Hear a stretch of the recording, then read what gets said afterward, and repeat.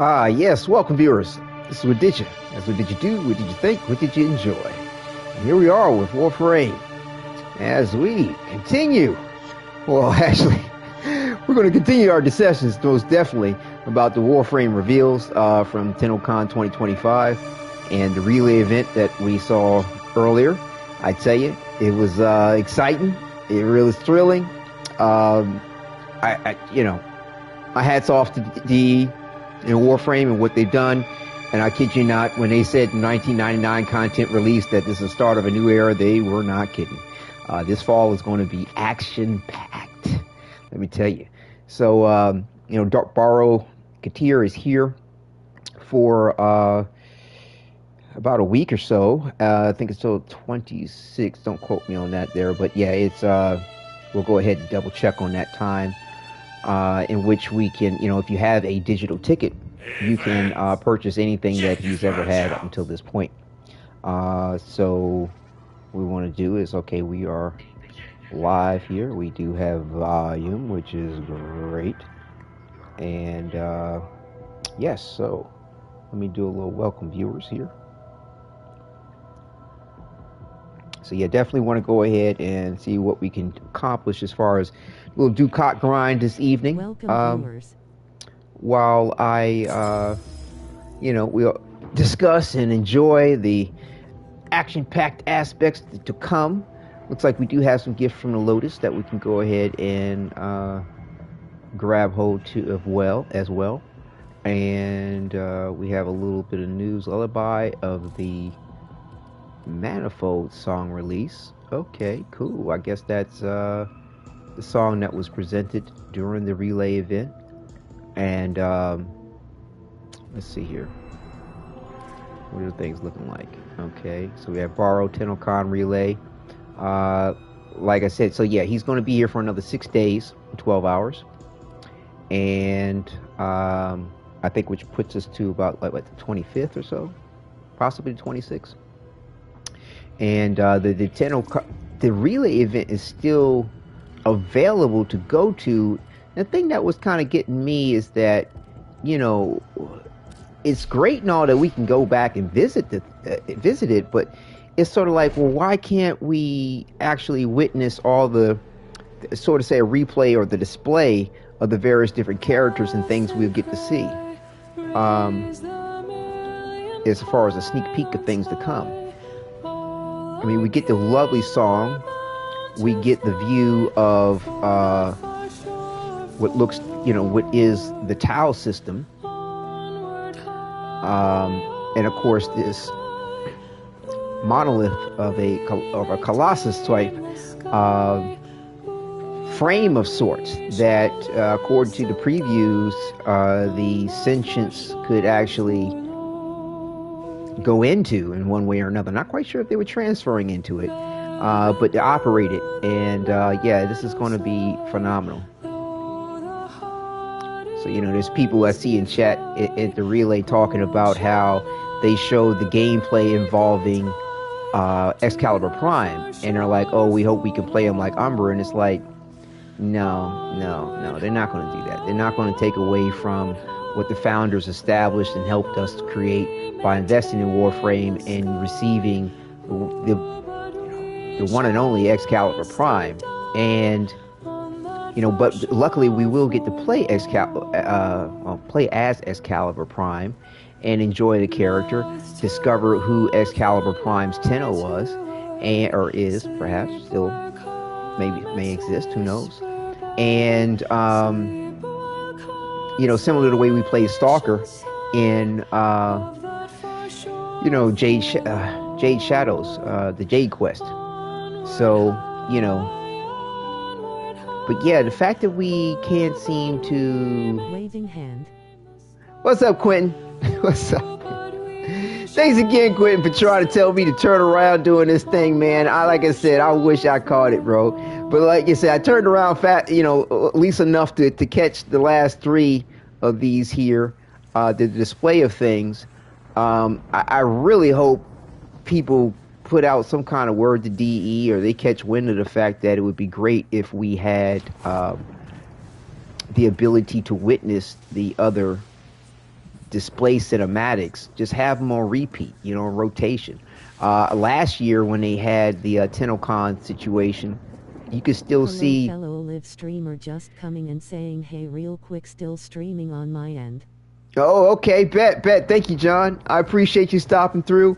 Yeah, bro. What happened? Sorry to hear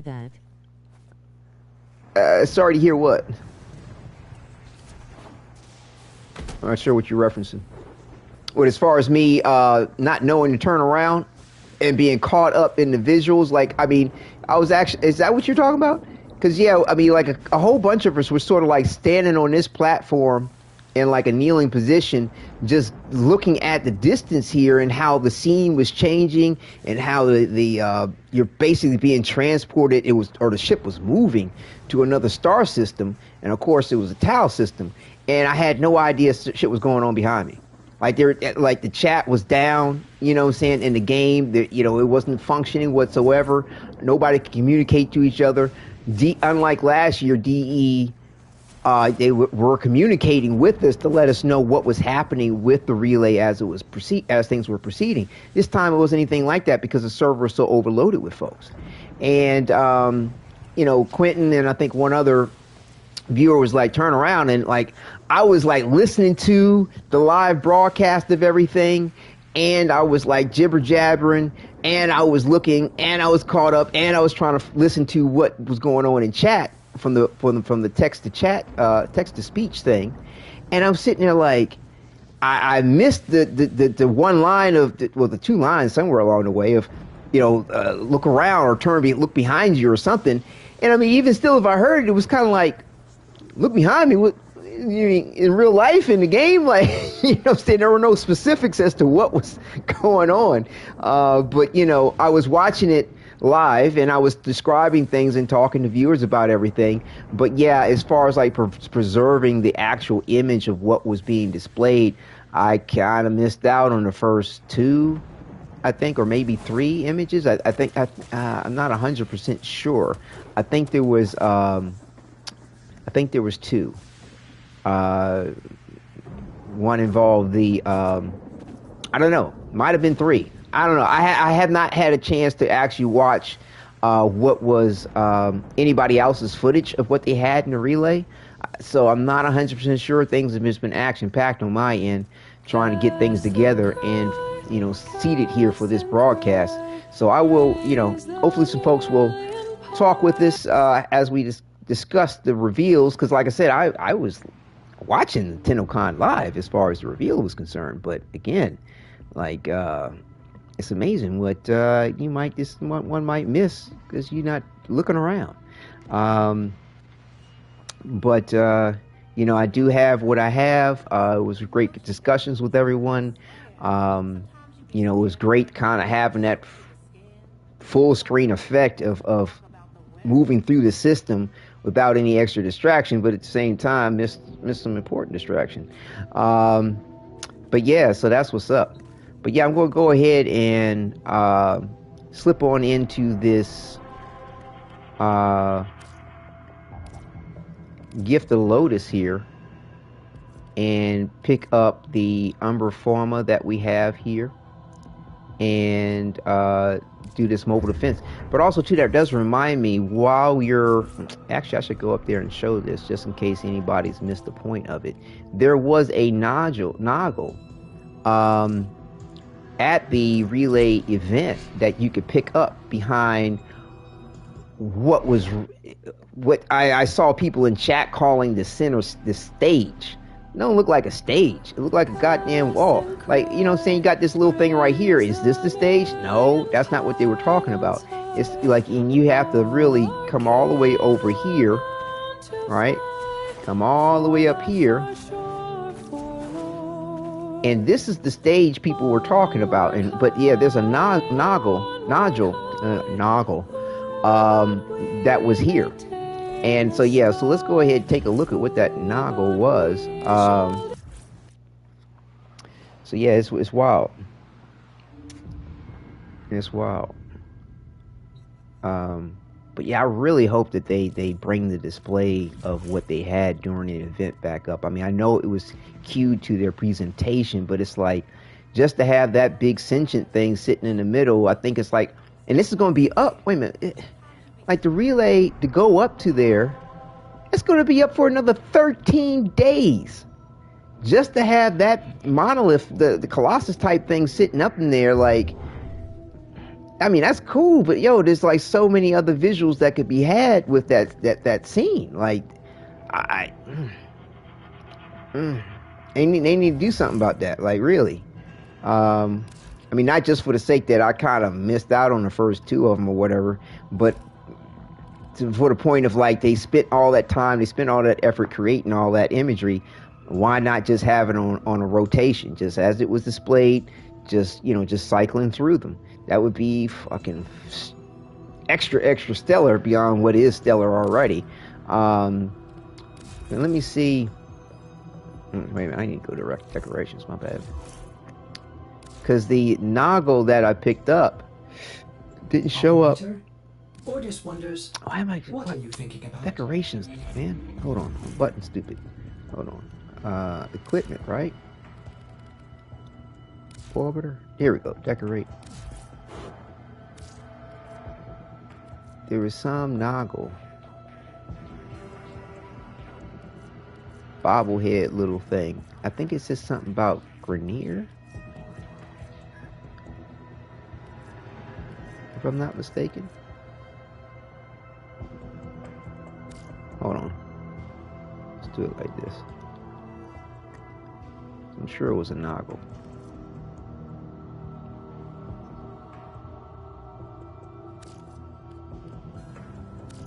Recent. There we go. This is it.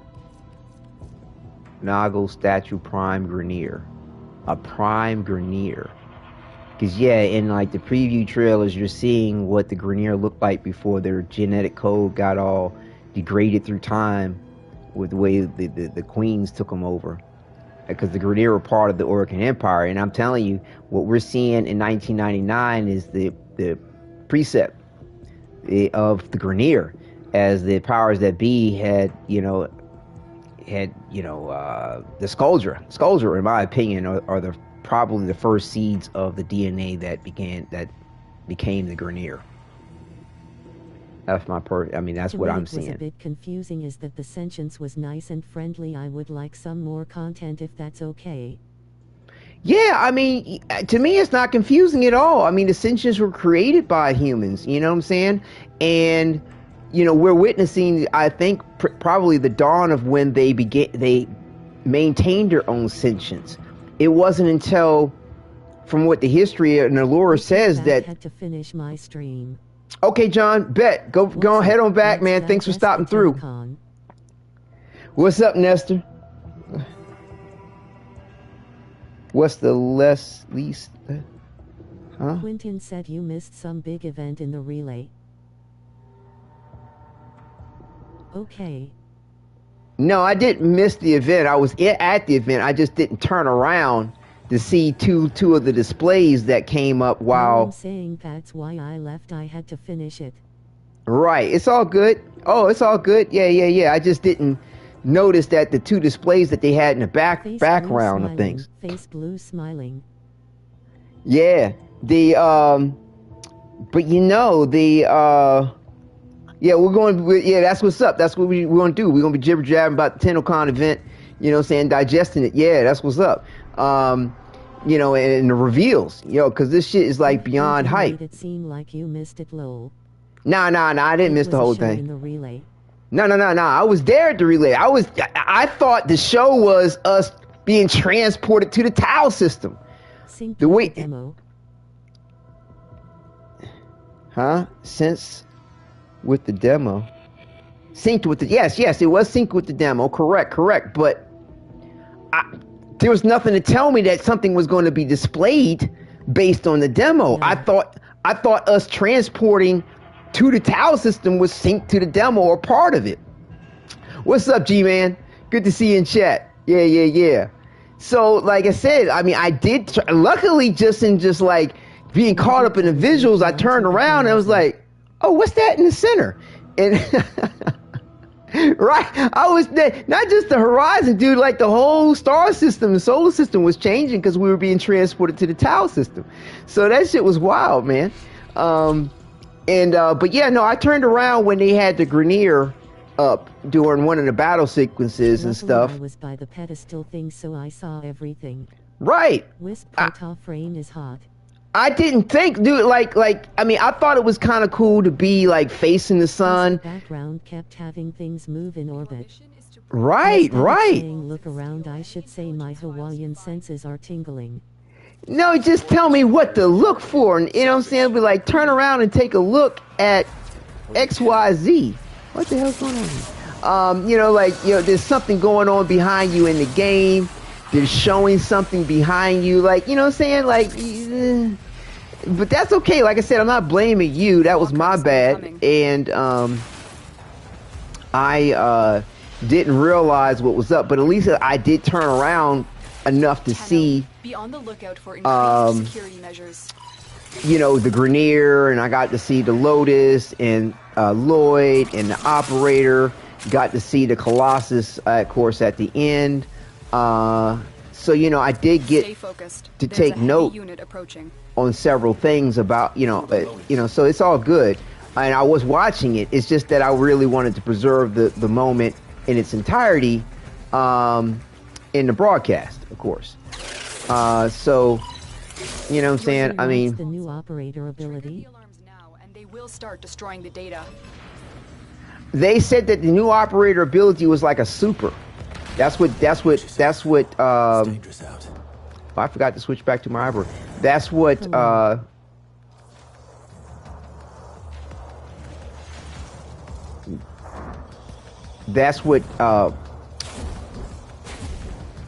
what's her name?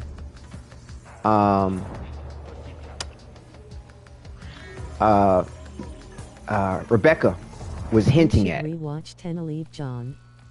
It's a new focus school.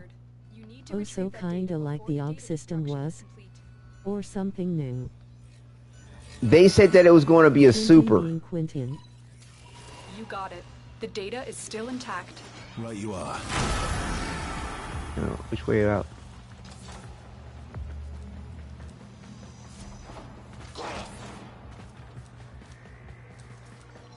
So yeah, they said it was going to be like some type of super move. Now it might be a whole new way that's added, right? And we got to unlock the waybound for the super. I don't know. You know what I'm saying? They didn't really go into detail. What's up, Omar? Good to see you in chat. Yeah. You got the Twitch drops, bro. Yeah, of course. Yeah, I had the Twitch up. That's what I was saying. I was talking to everybody. Our operator becomes a prime operator. I'm so freaking stoked, Ma. I don't know about a prime operator. Man asterisk. I don't. The old operator system was super slow. Anytime you came out of your Warframe, you did some editing special depending on your tree. Morodai was a giant laser beam. Have you even been to Hawaii? Or like, nobody implied a prime operator. I think what we saw in the preview when Excalibur took that weapon, Excalibur Prime took the weapon and wielded against the giant Colossus and cut its legs off or whatever it was, cut it in half. I think that's part of that super that we're going to be getting our hands on. I think or at least one of them perhaps. There may be different ones. There may be only one. To me, it'd be kind of cool if it was just one, but they may decide to want to make it extra involved and have multiple ones depending on the school. What's it like there? There where? His might be going there. That was crazy. It was almost like a lightsaber strike. He cut shit in half like 20 meters away. Right. For the devil frame, proto frame wisp. Right. I mean, it's multiple things. This mad hype all the way around. It's just nuts. How much hype?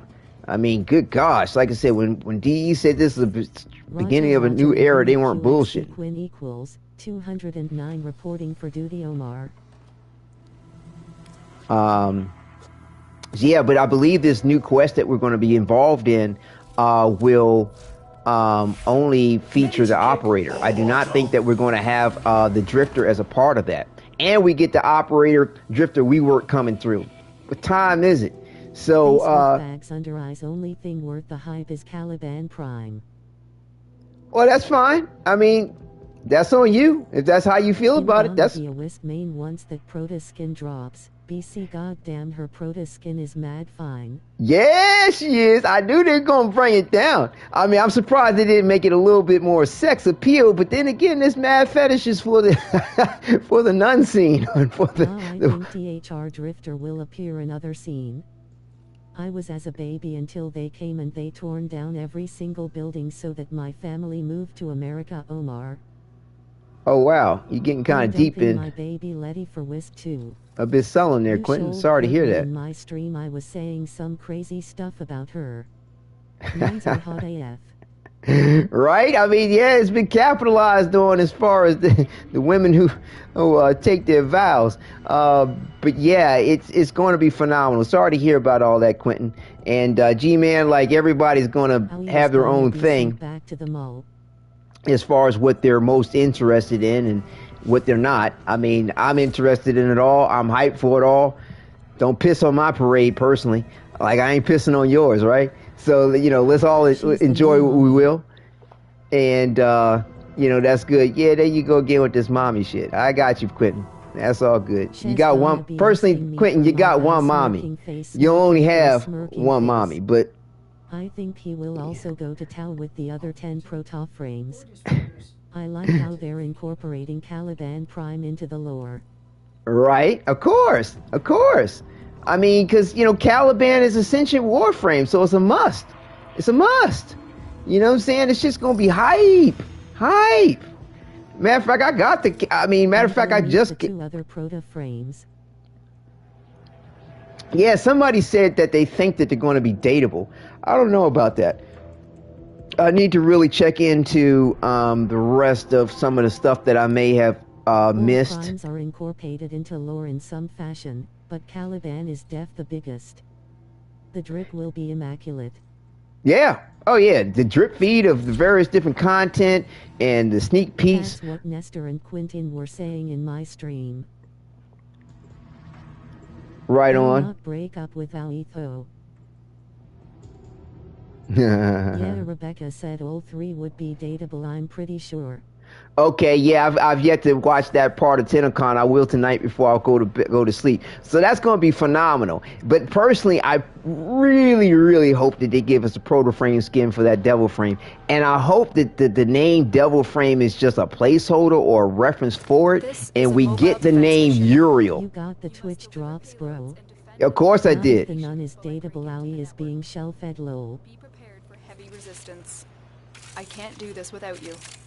Oh, really? It all depends on what everybody's into, man. I mean, you know, I ain't letting go of Eleanor, I tell you that much.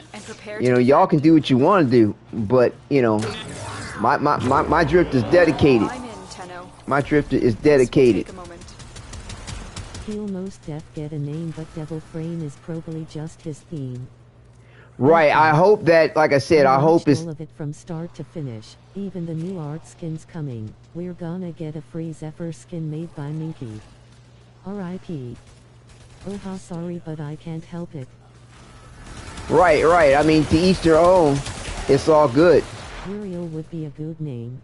Yeah, I mean, it'd be perfect, absolutely perfect. And I mean, and also too in line... Uriel was Harrow's Protoss frame name. Still working on it. Did they say Zephyr skin was free? I don't know about that. No, Zephyr skin ain't gonna be no free skin. I doubt it. I mean, why would it be? I mean, you gotta keep the lights on. That's not necessary. Stay focused. There's a heavy unit approaching. I mean, I can't remember there's ever been a skin that's been free.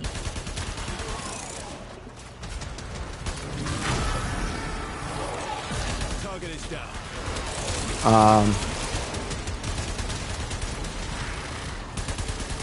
Yeah, I was doing some simulacrum testing, man. This Bratton and Karnan is just beast. It's just beast. It was out doing the X-52. The other... Zephyr skin is just a reskin. Find one and patch me in. Yeah, I mean, it's not going to be anything out the way. I mean, it's going to be fancy. It's going to be nice. You know what I'm saying? But it's, you know what I'm saying? That, especially since they gave away like a million plat today face with spiral eyes. Right? They said it'd be a free skin to honor Michael Brennan, who designed the skin back in 2016, but they never released it. Oh, okay. Oh, well then great. Oh shit, I just died. What the fuck? Okay, well you don't want to run into that. I keep dying. Oh my god, yo. What the fuck? I'm in, Tenno. I keep jumping into that stupid shit. But yeah, well that's great. That's been not. Well, I mean that explains why the skin would be free. And they took Minky's design and finished the design to be released in game finally. Right. Well, that explains why it's free. It's a tribute to one of the creatives. So that's all good. Father That makes sense. Can be my father, smirking face, smirking face, smirking face. Right. Are you my daddy? Dad, is that you? Still working on it. Continue to defend. John, top or bottom? Oh my, y'all getting kind of racy with all that now. Sorry. As a Zephyr main, this is a big W for us. Right on, right on. Zephyr's Frame is a huge dilf. Who's your daddy and what does he do? Yeah. Zephyr's gonna be I mean Zephyr's gonna be hot. Haro, like I said, I just really hope that they give us a proto. I ain't afraid to say it. I was saying earlier, Haro proto skin looks so dope. He looks like Witcher and a Targaryen. Yeah. They came correct with it. But you know, I'm telling you, they're going to be giving us a proto frame to this devil frame. They got to be. If the devil frame is dateable, part of this triple group here, three of them, right? Haro, Wisp, and the devil frame. If the devil frame's dateable, they're gonna have to give us a proto frame skin. Nerd face, sneaky Pablo, I'm watching you. Right? Well, they ain't gonna hurt. They ain't gonna take nothing away, man. I mean, Pablo does it justice, bro. He cares and have a passion about stuff. He has a passion about it. He ain't trying to hurt the community with nothing. You know what I'm saying? He trying to give and set it right where it needs to be. You know, and he's really humble and apologetic because he knows what people may want or this, that, and the other, but also too he knows what's best for the game too, right? I mean, I can see the devil frame getting a proto frame, but the showcase will come much later. Right. They're gonna sneak. They're gonna be real hush on that for a second. Let it be more of a surprise, which is all good. But if the devil frame is dateable, I can't imagine why we would not have why would not be a proto frame skin involved with that. And then plus two, it's like I think with the schools in this ultimate that we're going to get with the 10 ways. It connects with the 1999 storyline, so I doubt we'll be getting anything too out the basic as in proto frames. But we did it. Mission complete. Anything out the basic as in program? I don't think it connects with 1999 storyline. Well, if it doesn't connect with the 1999 storyline, how are they dateable? How are they dateable? And I mean, if you look at the costuming, it didn't look too far off from 1999. Released at different times. Just look how the Valkyrie rework went. Listen to the community after the faults and adjusted it to the community's liking in scenes and Insta. Yeah, but that means they're trying to work out all the faults as well as work it within the community's love for various different things. So they're still not wrong. You know what I'm saying? They're working it out. And to me, the styling of the proto frames that we saw are not too far off from 1999 in the way things look in 1999. I can't imagine. And then plus two, if they're going to be dateable, unless they add some other type of build SIP Prime now. get on it. Unless they add some type of like other dating thing like the Kim chats, and I don't think they need to. I mean, they might, but I can't see why they wouldn't be part of 1999. I mean, nothing about their styling was telling me anything about past 1999. Straight away, gotta get that special dialogue for combat. Right. So yeah, I can't see it not being for 1999, honestly, and I can't see the Devil Frame not have. Protoss frames are heretics. Heretics against No, John, she mine. Heretics against what? Why would you want to say that they're heretics? I mean, there's already a religious type system within the game where they talk about soul and the moon, sun and moon, essentially, right? So, like, I don't ready for the MH Wilds event see them being week. heretics. I don't see them being heretics at all. I figure I'll go ahead and put some rank on some of this other stuff that I need mastering rank for.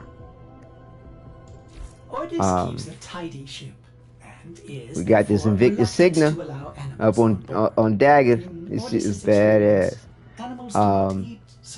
Shit, I don't even know if I got mods in this shit yet. I ain't really pressed about working on the builds. Just, you know what I'm saying? Just put some levels on this shit. Let's get it go. Get some Ducats. 4,000 ducats are gone and only got half of what I want now. That's funny. Yeah, I saw the man hyphen why cuss they roll with a devil frame. You think they're heretics? Rolling on the floor laughing. Yeah, like I said, I don't see them as heretics. I mean, I don't. I mean, and heretics against what? Exactly. Because you got Harrow and you have Wisp looking like clerics. You know what I'm saying? I'm thinking they represent the sun and moon. There doesn't seem to really be a heaven hell element to the religious system of the game. Within Warframe. Well, the history, so to speak, of the religion, so that they propose. It's kind of a little bit like there's several religious systems. Let's put it to you that way. That doesn't really have a quote unquote hell. They don't look like it. And I think that's the reason why, like, we'll get things and notions where they kind of talk until release G-Man. Right. That's why we get notions about the Tenno being regarded as devils and demons and shit, because I don't think they have a hell in their concepts of things, right? I mean, the Hebrews, for example, Judaism, there's no real gave me straight hell. Conjuring vibes, man, zombie. They seem like exorcists to me. Hello. Exorcists in a way, but like I said, clerics. Smash Wisp to the next origin system, though. I think clerics is a good way to look at the styling to me, and the just to sort of say narrative that might go along with it. Culture as a joke.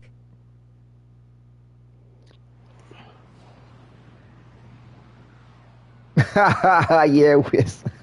Yeah, man. I mean, like I said, they pulling on a serious fetish with Wisp for sure. They're Catholics almost. Who's a Catholic? Don't forget the reactant.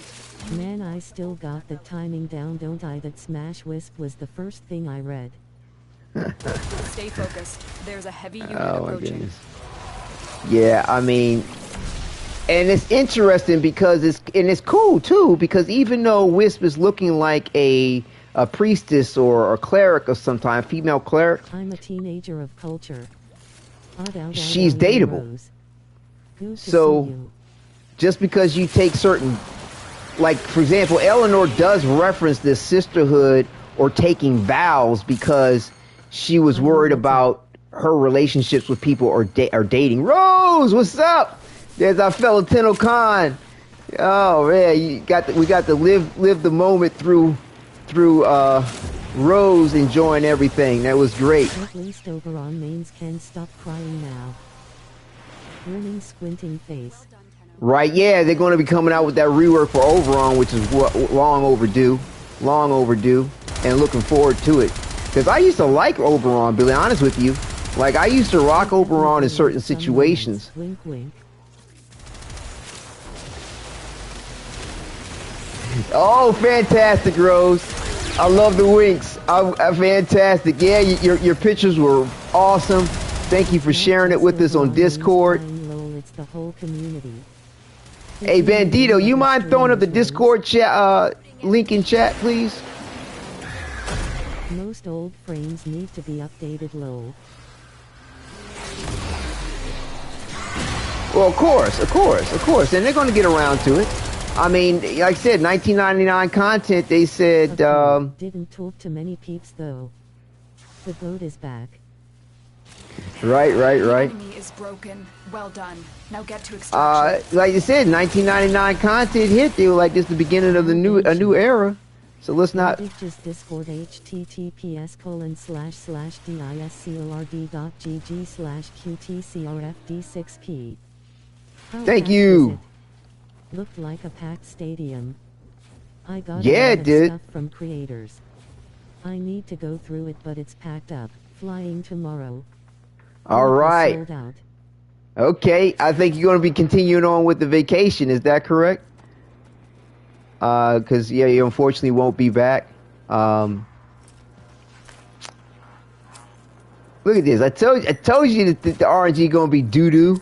Look at this. Nothing but bronze level shit. 10 Ducats. This is good. Have a safe flight home, Rose. Great. Yeah, definitely, Rose. Safe travels. Be safe. Sharing your experience. Yes, thank you so much. There's so much. For Yes. A week or so. I do got the prime drops though. Excellent.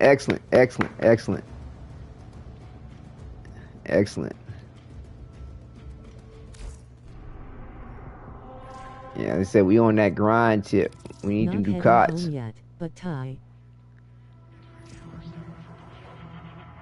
All right, talk to you soon. Definitely. Thank you for stopping through. It was a pleasure. Love the pictures. They were excellent. Thank you for sharing. I tell you. Yeah, the voice actor for Amir scared the shit out of me. Really? You got to meet him? Fantastic. Did you get a picture with him? I didn't see you post a picture with him. Truly, master. The I am hanging runes a bit more. Need to unwind. Okay, bet. Did you get a picture with the voice actor for Amir? And why did he scare you? Yeah, she did.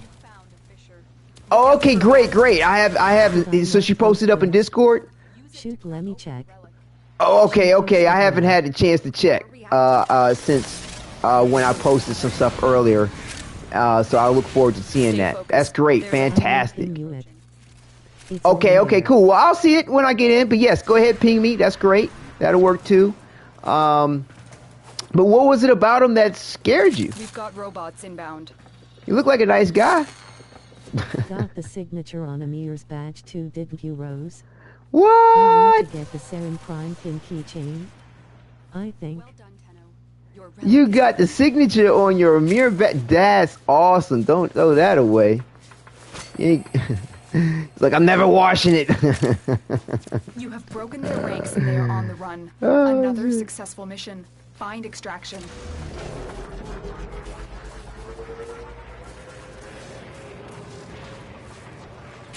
But yeah, I'm curious as to what it was about him that scared you. Was it just your shock? Pride. Right on. Was it just your shock to be around him, or did he physically? Was he imposing? Did you get nervous? I wonder if Steve and Reb were walking the ground floor. Probably not, huh? Let me tell the story. Okay. We're all ears. Man, I kid you not. I'm telling you, next year, whether I get the VIP or not, my goal is to go to TennoCon for sure. Because I kid you not, it really would be an absolute thrill to be able to meet. Scared her cause he saw her wearing a Mir outfit. That was. Steve had an impromptu autograph set up in the hallway. What? That's the humbleness. will serve you well. Hey, who's that putting a bro? Mute me. I know my mic's in on game. I'm broadcasting. You can mute me. You know what I'm saying? Like, that's what the mute function. I can't mute myself in game, but you can mute me. I'm broadcasting, so like there's not much of an option to it. That just always trips me out about fellow Tenno and how they get real fucking shitty and snotty and real attitudey and be cussing and they be saying some rude shit. Materialized out of nowhere. Oh really? He just he just snuck up on you with the voice. That's wild. But yeah, like, you know what I'm saying? Like, we can't mute ourselves in game. There is lazy and disrespectful. Yeah, dude. Anniversary too. Gotta wait another 10 years for the 20th utter. Yeah, I'll be around though. I'll be around if all things be willing. But yeah, there's nothing in here where I can mute myself in the game. Nothing. Absolutely nothing. But we all do have the ability to mute other players easily in less time than it takes. Sure, you can mute yourself in game. You can't, John. You can turn voice chat off completely. You can't. If you can, let me know how. Voice chat completely off so I can never hear anyone. Well, that's you turning voice chat off. And I don't even know where that function is. I run diagnostic regressions. Like. So I missed out to get the tickets to see them and talk to all the voice actors. Sold out instantly first day. What? So I couldn't see. Wow. I'm sure you can mute yourself. John is thinking about something else. I'm looking. You're seeing live the options I have. Now, I know you all want to play devil's advocate, but I'm playing this motherfucker since 2015. Actually, probably late 2014. You can't mute yourself in this game. Go to audio and scroll down to voice and you can enable or disable voice. This option will... Hold on. This option will not take effect until you create or join a session. Enable voice. My voice? Whose voice? Whose voice? It doesn't say which voice. So for me to know that this is my voice, I don't know that this is my voice. Whose voice? Voice received by... Whose voice? How do you know that's your voice? I thought this had, I mean, this isn't in social. Disables it completely within game. You can't hear them. They can't hear you. Well, I don't want to fucking do that. Well, what happens when I want to hear somebody? What if they want to say something to me? They can fucking mute me. But if that's what you claim, Bro, okay. The squads for 11 years. Man, I haven't been broadcasting for 11 years. I mean, I've been uploading content from in-game. It's faster than my phone stream. I get you. Yeah, thank you, Rose. Exactly. You can't. I don't know what this does. It might mute me. I don't know, but I don't want to disable people's voices in case they want to communicate with me or I want to hear them. So, like, no. What the fuck ever, man. You know, like, because that, you know, literally mute others within the squad. Exactly. Faster than it takes to freaking put in their fucking text and act all shitty. You can actually just mute somebody. Has a loud mic in game. I just mute them. Doesn't exactly to reach out to them. That's exactly. Complaining, just want to birch. Bro, stop stressing about it. Face with tears of joy. Face with tears of joy. FRFR. Thank you. Yeah, like it's like Please what the fuck ever, dude. Instead of chelping back, Exactly. Yes, that's the point. Trees. Like, look. Your enemies have grown fierce. Use all watch this. See how easy that is? In less time it would take for me to enter text in here to mute somebody. To be like, dude, your mic's on. You're hearing you. Stop. You're talking. It's like, dude, you could just mute them. Easily. No big deal. It's just... Focused. Yeah, so... Mute yourself. Because it helps me in game to hear what's going on in real time. Well, you can't mute yourself. This Look. is why I ignore the chat with randoms. Look, like I said, you can't mute yourself. See how I can mute or unmute everybody? You cannot mute yourself. Like I said, you can't. Now, I don't know what that turn voice thing on or off does. I don't know what that does. I don't know what that does. Mr. Rose Bandito Jim in Santa Cruz are tripping out for no reason. Finish your mission to find out stuck. what's inside.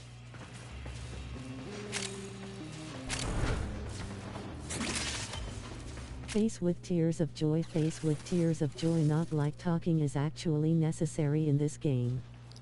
I see your point, Wadidja.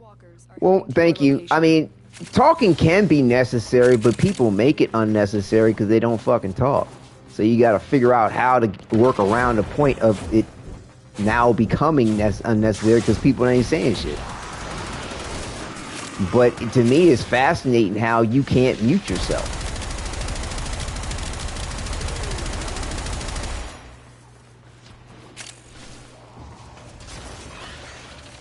But there's no problem with muting somebody else.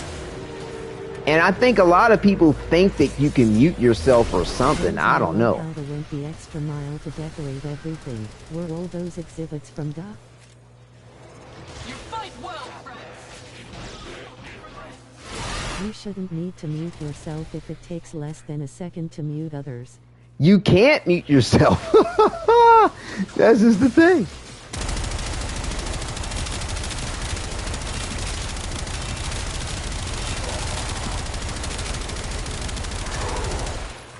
Yes. It was insane, the decor. Wow, that's phenomenal.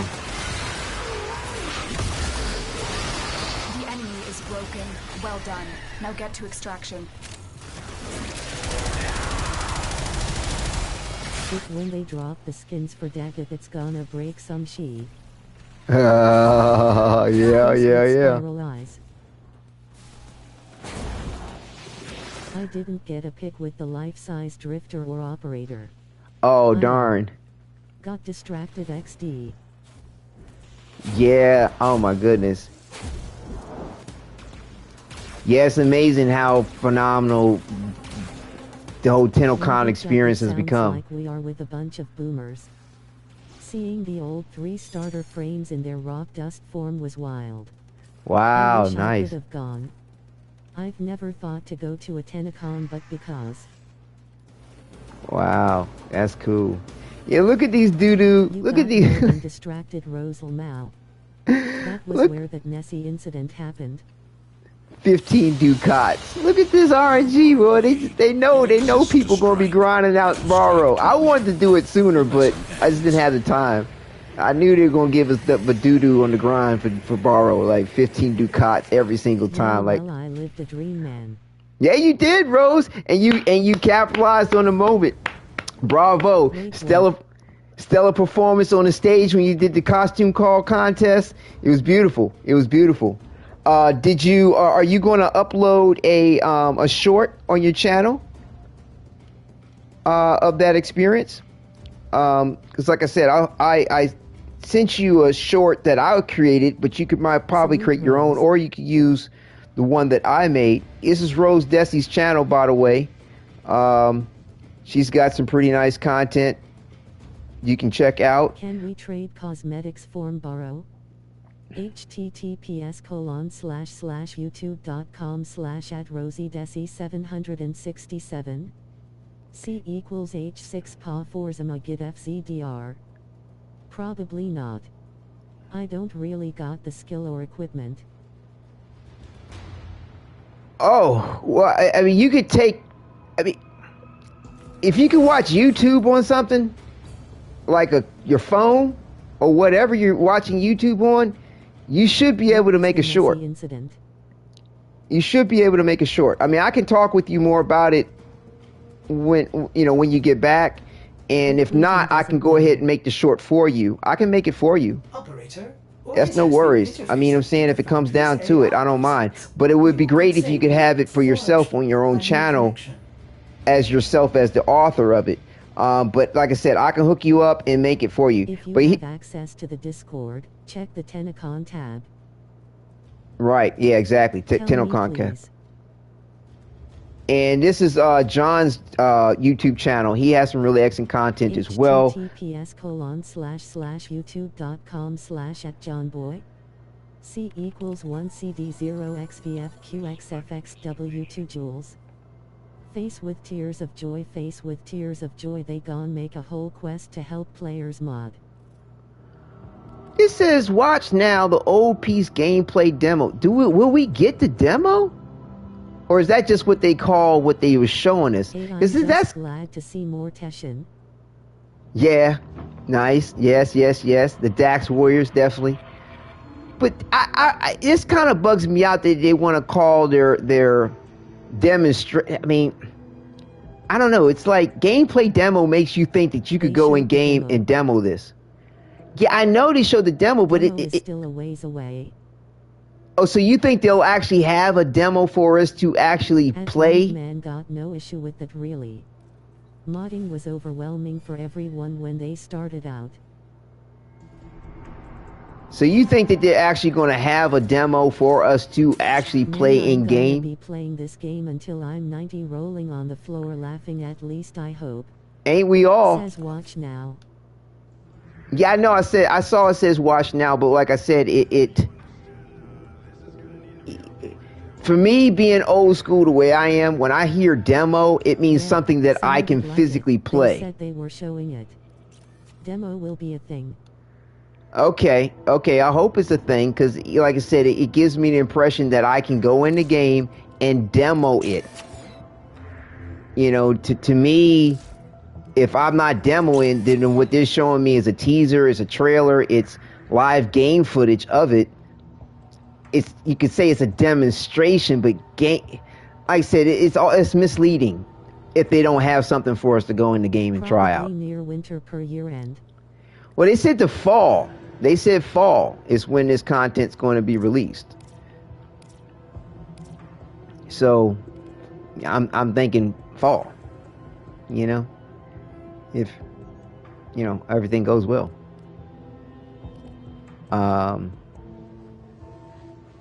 Excavation defense is good defense. You gotta run around. Let's see how they babysit these new players at Bandito. Yeah, I mean, thing is that they're giving people time to get into Warframe, to play it, and if they're newcomers, they can get up to speed before it gets here. They may drop the demo then. Hey, Gemma, good to see you in chat. Welcome back. Yeah. Well, they said that the content's going to be released in the fall, okay, of 2025. Not the winter, not the end of the year, unless they have some kind of issues or hiccups. But hopefully they're, and I know they're going to push hard to honor the point of fall. And the thing is that Well done, Tenno. Your relic is opened. If they're going to do a demo, right, in game, then that's going to come between now and fall. And, you know what I'm saying? And you would think that it would be released a good bit. Right, exactly. Yeah, they said fall.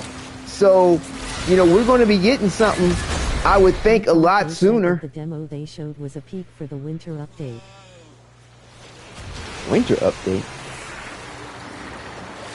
Oh, you think that maybe we're going to get things in installments? WTF was this end year update then? So you think we're going to get things in installments, like maybe in the fall we get the proto frames or something like that, and then winter is when we're going to get the actual gaming experience that we saw demonstrated?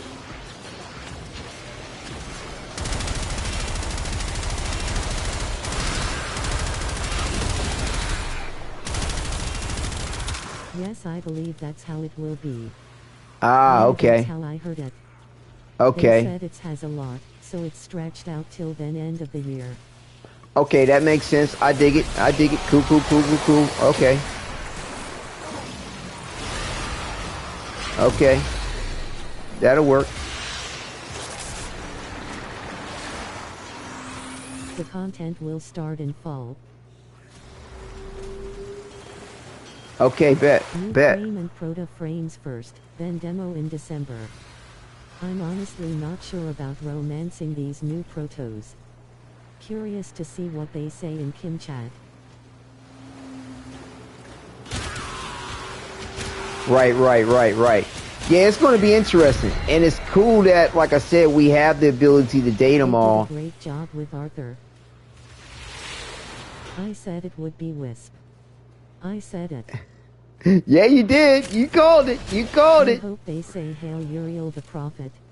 Yeah, I'm telling you, this Devil Frame, the real name has got to be Uriel, man. Like, I mean, it's got to be.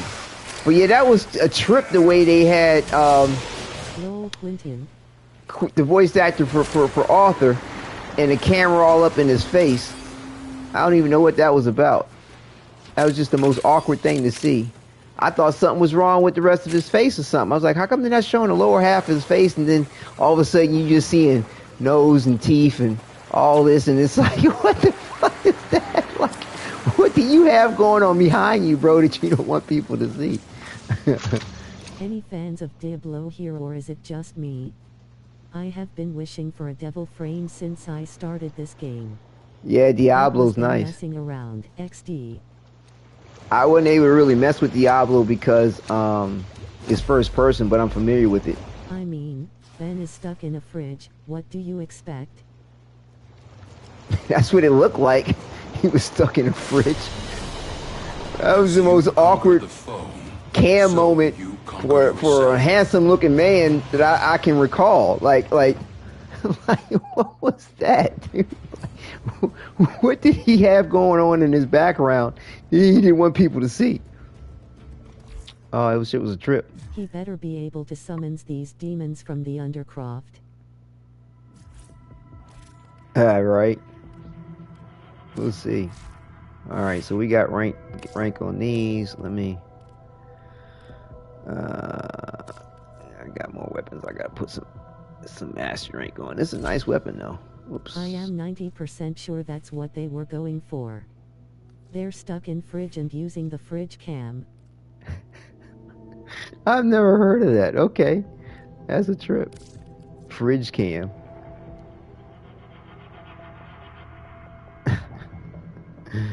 But that was just a trip. Like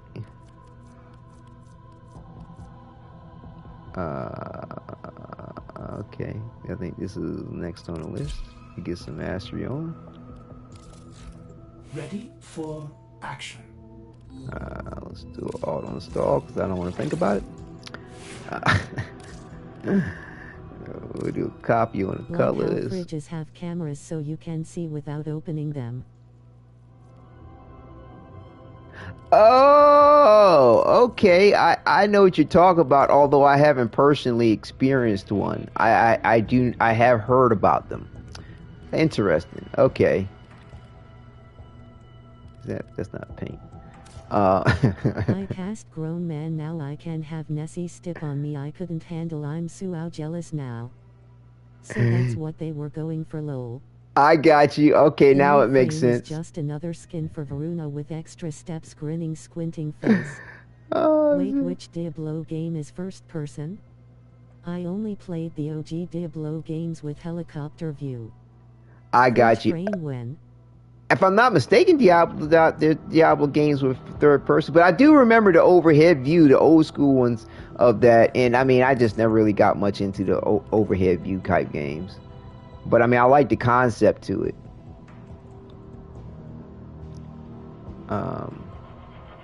What else needs mastery? Operator, the sentients are not laughing at my jokes.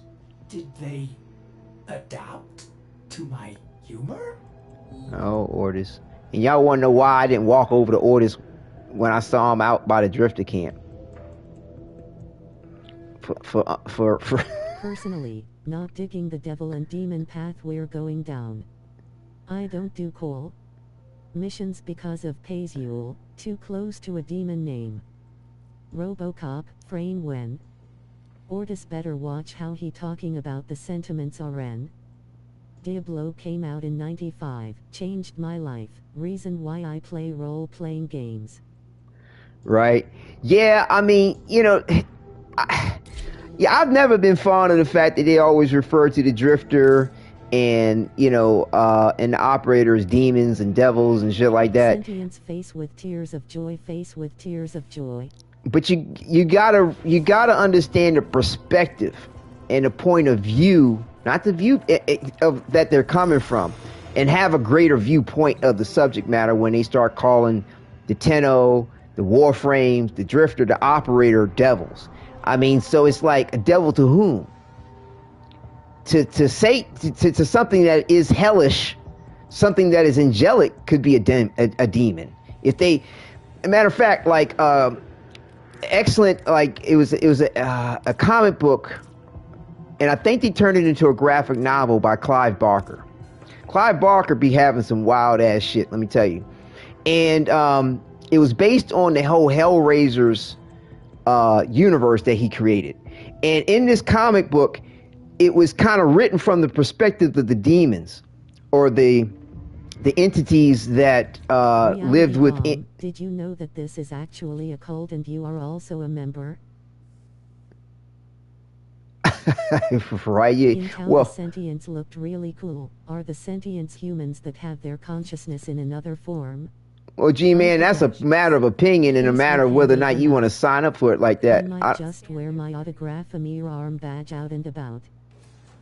You know what I'm saying? You can look at it that way. I personally am not trying to regard it as my participation in a cult or something like that.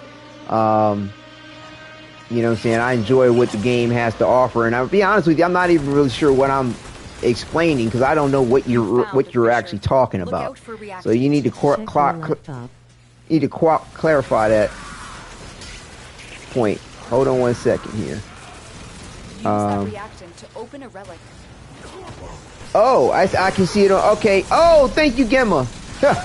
Blessings. Thank you so very much. Oh, that's so lovely. Thank you. Wow. Thank you so much. Yes. Like I said, it's the right. It's this perspective that you have, and like I said, Clive Barker came out with this mad cool comic book adaptation and graphic novel to Hellraisers, but it was written from the perspective. Happy for you, but it should be me.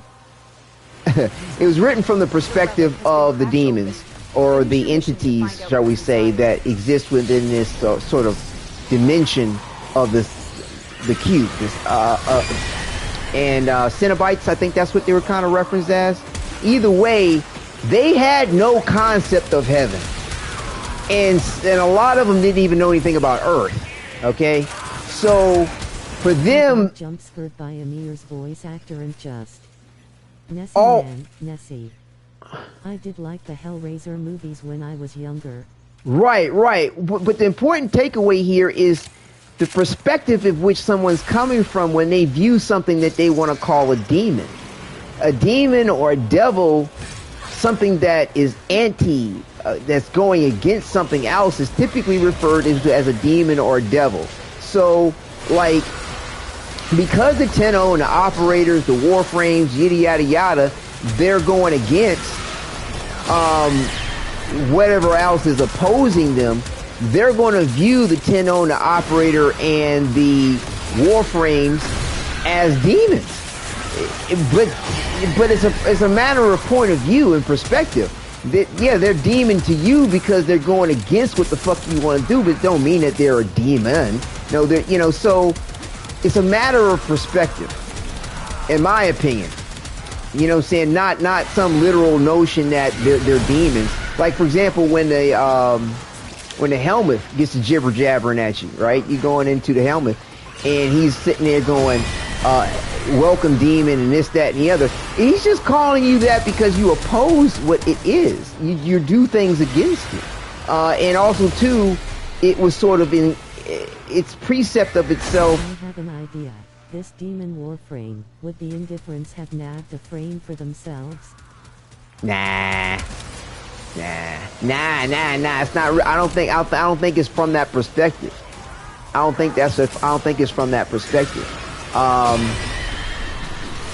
I think from its namesake, because the Warframes are regarded as demon and this, that, and the other, and probably some element of the Warframe itself that is very different, very, very opposed to what we may normally have going on. It may even have some anti-Warframe elements to it in some shape or form. Who knows? During the end of it, Joe, you heard Wally talk as well, repeating what Wisp had said, the Void Tongue. Oh yeah, yeah. It was as far as who goes against Zata, the truth. And it's kind of cool how we went into the whole Zata thing, because I was calling it Zaku's Whisper.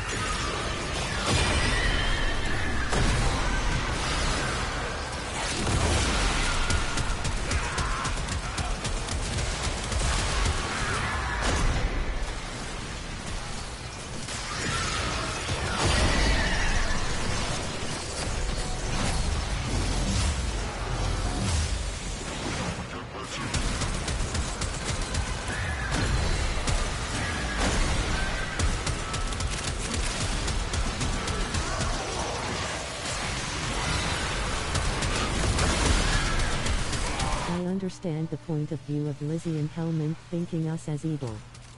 But a whole devil frame and pays you. Staker 2 aka Demon Warframe.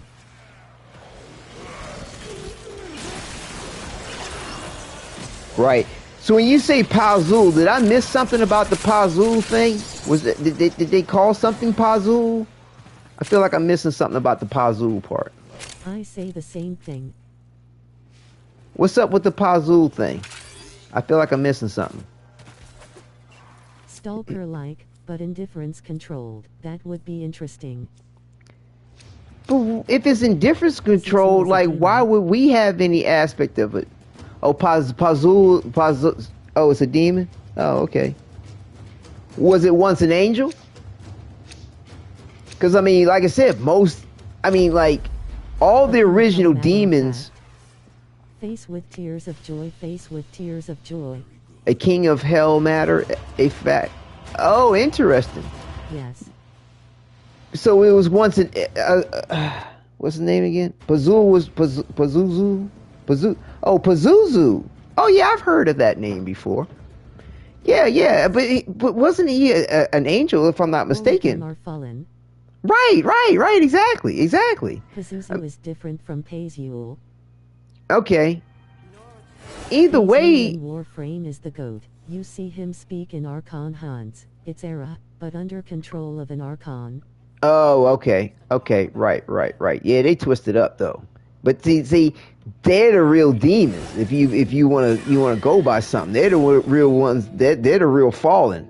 Okay, they're the real fallen. It is different, but too much alike. I get you. Like I said, DE don't skip a beat. Fallon, leave me alone. I didn't pick the name. Rolling on the floor laughing. Yeah, I get you. Was ancient deity from like Mesopotamia or something. Okay. Yeah, that's what I said. I've heard of Pazuzu, but Pazul I wasn't too familiar with. Go use Google. Yeah. I mean, I will, G-Man. It's all good, you know. Yeah. So, like I said, doing several things at one time, but yeah. Where are we at on the leveling here? Operator, did you hear that? Okay, 29. Pazuzu is the demon from the Exorcist movies. Oh, right. Everyone liked the stream. Yeah, that one from the Exorcist boy, he was a trip. Complained about the trailer and demo about the Tau. Oh, what about Tau? What's your complaint? Interesting. But yeah, like I said, to me, it's a matter of perspective as who you want to view as demon or Ballas, angel. Go away, Ballas. Savior or saint. Or sinner. And depends on which footing you're talking about. Camp? Cole? Carl? Lol, I don't know his name. Face with tears of joy, Carl. With tears of joy, Ballas got a new cut. Rolling on the floor laughing. That's funny. But yeah, it's a matter of who is... that they didn't show any other Tenno or frames, like they were in the teaser but not in demo. Ab. I get you. Gemma. I get you. But it was so much that they were showing in their demonstration of everything. Like I said, I can't complain. But I feel you. It would have been nice. It would have been nice. But I mean, 9 out of 10. This is not the first that we're going to. Just won't let Ballas die. Of course. To keep listening to him. Like I said, I told you Ball Ass was going to be around. I told you Ball Ass was coming back. You know what I'm saying? He's too much of a central character to just completely write off. It's called teasers for a reason. They right. don't want to spoil everything. Right. It's 100%. A engagement. It's a demon engagement. The Chad Cal. Where are you going with all this, G-Man? It's a video game, bro. How do you know that Chad call? I wonder if the recording picked me up swearing loudly the moment we hears him. Like the graveyard scene, right? When there was peace. Should have at least seen some Tenno in the background. Not engagement asterisk. It's not engagement. What? I'm just gonna have to let some of these comments go because I'm not quite sure where some of y'all coming from some of this. But I know this much: I don't put the energy into this in a way to support, you know, any type of manifestation of some old whack shit, bro. Like I ain't even in it for it like that. Like it, you know, it's what you make of it, in my opinion. You know, as you can see, like with my profile, I walk the balance. I walk the balance. You know what I'm saying? Because sometimes some of those things that you may think are good aren't good. Or things that they are calling good aren't good. Some of those things they calling evil ain't evil. Like, I walk my own path for myself. And call it like that. What are you talking about, G-Man? You are confusing me this evening, bro. Like I don't know where you at with this. I am going to go now. Gotta get up early and catch a flight. Make sure to check out the pick and story dump from TennoCon. Yes, will do. I've already seen a good bit of it, especially with you and Nessie and what have you. So that was, I'll be looking forward to seeing the rest. You the 3 Giga Chad Veso Clem call. Giga Chad. That's hilarious. Oh my goodness. But yeah, I mean, the thing is that way DE incorporates myth, lore, fantasy, legend, science fiction, science itself, physics. I do have another of her stepping on me XD. She just had a different pose. Oh wow. Okay. Looking forward to seeing it. You know, somebody who's really religious, you know what I'm saying, or they're religious a particular way. Technically, I got 5 low. Excellent. Please. You know, somebody who's really religious or you know, that they're devout within a particular religion of whatever means, or even way, you know, like, because Buddhism isn't necessarily considered a religion, it's considered a way. They're going to have, I can see them taking issues with Warframe, left, right, and center. Take care, Rose. Thank you again for sharing. Definitely. Thank you so much. I can see them taking issues with Warframe because, you know, there are things that would be considered sacrilegious. You know what I'm saying? Or there'd be things that people might consider to be of some kind of devil thing or something or another or whatever the hell. But, you know, like, I don't know. I just, like I said, I don't buy into it like that. I don't apply things to the point of it like that. It's a video game. It's sci-fi. To me, there's nothing cult-like about any of this. Like, you know, or trying to sway me to be something that I'm not, or indoctrinate me into something that isn't cool. Like, dude, like, I've seen shit in my time. I've come across stuff. I've researched, like I said, Bachelor of Science in Psychology. The fact that I can play this game the way I play it, and role play things where I bring in my own concepts and morality into the game, there's nothing else like this that I've ever experienced. I walk the middle path. I don't have any syndicate running after me or chasing at me. I was able to balance the equation. These was peak cinema. when they enter D's. What are you making, a D's nuts joke or some shit? I'm not sure where you're going with that.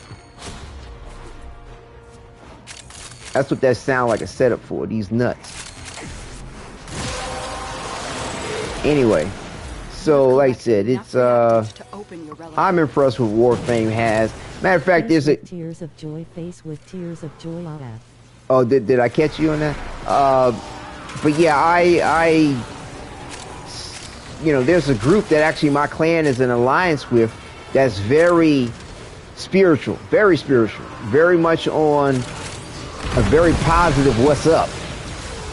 And they play the game with their community. Like there's so many positive elements that Warframe has to bring to the table. Like I said, it's what you make of it. Now, if you want to bring in some old occult shit, or you want to bring in some anti-demon Christ, whatever that, like, that's your bag. I ain't hating on you. Like, you know what I'm saying? Like, whatever, that's your thing. Don't hate on me. I ain't hating on you. Your right might be my wrong. Your wrong might be my right. If we respect that, we'll get along. People with the joke in relay. Oh, really? Yeah. Yeah, that's old school, man. That's an old school joke. That's old school. Oh. People have put WF so many times, including myself, for a few years. Destiny, however, hooks people so bad, they can't quit. Not matter W. Wow, really? I think G-Man is a religious type. G-Man? Who's G-Man?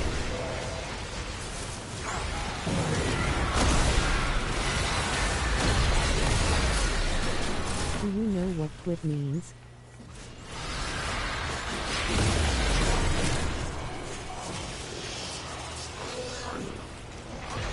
I don't know where you're going with that, G-Man.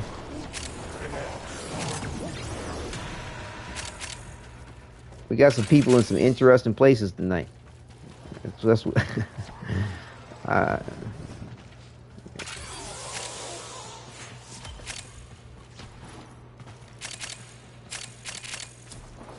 Rolling on the floor, laughing, rolling on the floor, laughing, rolling on the floor, laughing, rolling on the floor, laughing, rolling on the floor, laughing, rolling on the floor, laughing, rolling on the floor, laughing. Ick, where anybody else was going, I'm going my own way. They hate on the game so much and still pay over $100 a year to play it. Watch us someday. TennoCon got us all in a daze. Right, apparently. That's funny. Actually, do and still watch him. What else?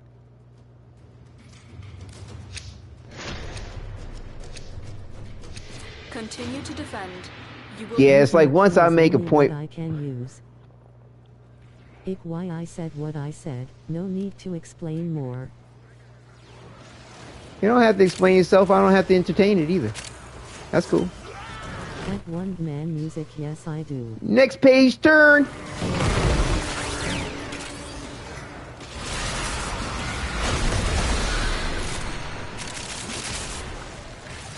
That's it. All I sought was understanding, and we getting added to.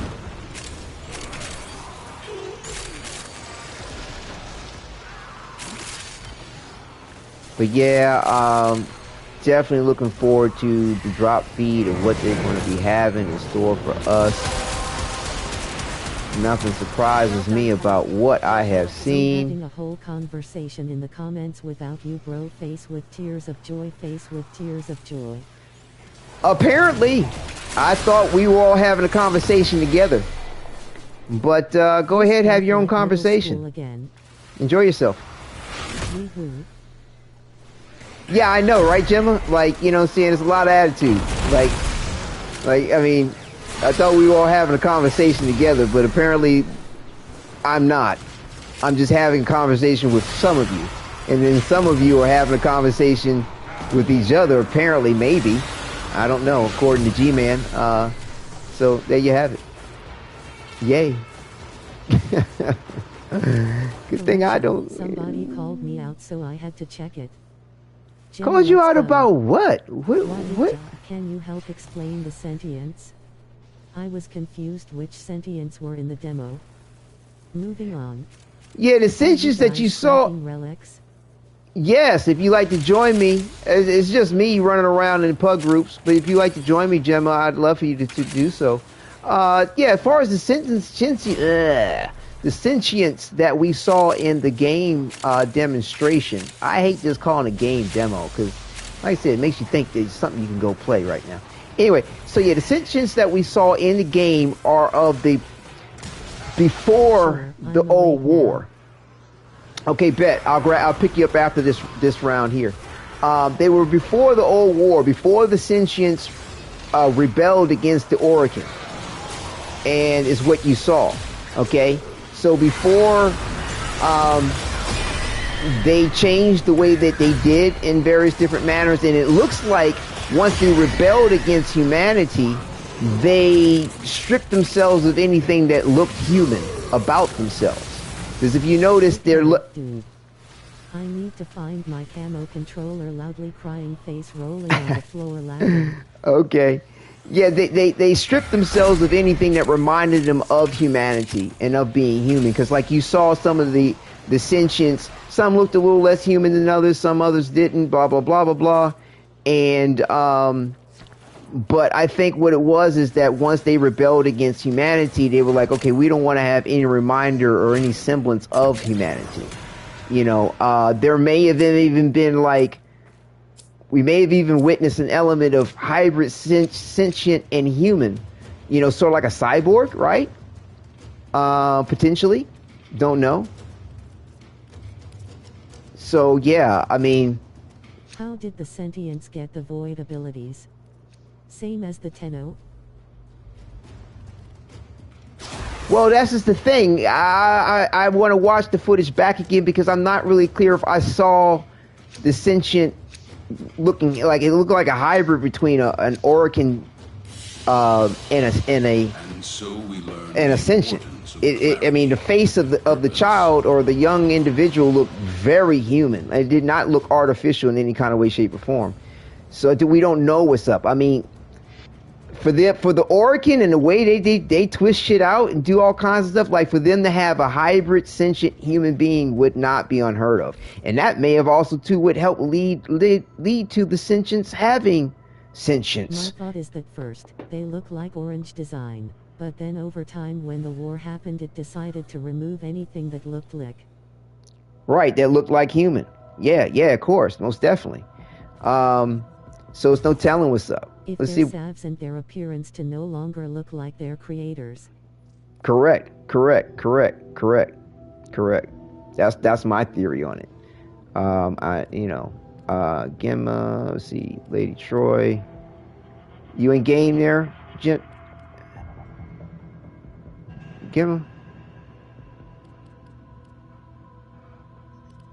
I don't see you.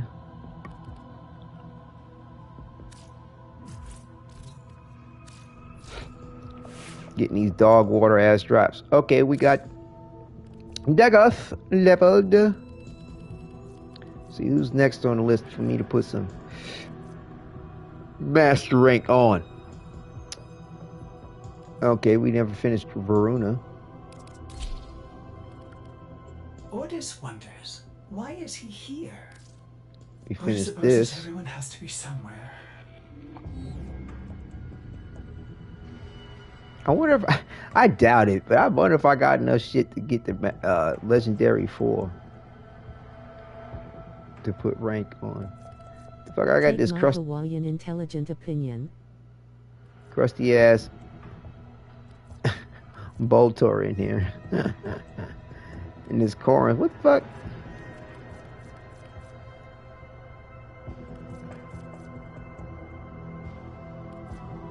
I know I have. Why does it look like? I wish it would let you know. Like, I know I've mastered this weapon. I'm gonna shower real quick. Can I join after? Yes, Nestor, most definitely. Most definitely. There we go. Come on down, Chanel Troy. Let's get our grind on for Ducats. All right, bet.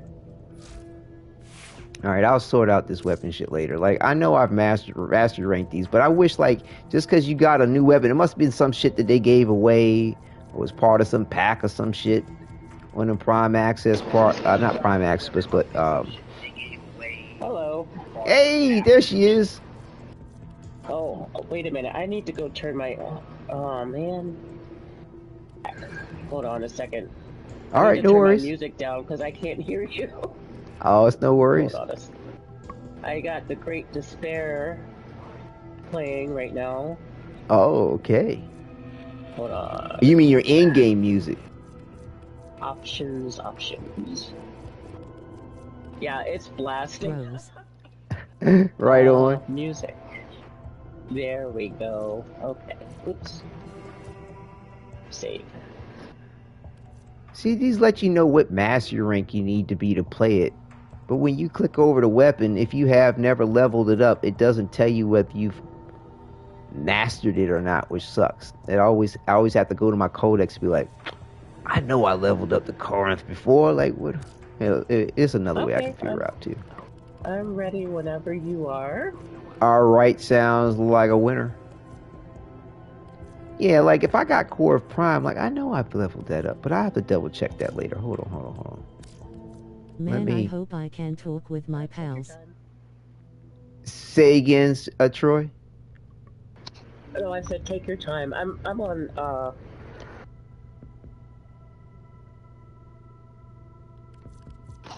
I'm trying to charge my headset here, and it's really old, so I don't know if you can hear me. Yeah, I can hear you. Yeah. Okay. You're coming through clear. Alrighty. Yeah. Okay, we're not going to belabor the point of the styling on this. Just going to put something on. To level up real quick.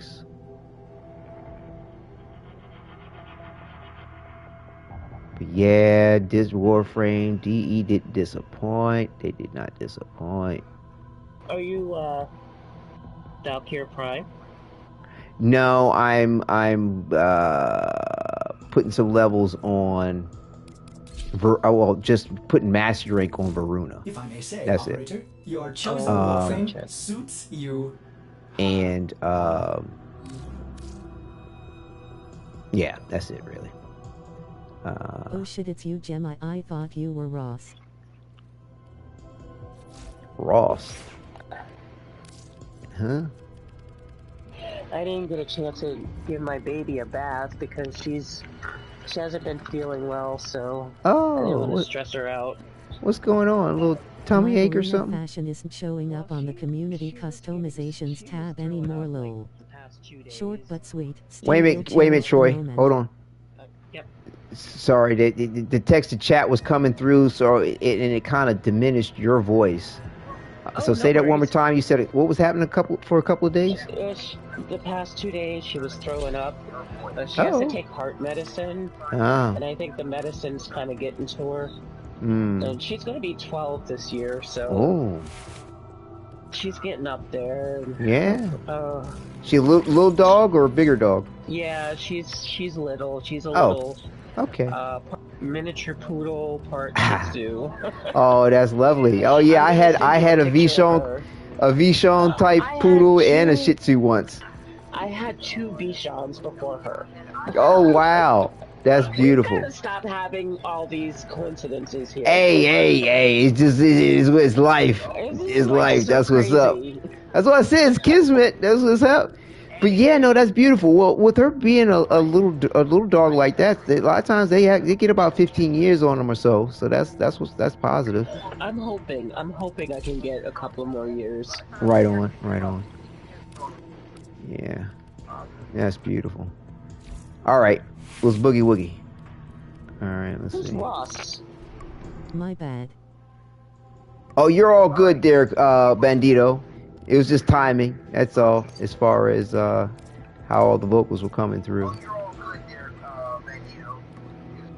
Let's see here. So I was running Lilith. Do you have a lot of Lilith? Lilith? Yeah, excuse me. Oh yeah, Lilith. yeah, I have a lot of those. Lilith.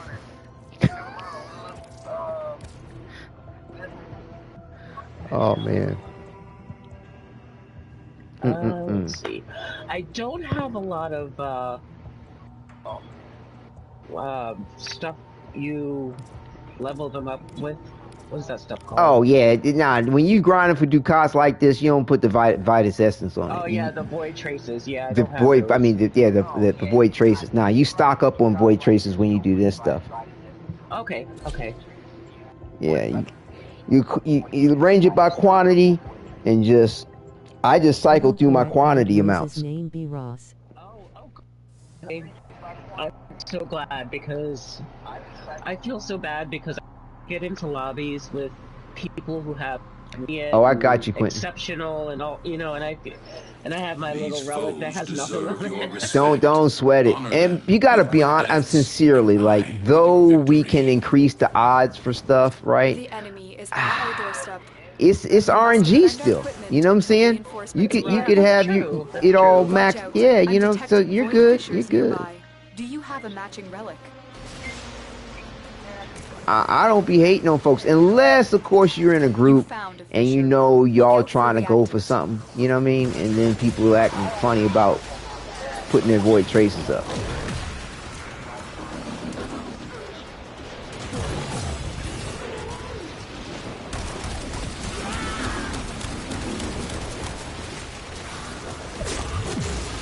Collect reactant to open your relic.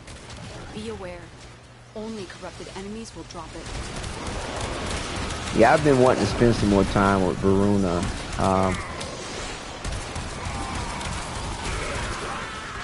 And I think I've already... No, I didn't master her yet.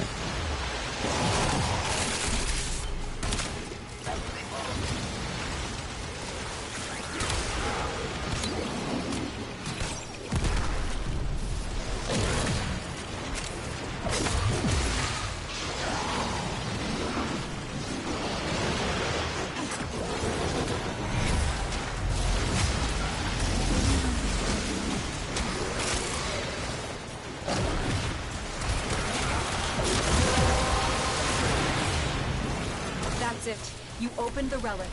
Finish your mission and we'll take a look inside.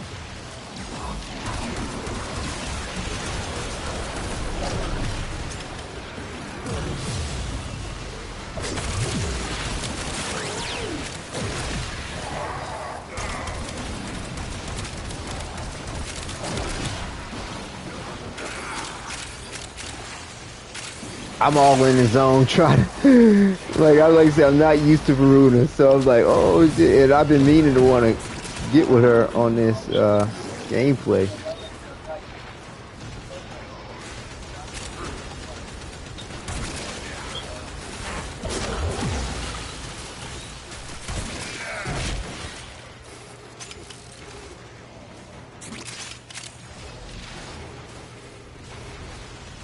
Oh man, I hope when we get this rework on the operators and the drifter that they fix the hairstyles on the forehead of the operator that we can wear. I mean, forehead of the drifter, because there's several hairstyles for the operator that when we put them on the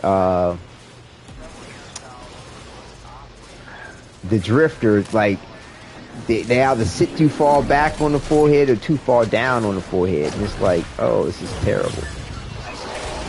And then you be seeing all kinds of like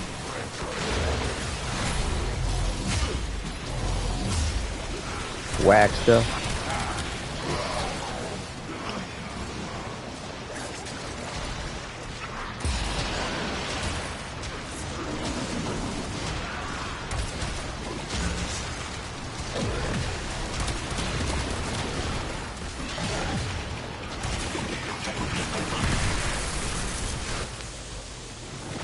Guarding reinforcements.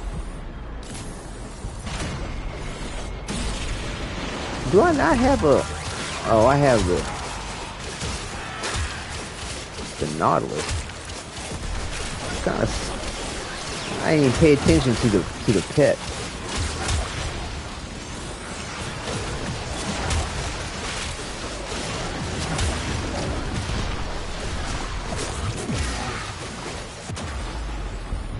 What is hitting her?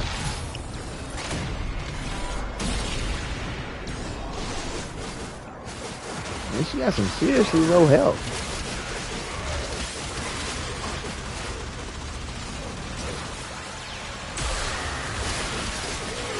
As soon as I put down the shield thing, the green bastards was on me.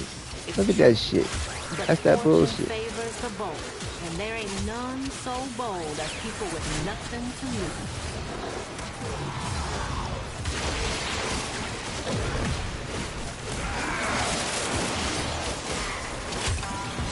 Wow, they are having a field day.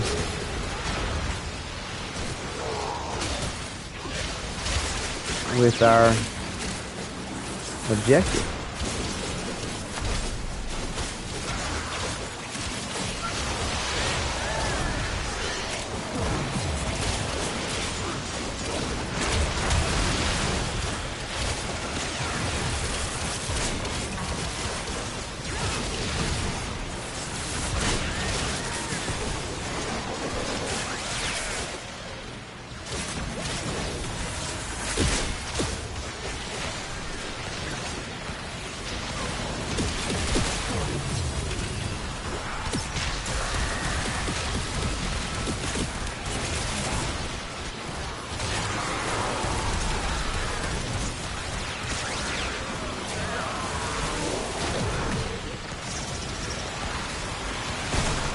This is starting to look like what that one broadcaster who was trying out Warframe the first time. He was like, "It's like a hallucination."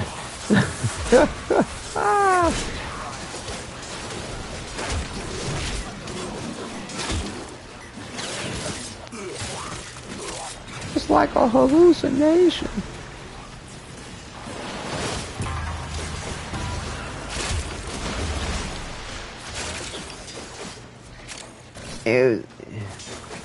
Interesting interpretation.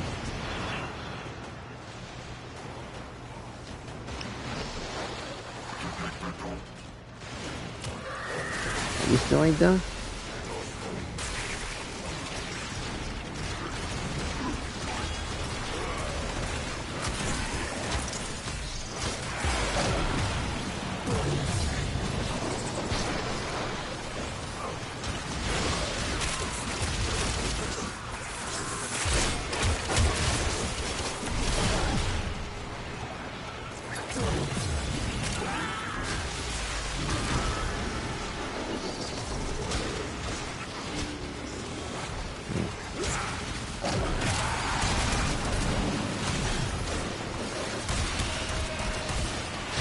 Something grabbed him up. Wow, what the fuck's hitting her? And why are they picking on her?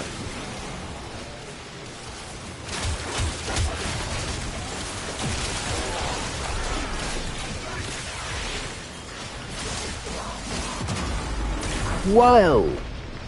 They're just flat keep tearing her up.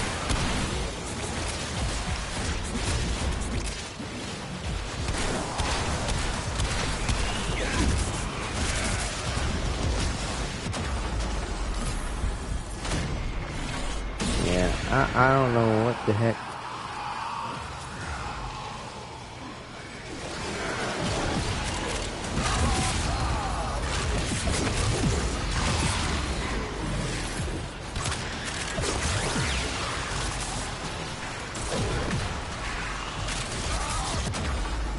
Wow, I could use a revive. I can't believe how many times they took her out. Two of us are down.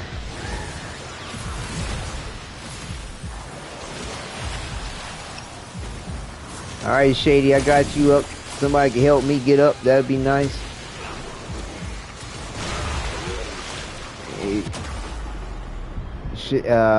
Anybody got a revive? For Fallen Tenno? Anybody got a revive? Hello? Hello? Am I in this by myself? I'm in this by myself. Okay. Well, one good favor doesn't deserve another, apparently. Well, I will have a snack while everybody else finishes the mission for me. Apparently, Miss Troy doesn't have her ears on to hear what's happening, or to notice fallen comrade. And Mr. Shady here didn't want to return the favor of picking up somebody.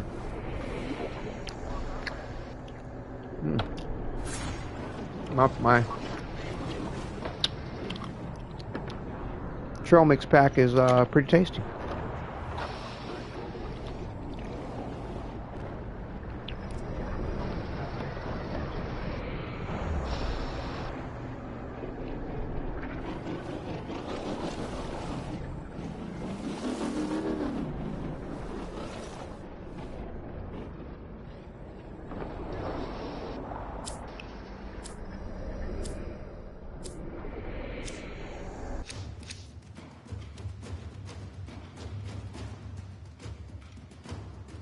Oh, we didn't get anything.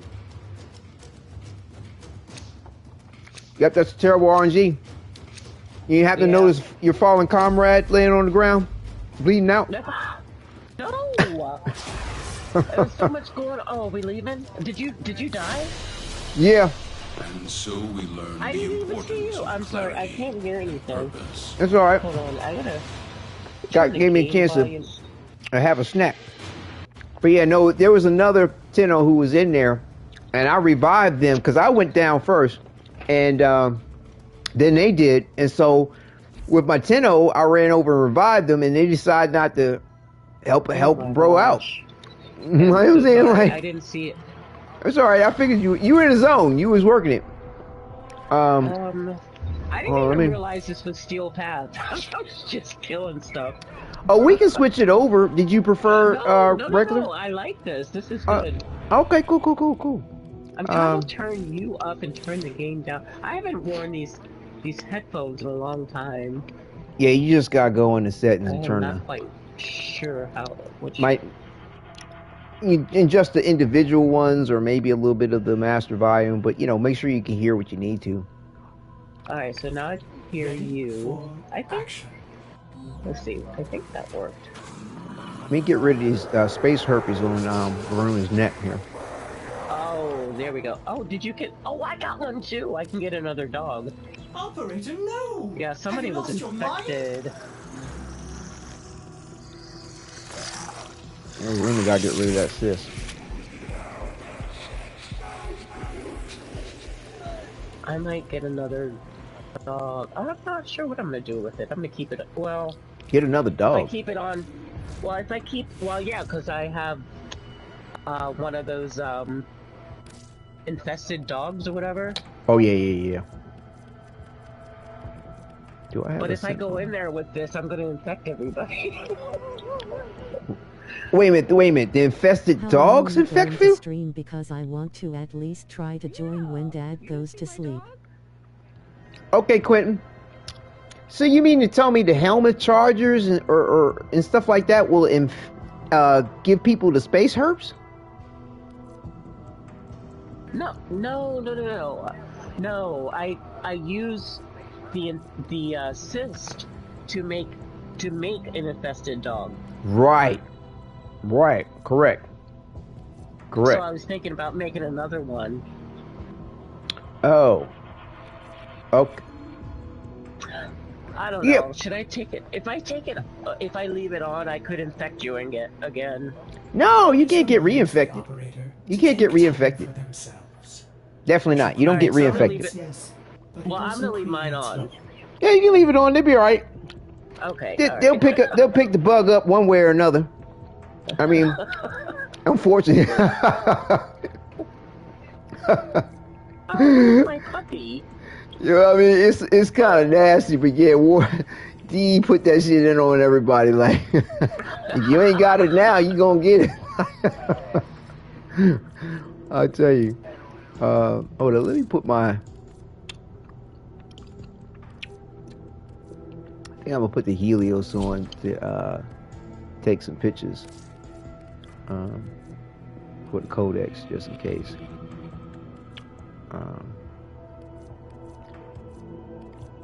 I got more than one prime laser. Hold on. Yeah, I do. I can sell that back to the Definitely game, get some credit. Pay better attention next time. Because I'm Oh! so sorry. I didn't see you go down. I'm not sweating it. Like I said, gave me a chance to have a snack. I was tripping about the point more so than anything else. It's all good. Like I said, you were working it.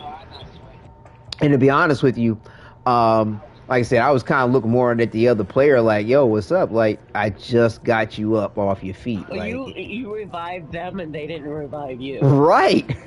Right. Wow. Exactly. I was like, where's the love on that one? I don't even know what I'm looking at here. I don't know how much it matters with this. Okay. And this has the the investigator thing. Okay.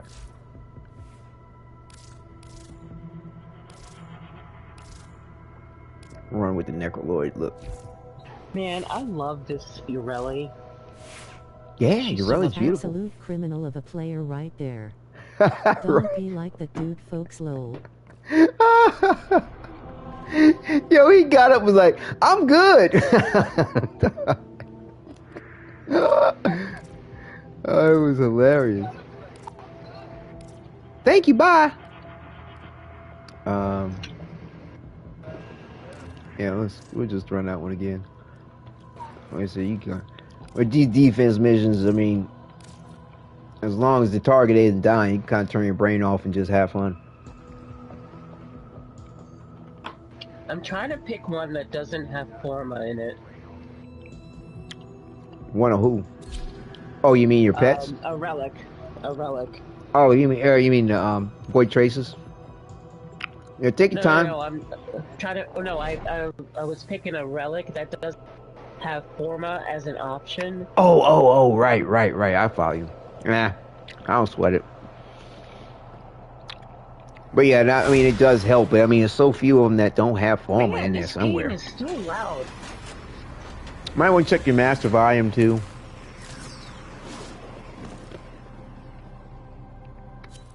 Alright, I think I These turned it down. foes deserve your respect.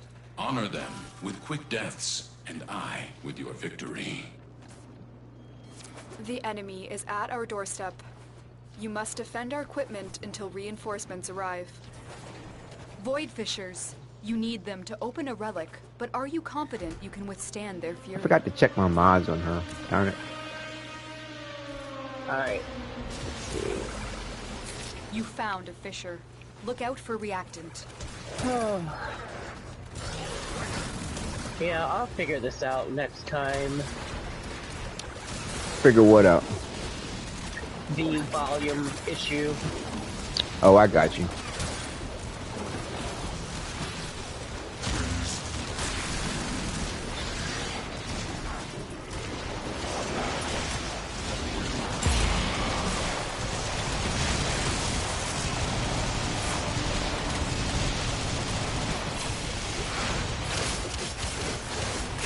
They're dropping reactant. Use it to crack open a relic. Don't forget the reactant. You need more to open that relic.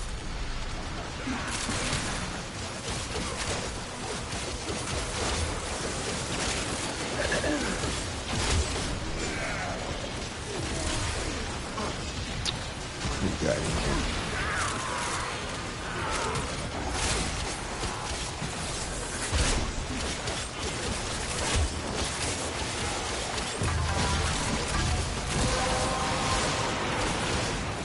That's it. You opened the relic.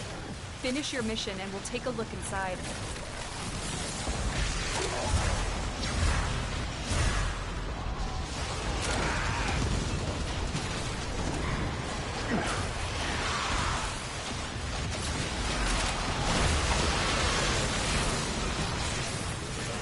God damn.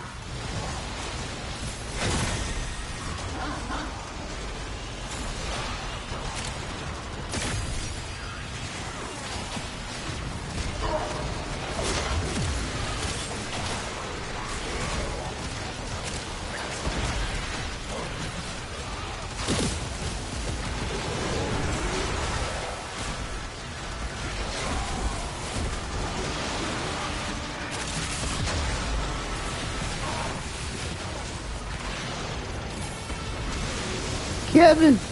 Get up, Kevin!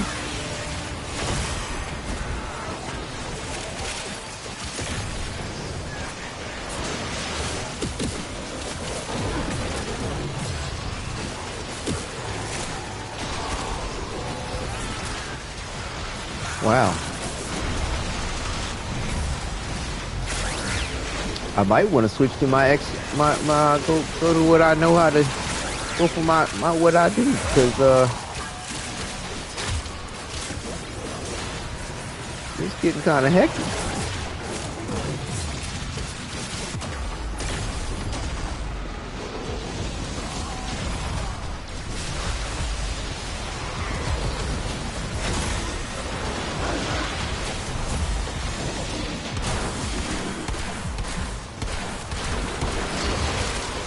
That ain't gonna kill shit.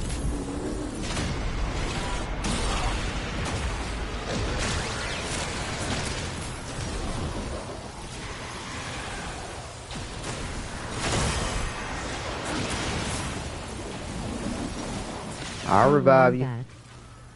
All right, Nestor. You want to pick you up after we get out of this?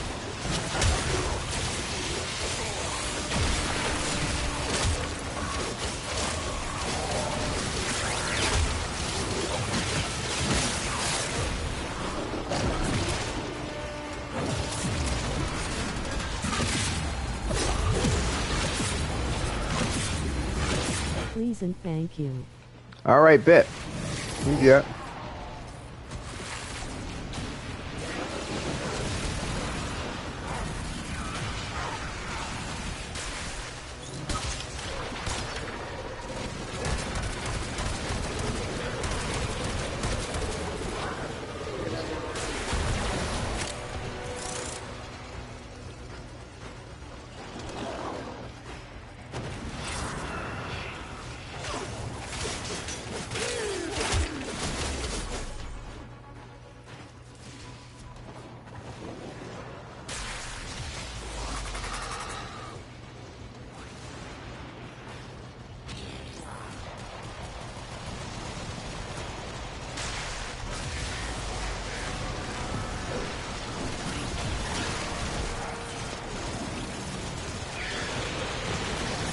Hold on, let me check something.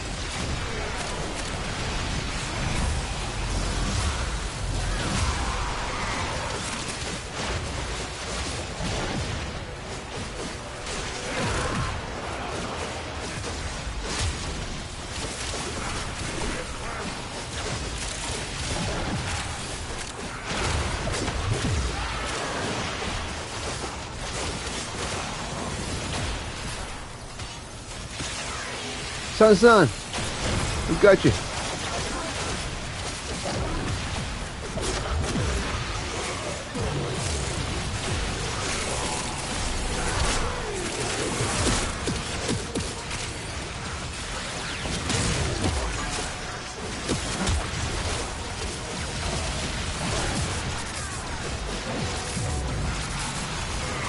Oh, man.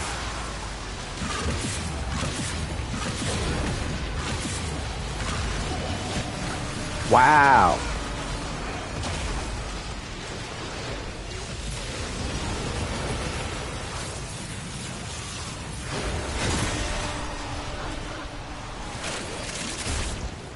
Kevin! Don't you do it, Kevin! Don't you do it!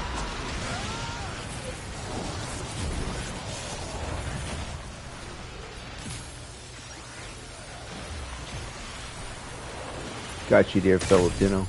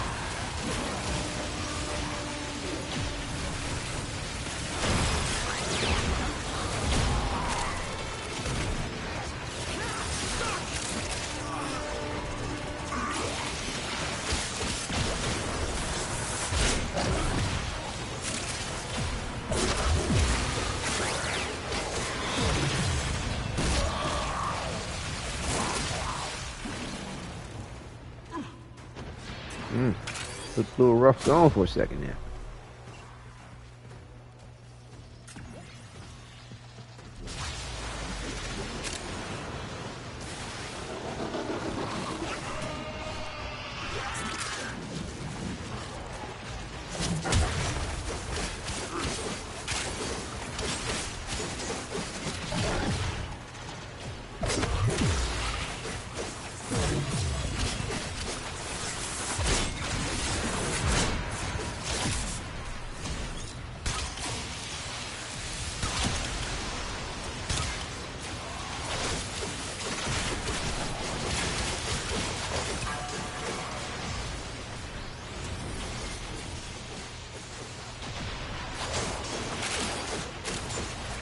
Did I not have a relic equipped? Oh, I did. Oh, where's my essence? Why didn't it show one? Should not have picked up some essence by now?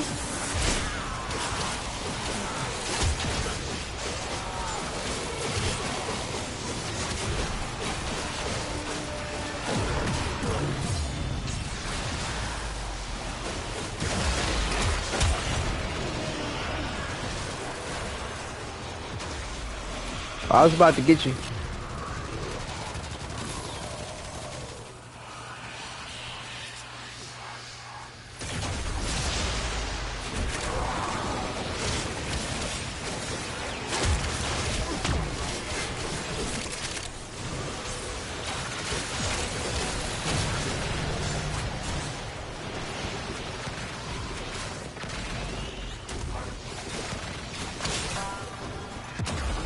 Oh, bitch. Thank you.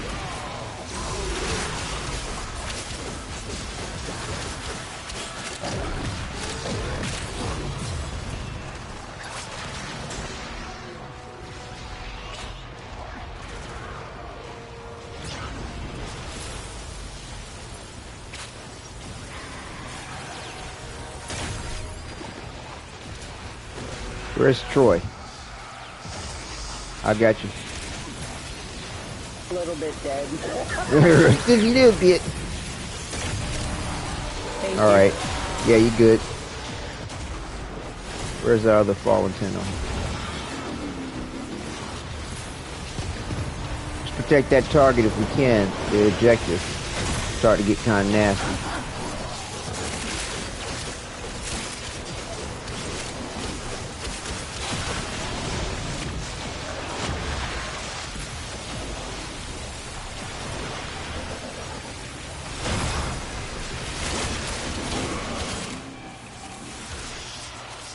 Yo, this stalker bastard is still fucking with us.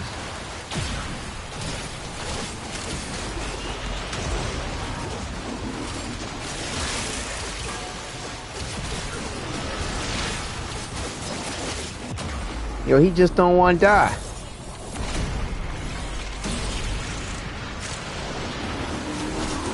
Yo, we gotta get rid of his ass.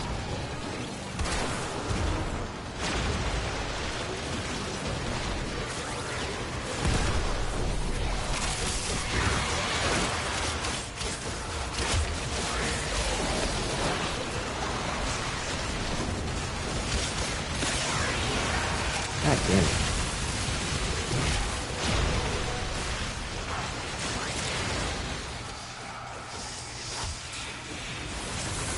Yeah, he done killed most of us. Like, how is he even still running around?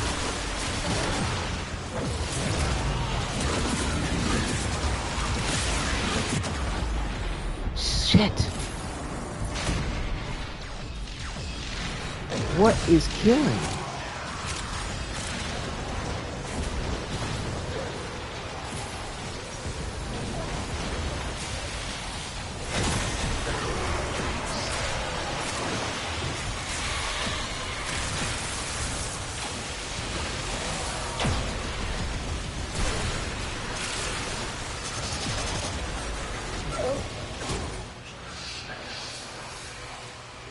I heard something. Where are you? Where are you on the map? Oh, you got back up? Yeah, I'm up.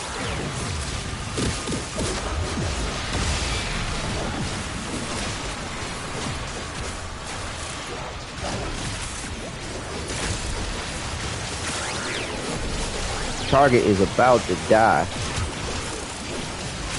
On your defense target.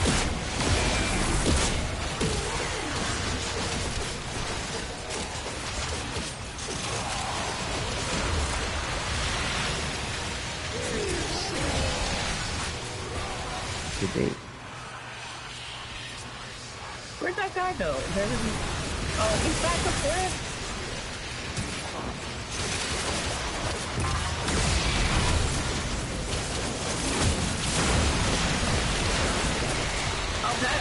Is that Stalker? No, it's an Acolyte. And that was my last revive. Anybody can grab me, I appreciate it. Oh. Where are you? Where are you? Right beside somebody. Somebody's got me. Alright, bet. We're good. We're good. Did someone get you? Yes, they did. Thank you. Okay, okay. Oh, okay.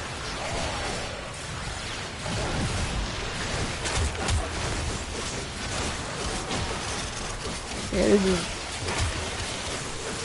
I'm surprised we having this much trouble out of this wizard.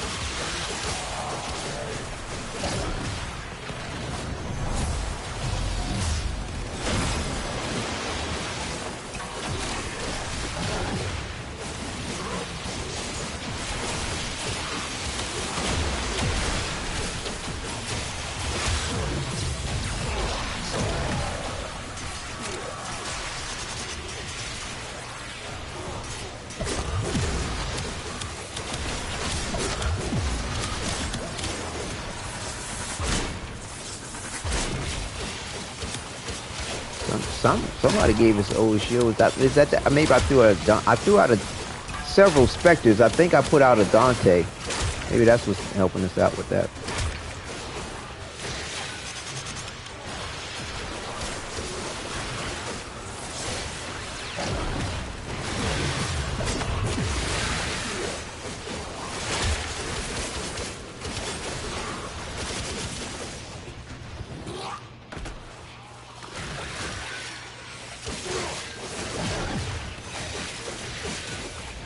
This thing is just getting knocked all around, but just not dying.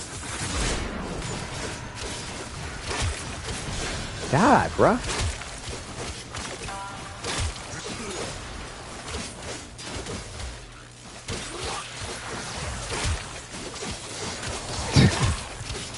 What the fuck is this thing made out of, yo? I think that's a fun. Finally. Good gosh. He was pretty much incapacitated. Couldn't do anything against us, but it just was just refusing to die. Oh, I forgot about that power. Maybe I should use that one. Maybe. I don't know what it was, but maybe. Oh my goodness. Oh my god. I can do that. Oh man. Yeah, let's slip on out of here. Oh my goodness. All right. What power was it, by the way? Whole time. Strike to win. The lesson ends. Oh, this is fun. That's good. Hey, can you give me a second? I gotta go to. Yes, sir. I want to check on my build and go ahead and invite Nestor. Okay, all right. I'll be right back. All right, Nestor, come on down. You are up. Wow. There we go. That's better. Nestor. Nestor, are you Chuck Bronson in game?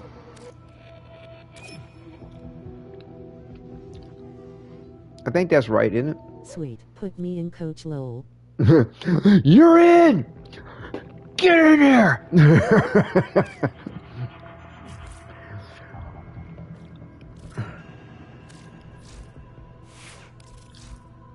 Please tell me I got mods in here. This is why I was having problems with Varuna.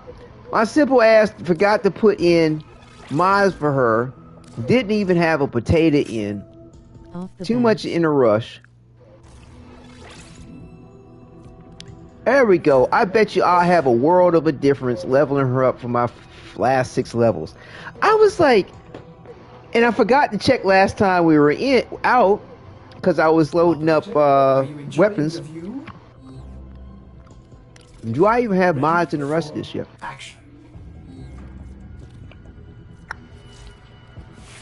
I forget a whole ability, lol. It's alright. I forgot to put mods in.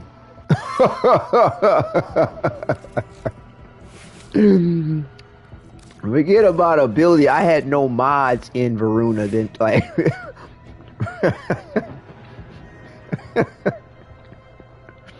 that's sad. Oh my goodness. I'm surprised he was doing half, even as well as he was doing. But yeah, we might see a difference in performance.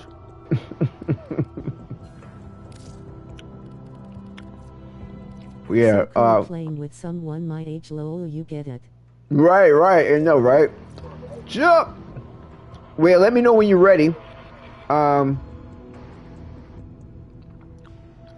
set. I'm back. Invite when you're catching up on stream. Okay, cool.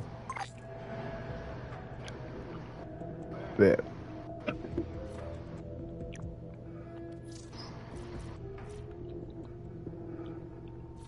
All right. I'm back. All right. Sounds good. Let's rock.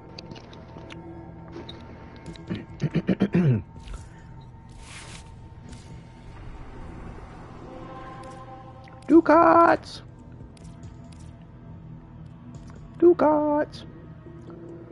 Oh, we got a spy mission. Ugh. Oh, they're not too bad. What y'all think? Y'all okay for a spy mission?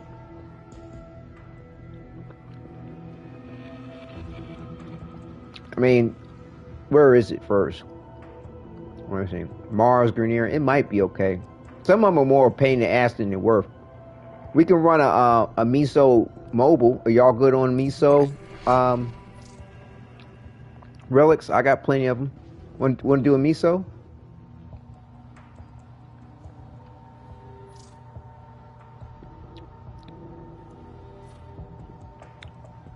Do y'all have plenty of miso relics? If not, we can do that spy one. Yes, sir. Okay. You good on miso relics there, Troy?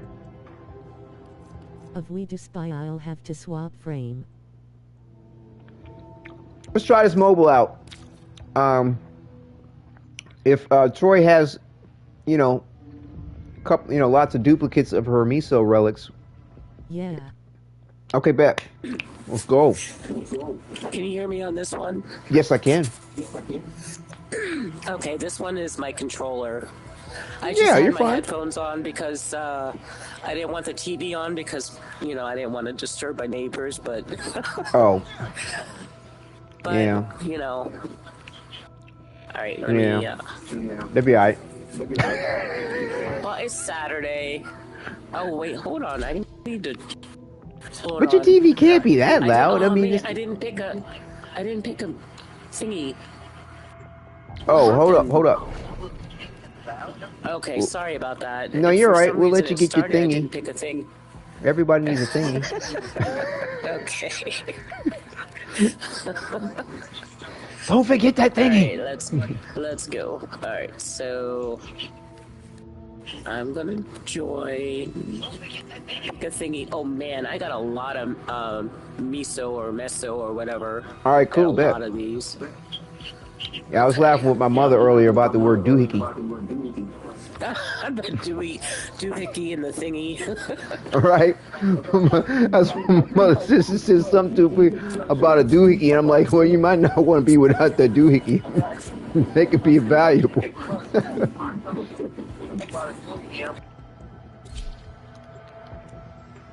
I get my sense of humor from my mom, and like I said, my grandmother too. They were both real funny and enjoyed a wealth of different types of humor. I kid you not. It wasn't the best, mind you, but it's what time my mom had. You know what I'm saying? It's like 10, 11 o'clock, unfortunately. I should probably have been slipped to school, but we watching Benny Hill and Hee Haw laughing, and loves American style. Oh my gosh. I know, right? Oh my goodness. I know, right? 10, 11 years old, man. But no, I mean, it was good times, you know, because we talk about the TV shows and laugh at the humor. You know, it wasn't just passively or benign, just watching TV, you know. But then again, like I said, I probably need to have been in bed for school. Drop me in and defend our position. You know, we have got worked to find it out. A terminal. Proceed oh, I don't have the prepare. device. Who got the device? Stay focused. There's a heavy unit approaching. And we're locked out. Oh, that's a double door. I'm in, okay, Tenno. never mind. This will take a moment. You are going to need more reactive if you want to open that relic.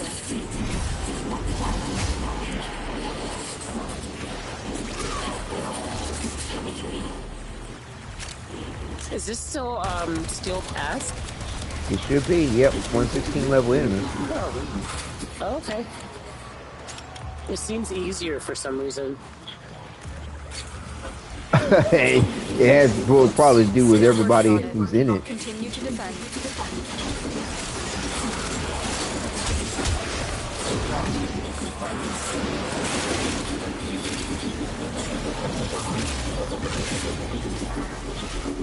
I'm about to shoot somebody else.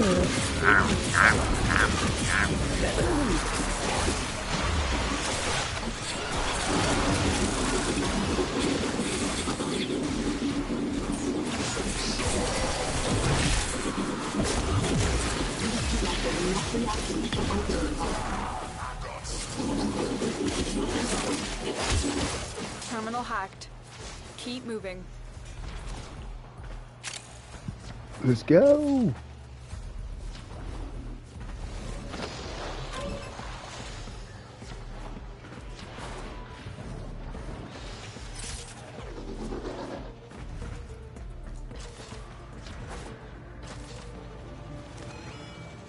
Terminal spotted. Upload me and prepare to defend. I'm in, Tenno. This will take a moment.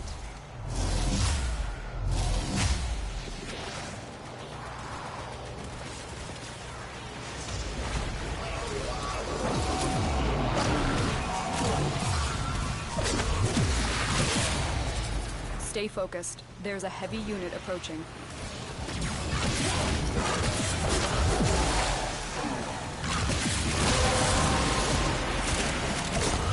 That's it. You opened the relic. Finish your mission and we'll take a look inside.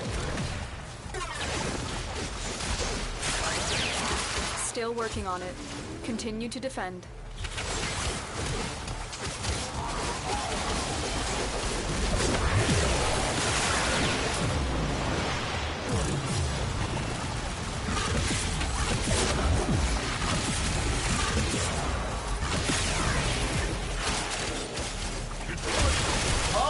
Gran and pure sacred tokens shall remain secure from the grasp of the idol.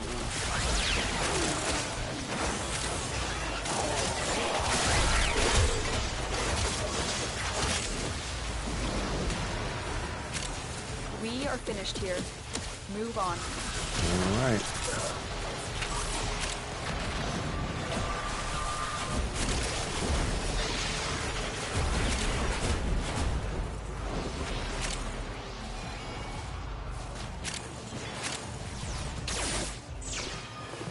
I should have rolled through that.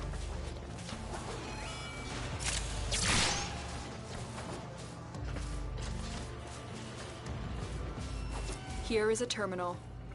Get me in and get ready to defend. Let me go back to that thing. I'm in, Tenno. This will take a moment.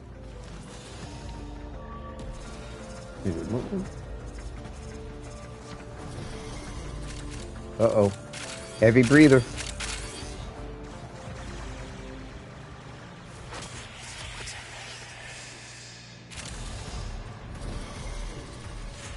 Oh shit, is he after me?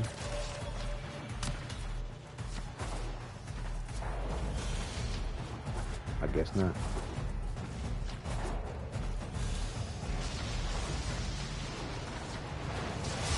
Stay focused. There's a heavy unit approaching. It's still working. Oh, I gotta lick in. Continue to defend.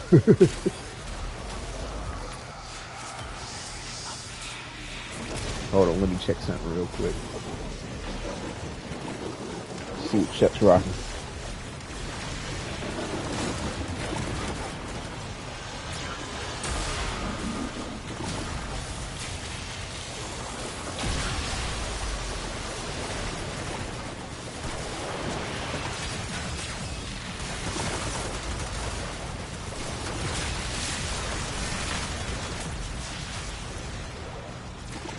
Were against us, Tenno, but we did it.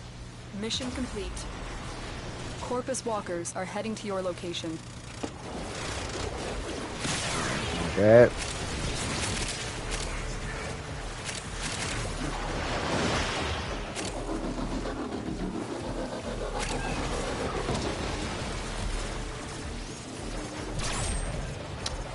That's my fault. Okay, that.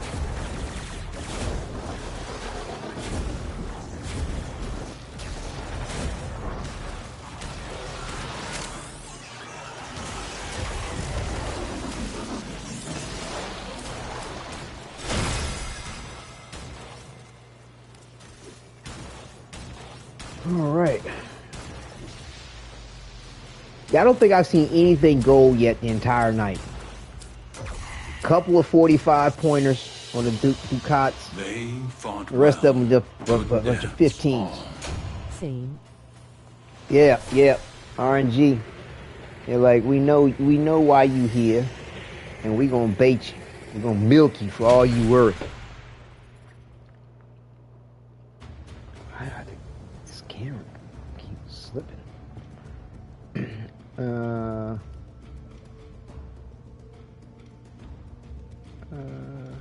Hold on 1 second. Let me change over something on this. Okay. Get some master rank, y'all. Finally on this. I've been stockpiling stuff because I was working on my build with my my universal build for my Umbra, you know, my other potential author, and just was stockpiling stuff that needed to be leveled.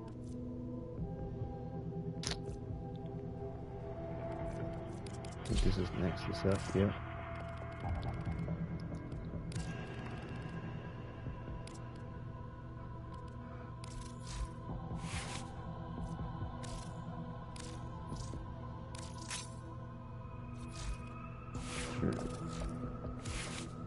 Alright, still Baro. Don't even worry about it. You got stuff in that. Where am I on this? Quick question, were the Tenno always equipped with void powers before the fall of Orokin? PR, did it happen when we came into the story? Yes, the void powers were gifted to the Tenno, the children of the Zariman, when they made the deal with Wally, aka the Indifference. And so ever since that point in time, they had void abilities. Except for there was another potential reality to the existence, which I think Albert and Trotty has something to do with, where for whatever reason and somehow only one survived, which is us in our singularity within the game's experience of its multiplicity through the multiplayer, if you can follow all that. But yeah, it's wild. Like I said, when Nessie hollered about, don't you find it strange? Hey, what's up, Omar? That two's twin souls have two completely different paths in blah, blah, blah, blah. Like, I'm telling you. Because because I've always felt like Entrati always spoke too familiar to the Drifter. And he didn't really say shit or have nothing much to do with the operator. But with the Drifter, he act like, I know you, bro. Like, the reason for you is because of me. The reason why I found Deviri is because of you. Like, to me, it just seems too happenstance that Entradi would just find Deviri. Really? You just found that shit like that? Really? Okay.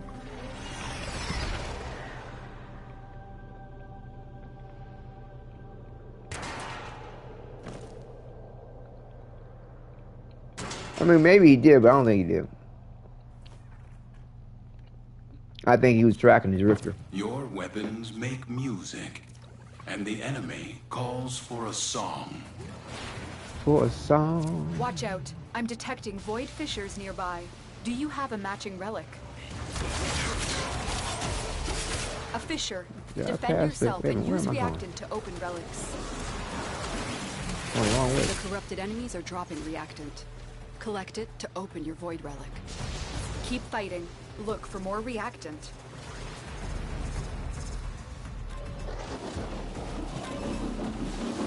We have got to find a terminal.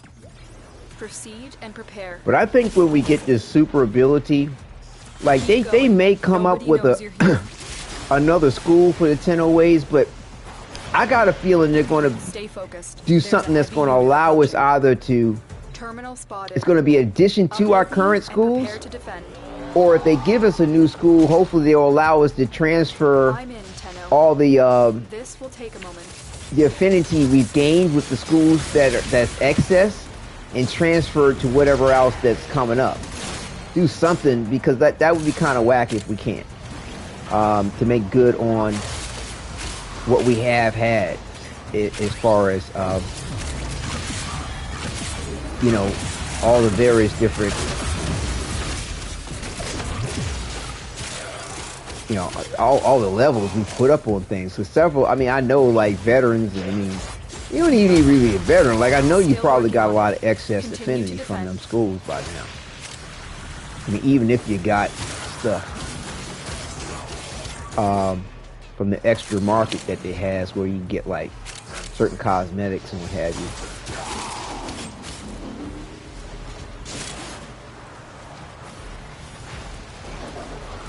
And now's the time to get it together, because good stuff coming in, coming through. The relic has been cracked open. Finish your mission to find out what's inside.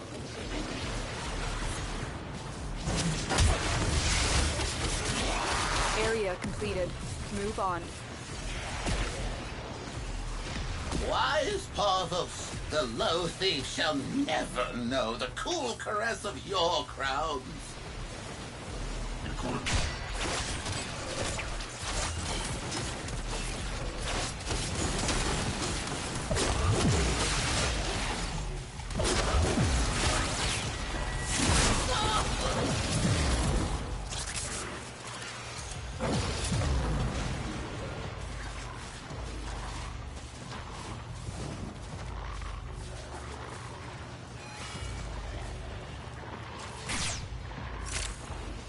I remember the roll that time. Here is a terminal. Get me in and get ready to defend. I'm in, Tenno. This will take a moment. Before the Zariman, the Tenno didn't have void powers. No, they did not. They were like any other normal children. All due to Wally. There's a heavy unit approaching. Willy Wally. I thought I picked up the thing.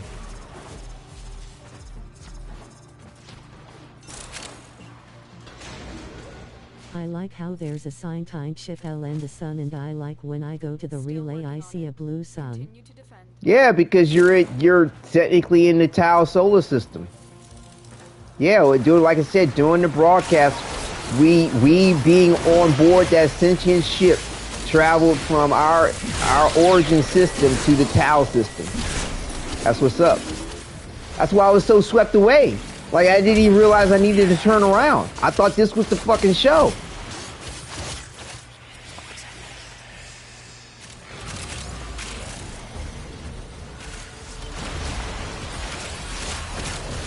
Are you trying to mess with me, bro? I got mods in this time, Chief. Keep Keep moving. I was on site just like what Intrati said, huh? Yes, yes. Yeah, he kept his promise.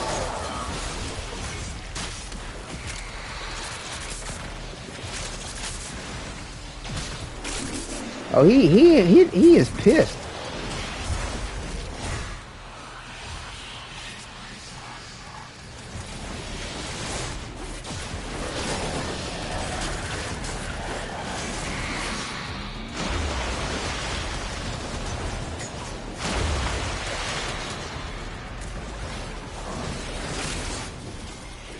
He was pissed. I just don't like that they also announced a mod quest. Announced a mod quest? What do you mean by mod quest? What's a mod quest? Did I miss something? Mod quest. Like a module quest? Like mod in the game or a mod? Stay focused. How do you mean by mod? Approaching. I feel like I'm missing something. Where the fuck am I? And why can't I get out? Did I fall down some kind of hole? Location reached. Drop me in and defend our position.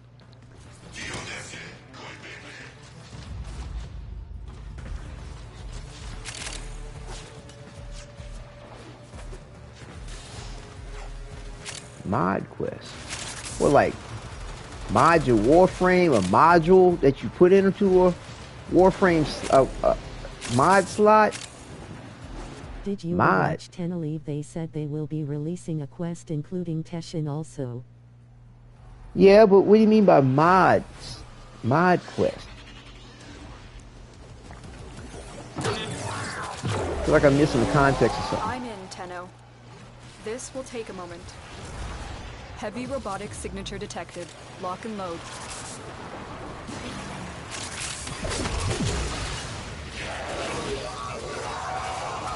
Never mind.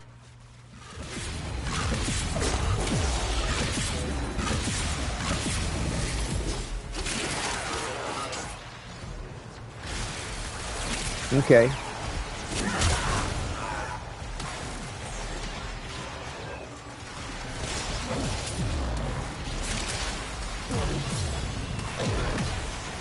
Still working on it.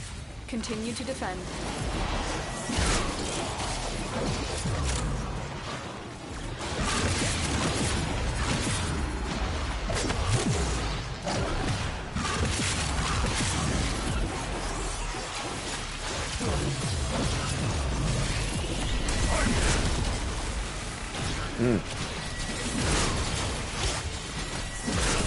Oh, they having a field day.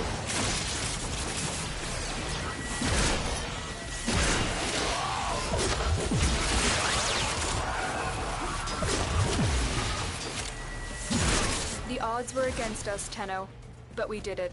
Mission complete. Yeah, having mods in the Warframe really makes a difference.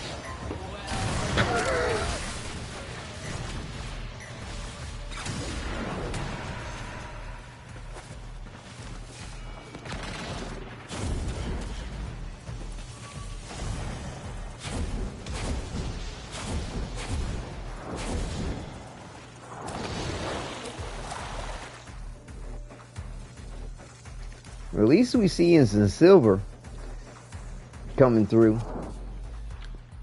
That's at least what, 45 Ducats? Ducats? You are a blade. To me, the word looked like ducats. To strike, you strike to win. Ducat. Ducats. Ducats. Get some no Ducats? That sounds like Ducats grind. I'll join. So all right, cool, Omar. Frame co-trolleys before Zaraman. I thought they did, but just didn't have the void powers. So, you say, so the Tenno weren't frame. Right, nah, they were regular kids. You see that in one of the quests? I forget which one it is, where you see the kids on the Zaraman as being kids learning in school and shit. Elgiac, right? That's you there, right, Omar? Elgiac, right? I believe so.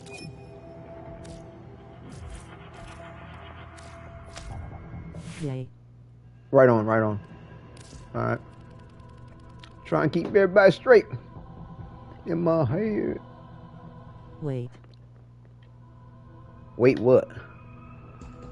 I'm not running off just yet. Just gonna switch over to some other weapons to level up real quick.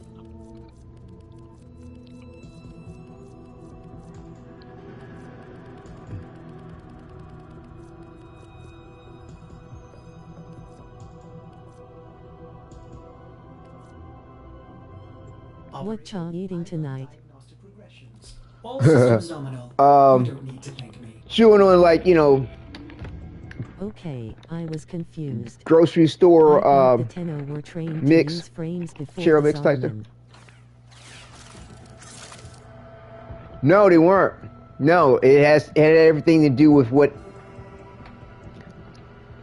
Apparently, the children of the Zariman. Way of using frames instead of transference. Yeah. Oh, yum. Well, no, you talk about Warframes themselves. The Warframes, put it like this: the infestation, the way that the Orokin started using it.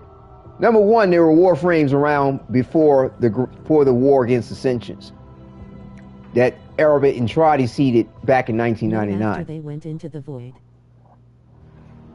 After they came out of the void, somewhere along the way. So okay. The player are the only Tenno to have void powers, right? Their parents went crazy. Right. Correct. Parents went crazy. Kids made a deal with Wally, because Wally was the one that made him go crazy the first place.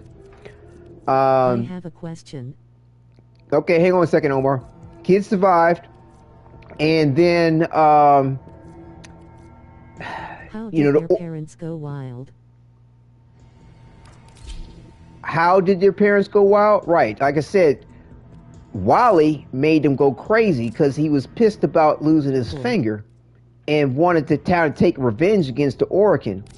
And it being the indifference, wanted to see what that shit was going to look like when he turned love against themselves. Because it doesn't really comprehend love in the way that we could even possibly imagine, if it can at all. And the thing is that I call it the so-called indifference because that's what it's referenced as. It doesn't mean that it doesn't know love or it can't comprehend it, but it may not, because all it knew really was itself before anything else came into the void. Before it saw Albert and Trotty, it knew nothing other than itself. So how could it really know love? And other than the love of, you're right, it's indifferent. Other than the love of itself, okay, which is a self-fulfilling love, and that's a rather selfish thing. It's a narcissist of itself. So it saw this aspect of love that humans have and said, oh, well, let me just fuck with that for a second. Let me see what that looks like. And the result was a Zariman 10-0, parents going fucking nuts, eating each other, killing everybody, kids going, what the fuck? And then the difference was like, well, let's see what they decide to do if they had the power to stop their parents. Hey, y'all, I'm going to give you the power to stop your parents. Now, we don't know what the kids offered in return, or if anything, maybe, have no idea. But as far as I understand, it was referenced as a deal. He made a deal with it, the indifference. But yet we don't know what that deal was, right? So yeah, it's peculiar as to what that deal could be.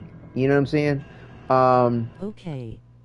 I thought the Tenno controlled Warframes back when the Orokin still controlled them. Yeah, they did. The number one, as far as we understand, as far as the timeline to everything, okay? Was the deal before Natah got to them? Taking a visit to the Fortress of Dream. Yeah. Day each and all thumbs up. Yes. I mean, bottom line, there was, for all relatives with sense of purpose, you could say that there was peace within the Orokin Empire when the Zariman 10-0 did its thing. It was peace. There was no war with the I like sentients. the new demo. Of course, new demo's phenomenal. Hopefully we get to actually play it before everything comes out. There was no war with the sentients. There were no war. Have a good night, Bandito. Yeah, Bandito, take care. Is that what you said? You had a good night? Ah, that's what you meant by the Fortress of Dreams. Yeah, sweet dreams to you, Bandito. Thank you for stopping through. I dig it. I'm a little slow on the giddy up. Right on. So yeah, there was peace from what I understand about the lore throughout the Empire when the Zariman 10-0 did his thing through the Void, and the children gained their abilities. Children were fine. You know, children were then studied by Margulis. Okay, like to figure out what was up with them. All right, help them deal with their afflictions and their situation. Somewhere between that and dissensions having rebel against the human, because the sentients gained their sentience and had their own self-awareness, right? But they were still loyal to the Orokin. Their corruption against the Orokin, not really sure exactly what triggered it. Not sure. During this time, they had figured out how to go to the Tau system, right? Because Albert and Trotty, when you start reading about Zata, he goes. When you start reading about Zata, he talks about truth, but he speaks about truth from the perspective of the Orokin, explaining how they wanted to have immortality, essentially. And he goes, and that's where because he said we die out with our son, regardless of what all shit we did. Void mark, the flesh markers, all this, that, and the other. We die with the sun. And he goes, that's where I come in. And so he figured out what was up, how to traverse for the void. Children got all fucked up. They did something and figured out how to get the Tau. From after when the kids got infected, there was still peace with the sentients. They get the Tau. Shit goes down the wrong way. Wow. People have made it to Tau prior to the Zariman, right? No. I'm trying to make sense of everything for my homie. Right, I understand what you mean. As far as I understand, I don't think that anybody made it to Tau yet. And maybe they did, but I don't think so. And if they did, it was the sentients themselves that went there to pave the way for the Zariman colonists. If someone was already in Tau, it would have been the sentients, because that's what the Orokin wanted them to prepare a way for them to come to Tau. So theoretically, I can say offhand, it was probably the sentients that were already in Tau, when the Zariman took off to do his thing. Kids get funky with void powers, and Albrecht, and everybody does it. So like I said, Sentients are who I thought got there first. Well, yeah, they were asked to pave the way for the Orokin. They were asked to pave the way. So most likely they were already there before the Zariman. Keep in mind. Everything you're saying is making sense to me. Keep in mind. Great. So like I said, Why did the Wally let the sentients get through but not us? Because the sentients weren't us. Color combination, operator. And the sentients weren't us. Please. Plain and simple. And it's nothing that we know of that's saying that he's keeping us from anything. It's just that he might stop you. Like I don't recall hearing anything declaratively saying that he's keeping us from some place. But the thing is that he might be, and the sentients, just because of the nature of what they are and how they're made and their ships and shit like that, they just pass through the void without him really giving a shit. I have no idea. Not really sure. So we are the only Tenno who have the void powers that we know of, correct? Yeah. Why did the Zariman get stopped? because Wally was pissed that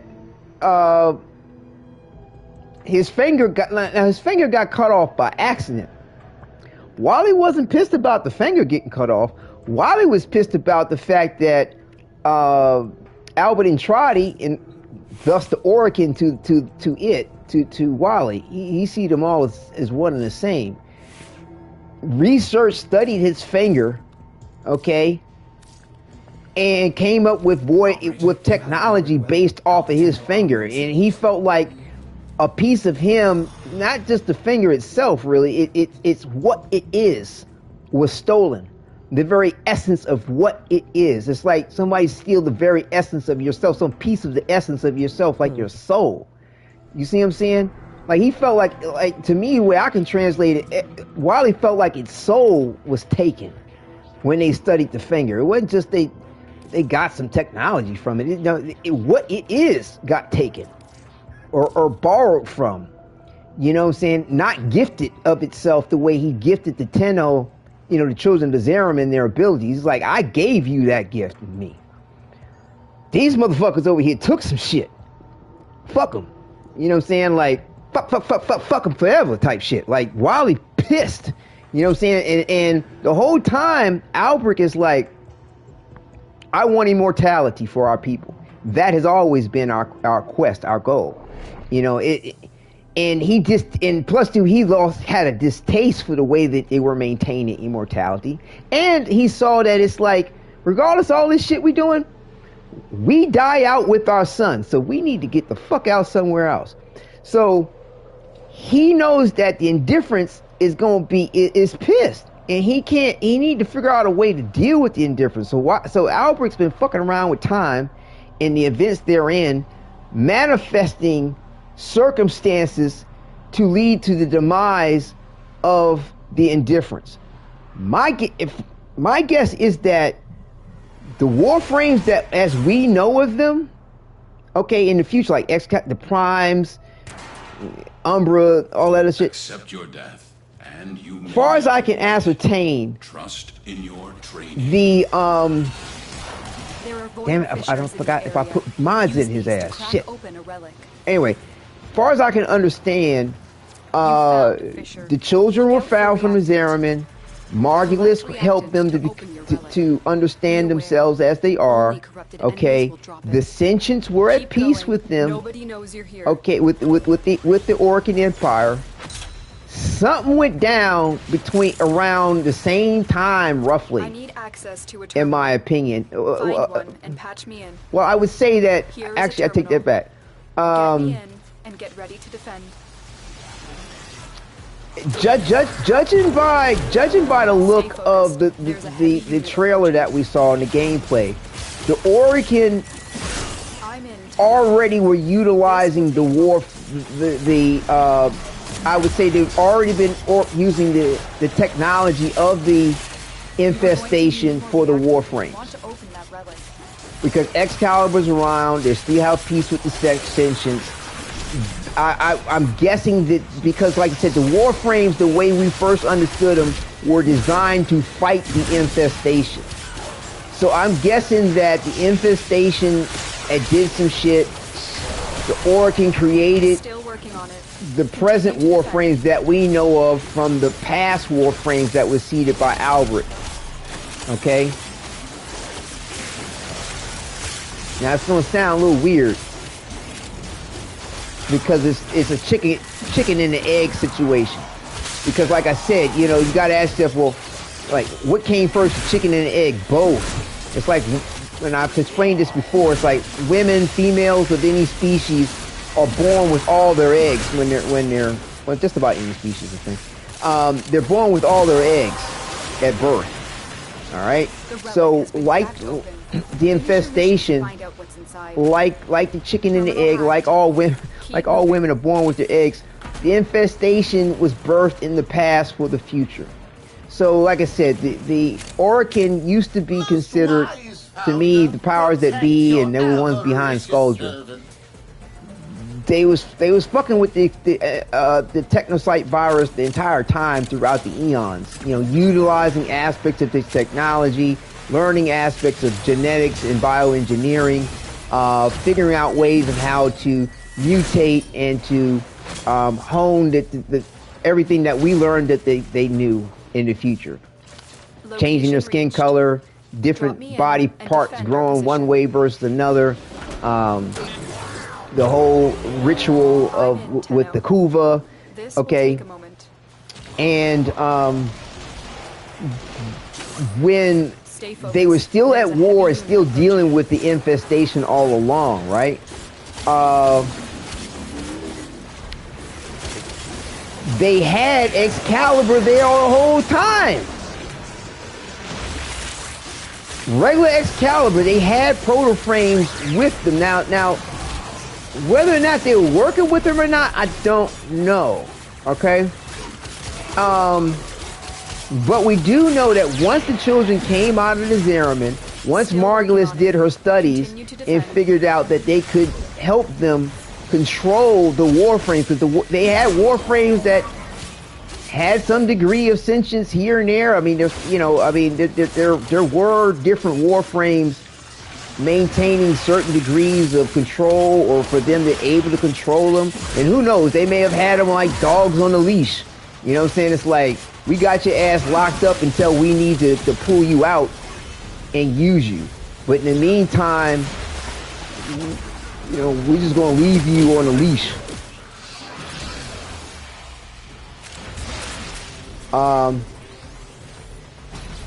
We are finished here.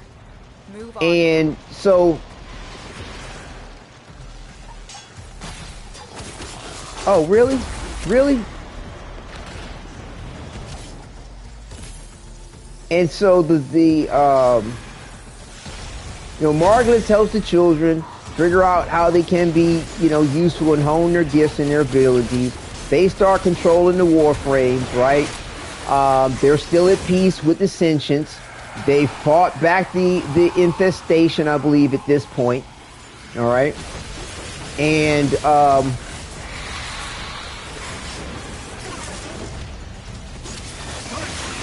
somewhere along the way, like I said, don't know which came first. Was it the Sentient War against humans?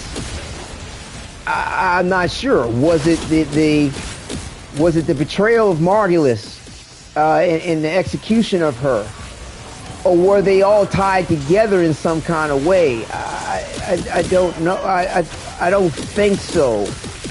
I almost want to think that the war between the Orokin and the Sentients happened first, and then somewhere along the way, why am I trying to fuck with that?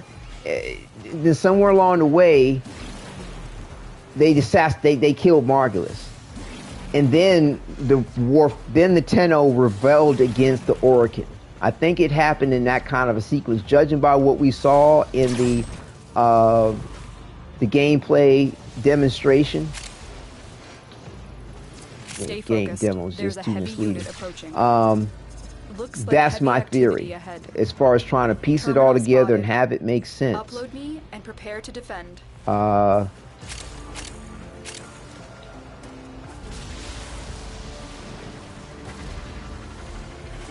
Okay, I'm falling in the Never Land. Hold on.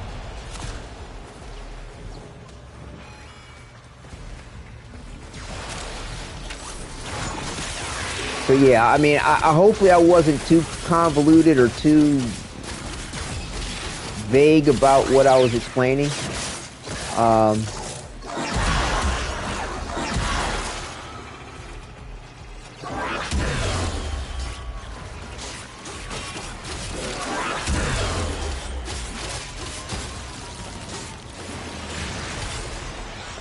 Hopefully I was specific enough.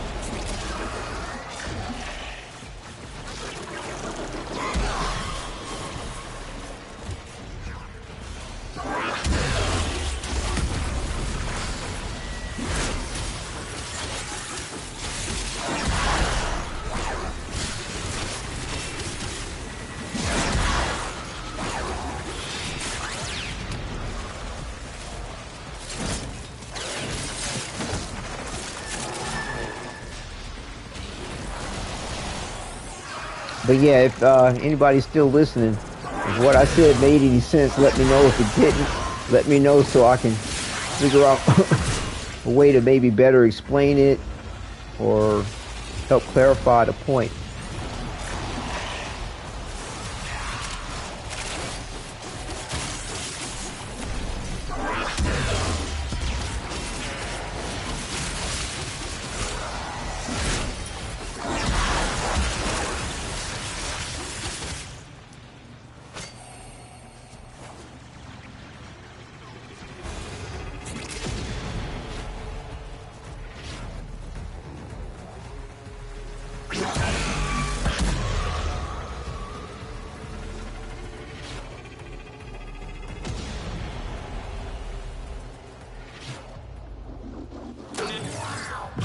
Oh man, why didn't somebody say, yo, put the thing in the device? This will take a moment. My bad. I was running around with that shit the whole time. My fault. Like, yo, Wadidja, stop talking and put that shit in. My fault. I'm sorry. So Margulies was just the teacher of the Tenno. Correct. I thought she was the one who was training them to control Warframes. Well, yeah, she was. I mean, yeah, she helped figure out, help them hone their abilities. I mean, she just was the one that understood them the most, that kind of gave them the most sort of nurture and love, the one that they bonded to the most, as far as I understand. But yeah, I mean, she was part of the, you know, weaponizing the children, basically. Because like the Drifter said, he said before everything went down, they had no really discontent about what the Orokin were doing. You know what I'm saying? The flesh markets, this, that, and the other, whatever they had going on, even when the situation went wrong against the Sentients, right? They were still on the Orokin side fighting against the Sentients at some point in time. Now, I don't know if we're going to see that. I don't know how much the quest is going to jump around in time, or if they're going to highlight all the elements of the various different wars or why they broke out the way they did. I'm not sure. But again, they were at war against the infestation first. The children helped them control the Warframes to win the war completely. Then there was still a degree of peace. Thank you. And the I believe that the Sentients rebelled first, because you know the Warframes did fight against the Sentients. There was Umbra, blah blah blah blah blah, right? Then they killed Margulies. Then the Tenno rebelled. Then the Orokin were destroyed. That's how I make sense of it. That's how I'm making sense of it. You are a blade. You exist. And then when the Orokin were destroyed, and you know, some shit went down, and the kids just went to sleep. They were hidden. What was the ones that were left were hidden on the moon. And you know, GGD. Right. Good. GG's. I'll be right back. Okay. GGD. I'm confusing myself now. When was Margulies helping the Tenno learn their abilities? After they came from the Zariman? Yeah, after they came from the Zariman. Yeah, after they came from the Zariman. Yeah. After they came from the Zariman is when Margulies was helping them with their abilities. That's when.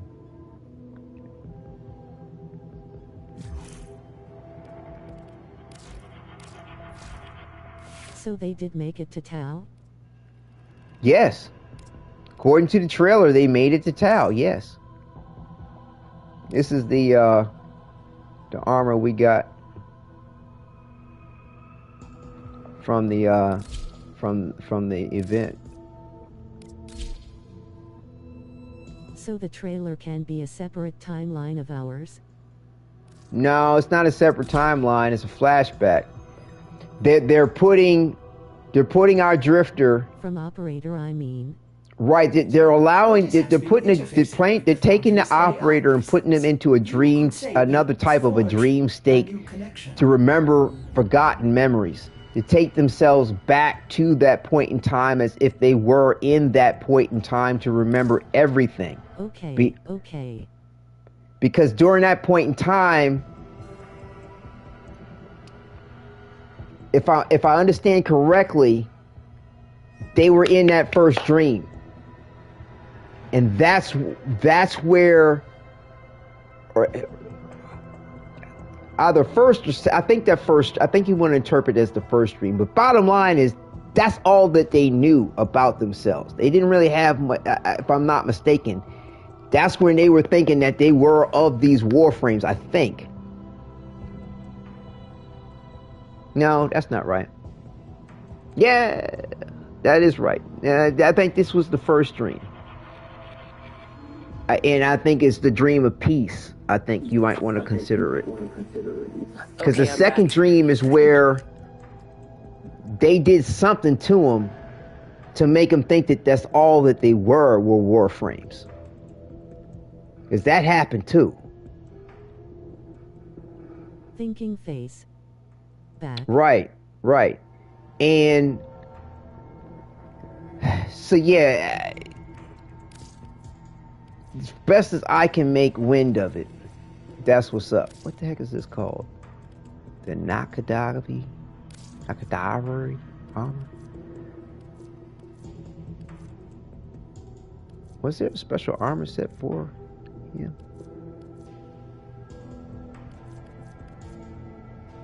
So like I said, I kind of, because see, remember when you get woken from the second dream in the quest, Lotus says, dream not of what you are, but of what you wish to be. And I believe that was the sort of say, I don't know, code or... The first dream and second dream thinking face are onto something Wadidja. Yeah. Like I said, the quest to second dream was being awakening from the second dream. Okay? To know that which you really are. And remember, oh yeah, that's right. I'm not really this and me, that's not all I am. All happening while on board the Zaraman? Lol, or am I totally lost? No.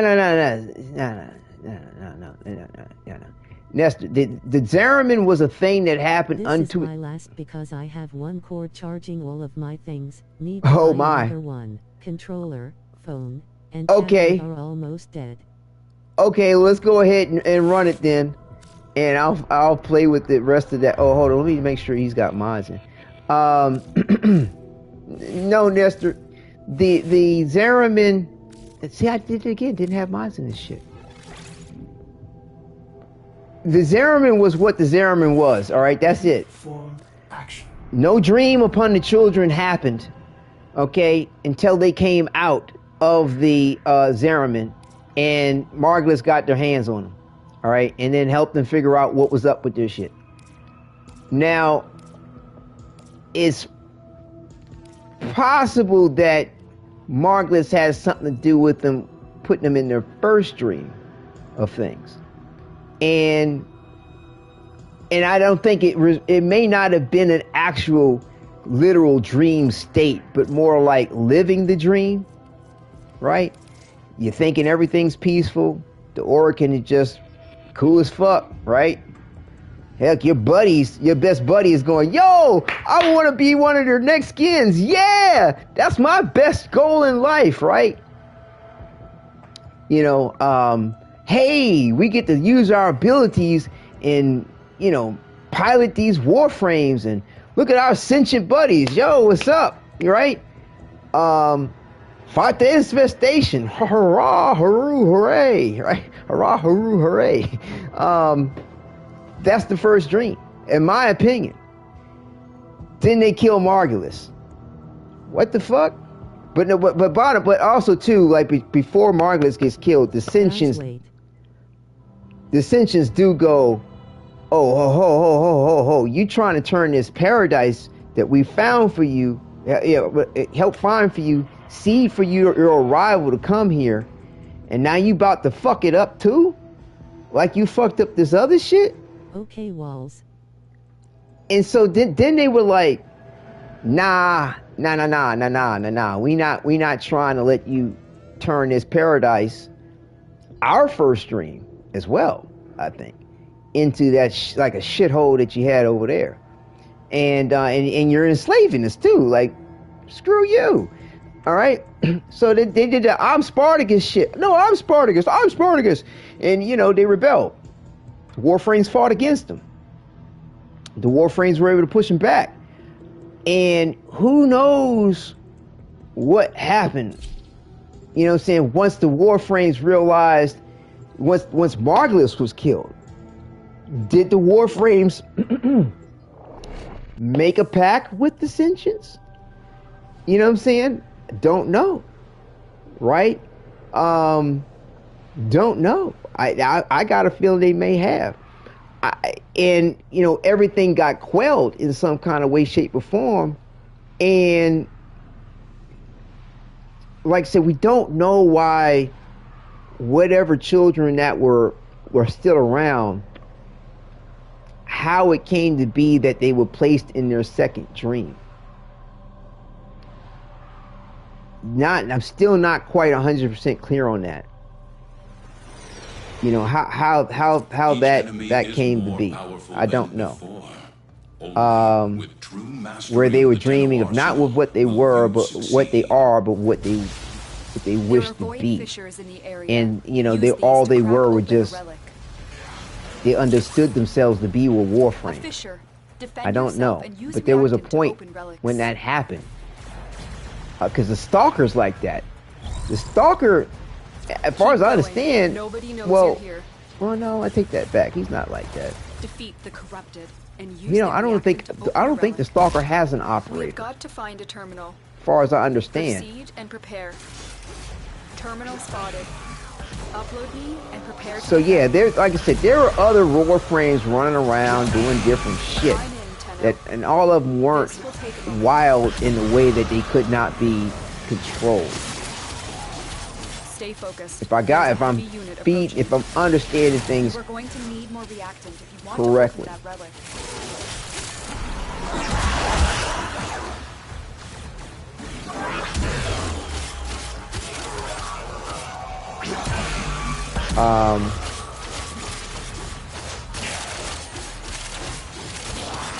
And the reason why I'm saying this is because, like I said, she says dream not of what you are, but what you wish to be. And they clearly did not remember themselves as being the children of the Zeramin, the parents passing away. You know what I'm saying? Everything that happened to Margulis, some kind of way the Orokin were able to get a hold of them and induce them into some type of second dream. But again, they still had this bond with Margulis, and they killed Margulis, and they were like, oh, hell to the nah, we gotta take y'all out. And a lot of time passed during this. Like, they would talk, as far as I understand, there were centuries that went by with all these types of things going on. Because, you got the Orokin living on a long-ass time the way that they are. The children of the Zeramin pretty much seeming to be immortal. Yeah, a lot of shit went down over a long period of time. But again, like I feel like there's a cog missing about the storyline of things as to why they went dormant, why they went to sleep the way they did, why, like, when we start playing the game, you're taking the crust off of one of the Warframes and waking it up. really waking up the Tenno that's whose consciousness is still inside of it. Tenno's body is in one of the little pods on the moon, being guarded by Umbra.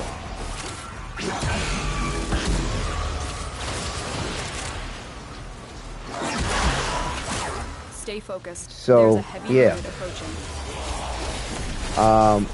So yeah, it's still answers to be had unless continue to defend. I haven't heard the particular answers for the questions I'm asking about everything.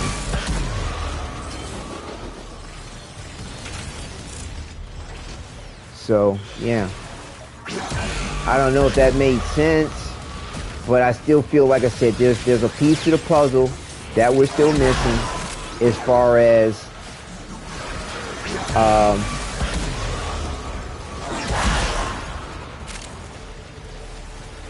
how the Oracle got the children to go into their second dream. We are finished here. Don't know. Move on. It may have had something to do with Margulis.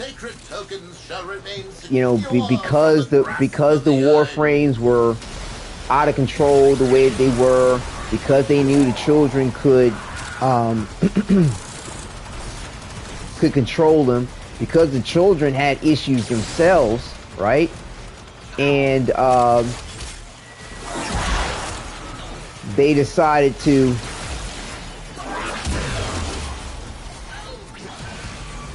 put the children into a dream state to thereby control the Warframes.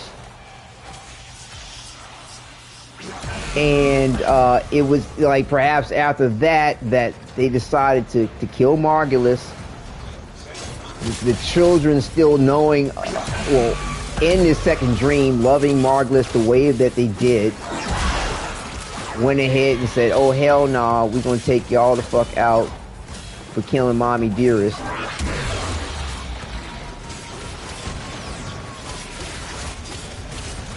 And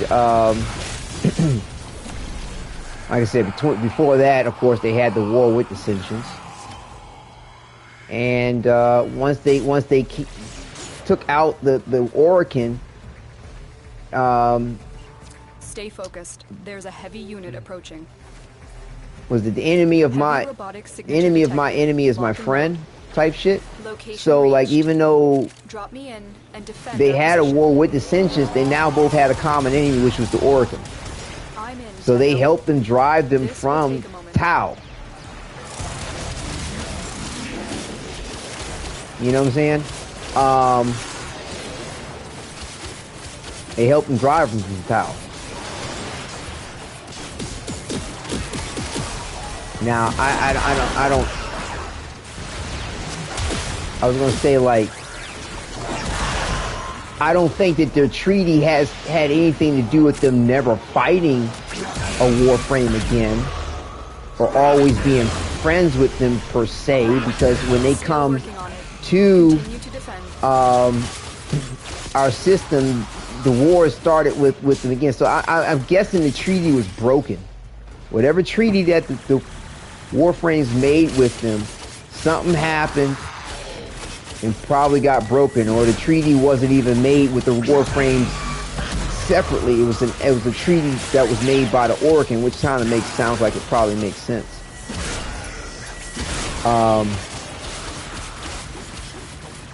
And with that treaty being broken, Hung Hao and the rest of them are like, screw you guys.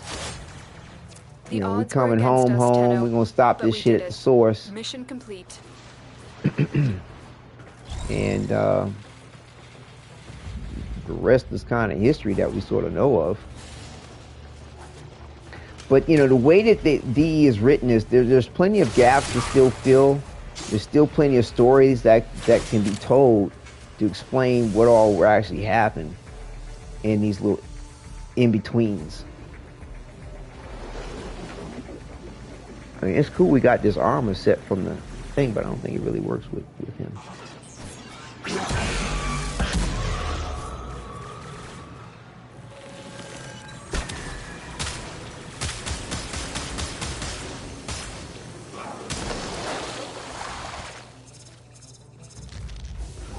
Look at this garbage. Yo, if you wanted Former, trust me, you would be getting it. Oh my God! I should have just would have got one of those Formers. To be honest with you, start making one. But I just have more and more questions, lol. Well, ask them because they may help me make sense of shit that I'm not thinking about. You know, please ask them. I mean, to me, it's no stupid question, and I'm telling you from the best of my knowledge. Hopefully, I'm not incorrect about things, but that's what seems to make sense. If somebody's saying no, that's not what happened, or there's no way it could have happened to that timeline, let me know. But yeah, Troy, it was a pleasure having you aboard. For me to get going, lol. Yes, thank you so much for the super chat. Thank you. I think that's what it was, the super chat thing. Or did you give somebody a membership? Let me just back it up. Double check. I thought it said super chat. Yes. Super chat. Thank you so much. Thank you. It was beautiful. And I just realized I can give it a like and a heart. I did not realize I could do that. Natal was in Tau during Margulies was on the Zaraman with the children. Learning something new. So yes, I apologize for missing out on that particular point. But I can give it a love heart thing, or love the act of it, and a thumbs up. Don't forget. Now I'm choking. It's water. Absolutely. Gonna lurk until I fall asleep. Oh, lovely. My tablet for the night. Okay, hopefully we can lull you to sleep and to have sweet dreams. Thank you so much. Take care, enjoy. Hope the little one, radiation is a riot. your poodle and half poodle and Shih Tzu, a grinning face with smiling eyes, gets better and feels better, and you as well. So yes, thank you so much, and definitely take care and enjoy. Thank you. Oh yes, of course. Thank you. Let me get something here before I start choking again. Oh yeah, that's right. Natural. Nestor. I put lemonade in here, some natural sugar, low calorie lemonade. How and all the sentients were in Tau also. Theoretically, because I'm sure they were spread out. You know what I'm saying? Because the Oroking were using them for all sorts of stuff, right? Rolling on the floor laughing, I want some lemonade, bruv. It's good. I forgot the name of this stuff, but it's like it's like they come in little packs, and you just pour it in, add some water, but it's like, no real sugar in it for the most part, and it tastes good and doesn't taste artificial, and it's not some weird shit that's going to give you cancer later.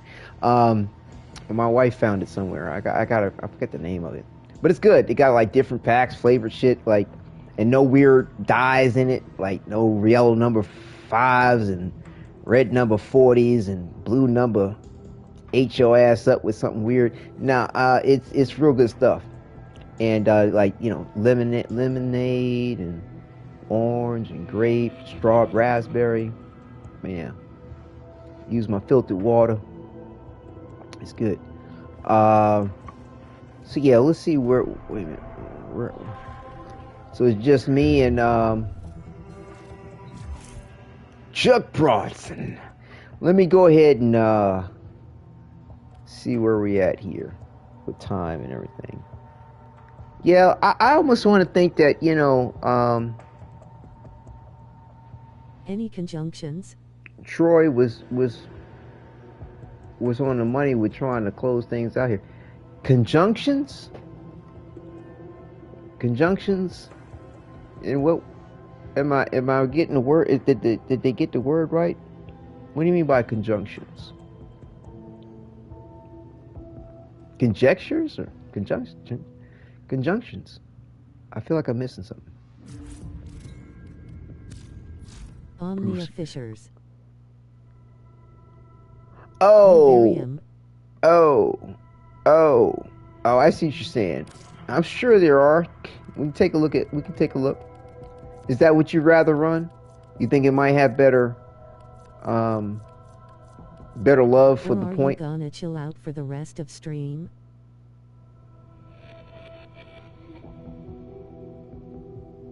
I'm going to run one more and then close it down. To keep chatting about lore too.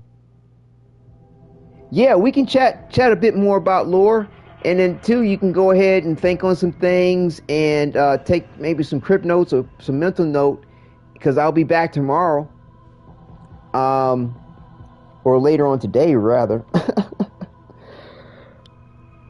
Oh, excuse me. I think it'd be good for me to try to get some things accomplished during the day tomorrow, and go ahead and broadcast tomorrow evening after my son goes to sleep, and try to take care of some things. Like I got mad stuff to take care of. Really, I really do.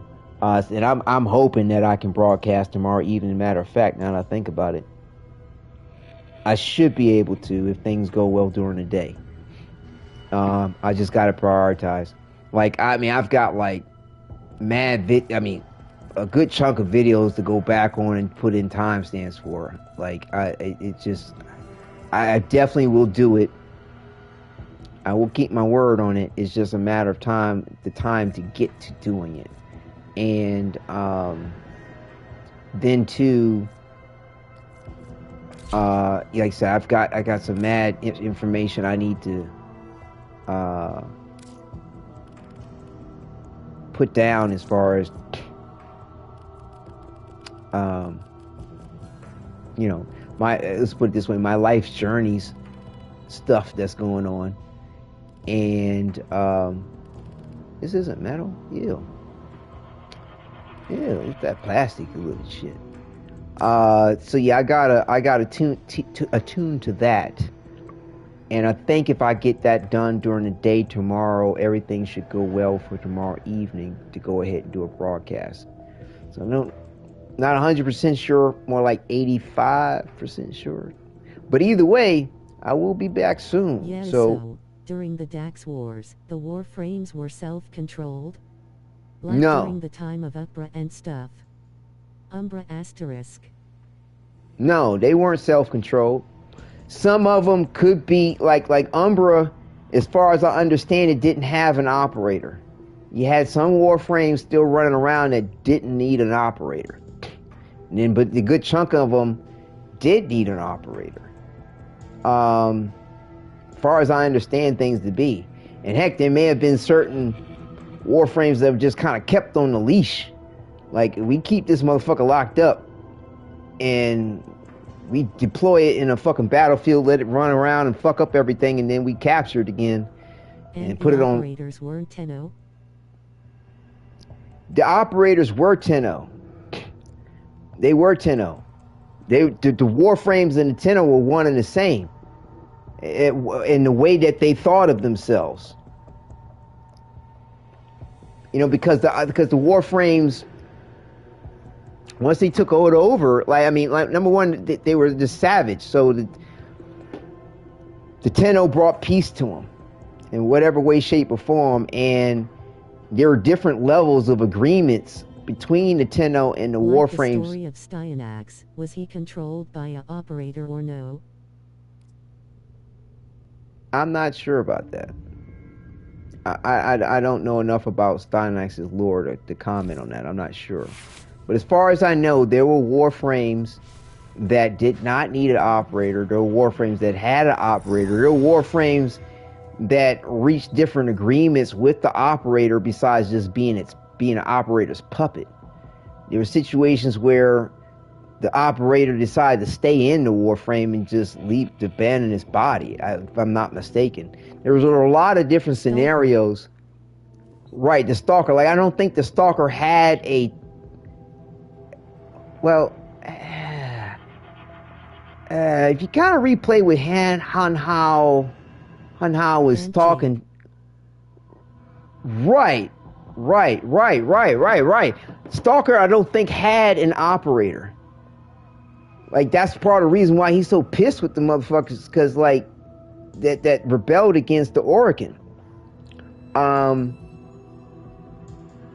I don't think he had an opera. Or if he did, excuse me.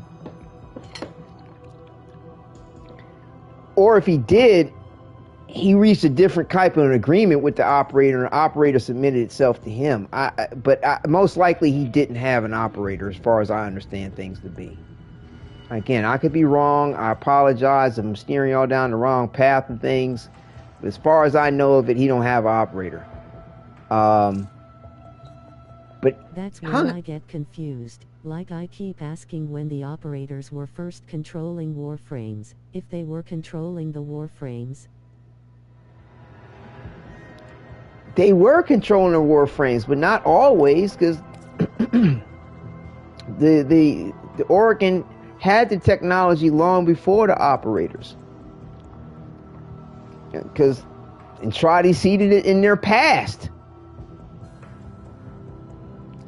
And they spent the centuries mastering that technology, developing other technologies beyond it and from it.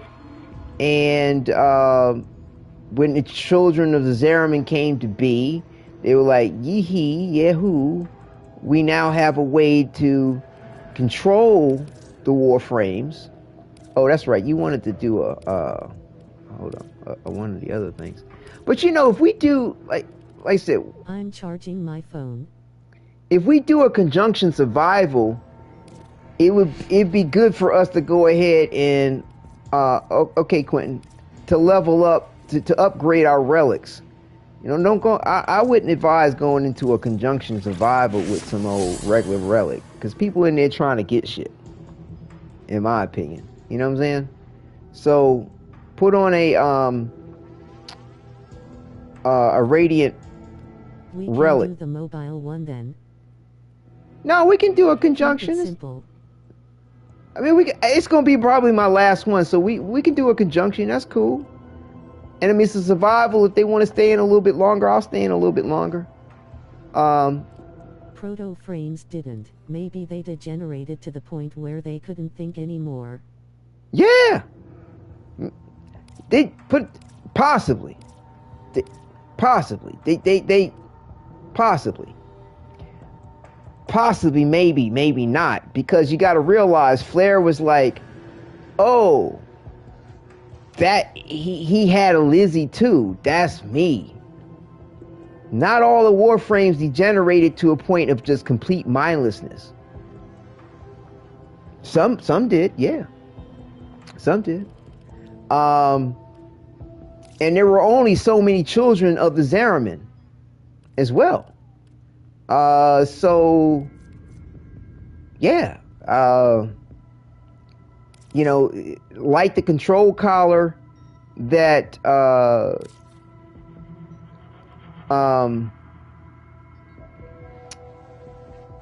what's his name? Ball ass 60-ish.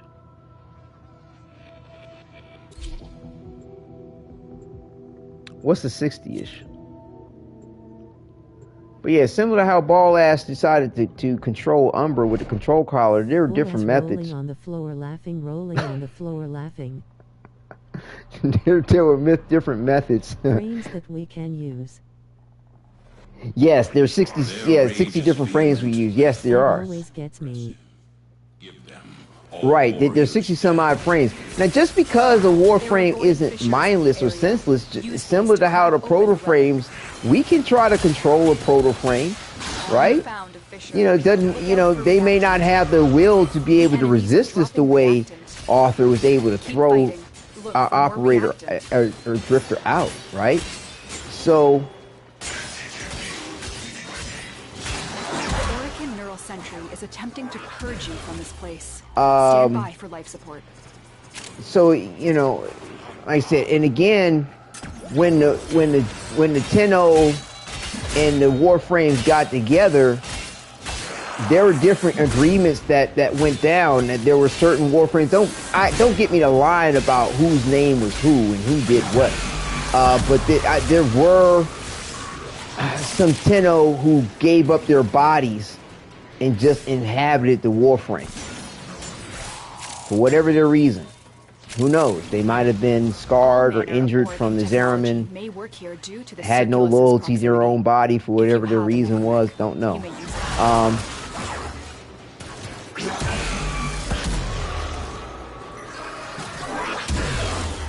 But yeah, so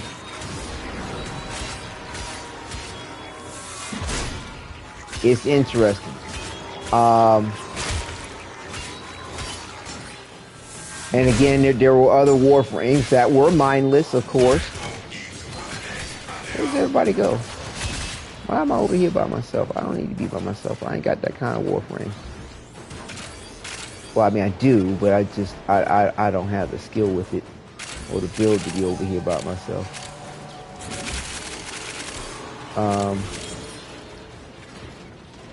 So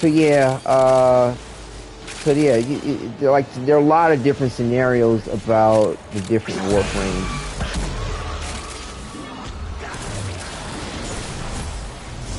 And the operators. The only thing is that seems to be a slight missing piece to the puzzle is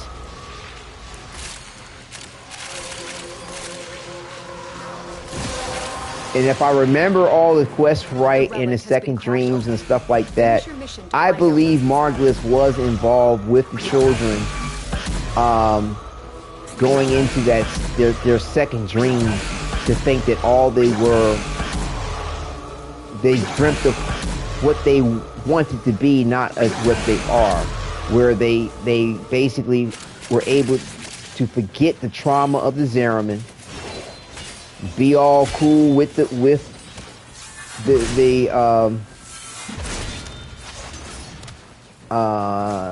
Orokin, right? Sentients rebelled. They helped the Orokin out fight against the Sentients.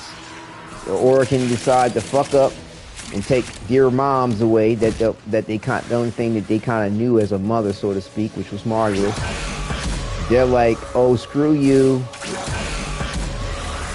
We're gonna take this whole house down, and you included.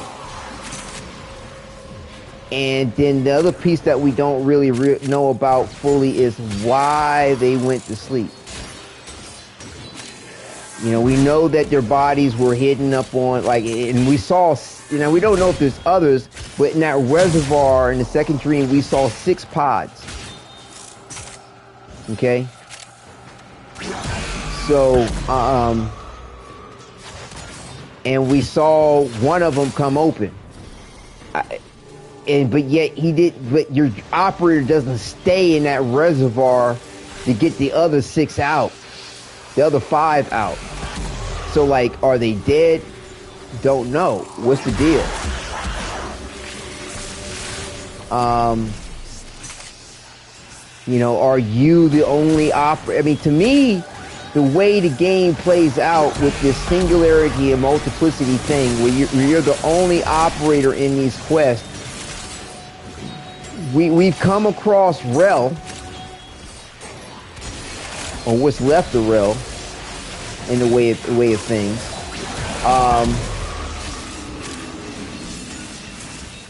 But as far as I know, there's no other operator that was there's no other child of the Zeramin. That's a good way to put it. Look out for troopers. There's no other child of the Zeramin other than us. Because if there were, you would think that when they were in the second dream and your body came out the reservoir, you see all those other 5 pods, they'd be like, yo, those are my homies. Let's get them out too. That doesn't happen. That doesn't happen. So I think, like I said, as far as I know, that they haven't really explained much more than what we understand. We're it. Now, they could introduce other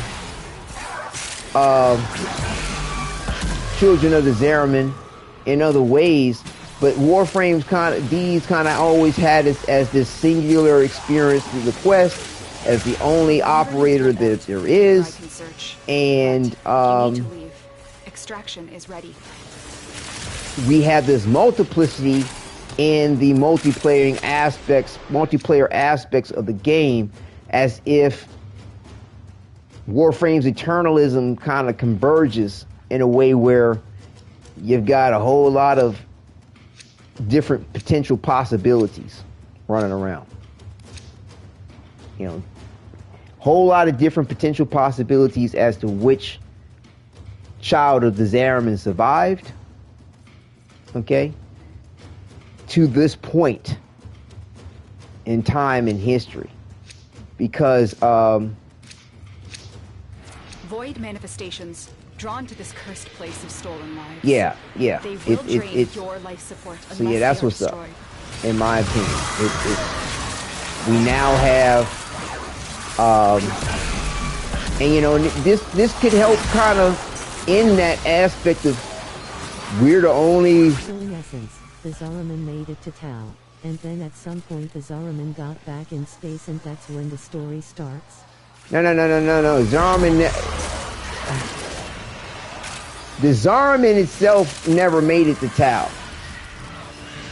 The children, they found the records of the Zariman. They got the children. This was one potential possibility of the Zariman they found. One potential possibility of the Zariman they found. That's where they got the kids that survived. Okay? There's another potential possibility of the Zariman where only one child survived, who then went on to grow up in Deviri. There's another potential possibility of the Zariman that came out of the void. Well done, Tenno. Your relic is opened. If I understand things correctly. It could be the one that, I don't think it's the one that our drifter came from, or our operator. It's another potential possibility altogether of the Zariman where the inhabitants survived in the way that they did. Okay? That's what we see in the origin system peeking his head out. But as far as I know of, within the potential possibility, there was no Zariman that made it to Tau. Now, it doesn't mean that they, you know, the Orkin didn't go to Tau. Like I said, they sent the sentients there. They did the colonization thing. They found some kids from a potential possibility of the Zariman. You know, Margulis worked with them. They figured it was best to go ahead and put them into a second dream. They're all working, you know, well and dandy, or you consider it the first dream. Like I said, it's a matter, it's interesting how D may decide to tell this story as to what is considered the first dream and the second dream. But either way, they're in this second dream. The sentients go, oh, I'm Spartacus type shit. Yo, y'all can't, you know, set my people free type shit. And so, and then,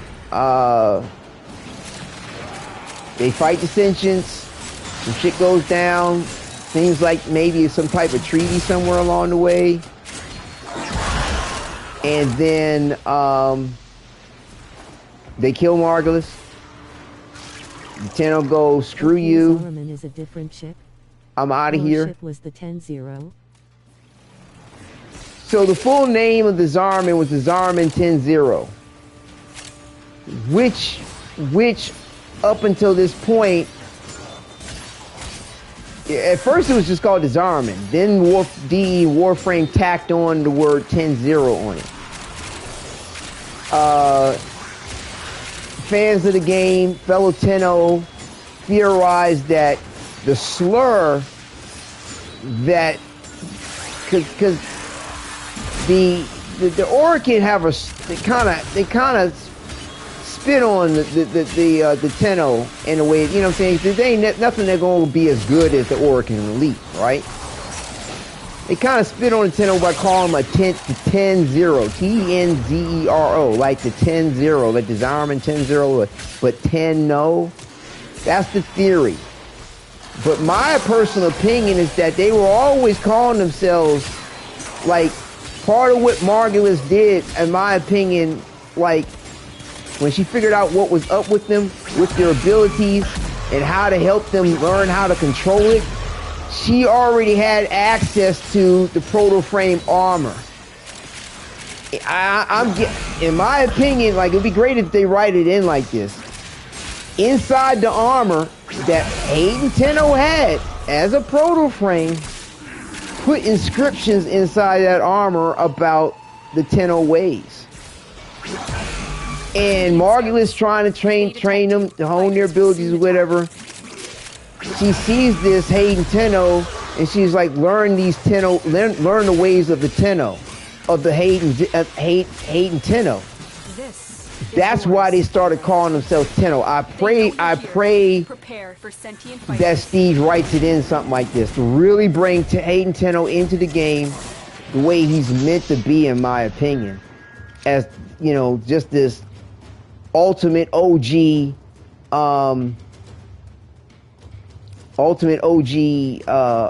proto-frame, right?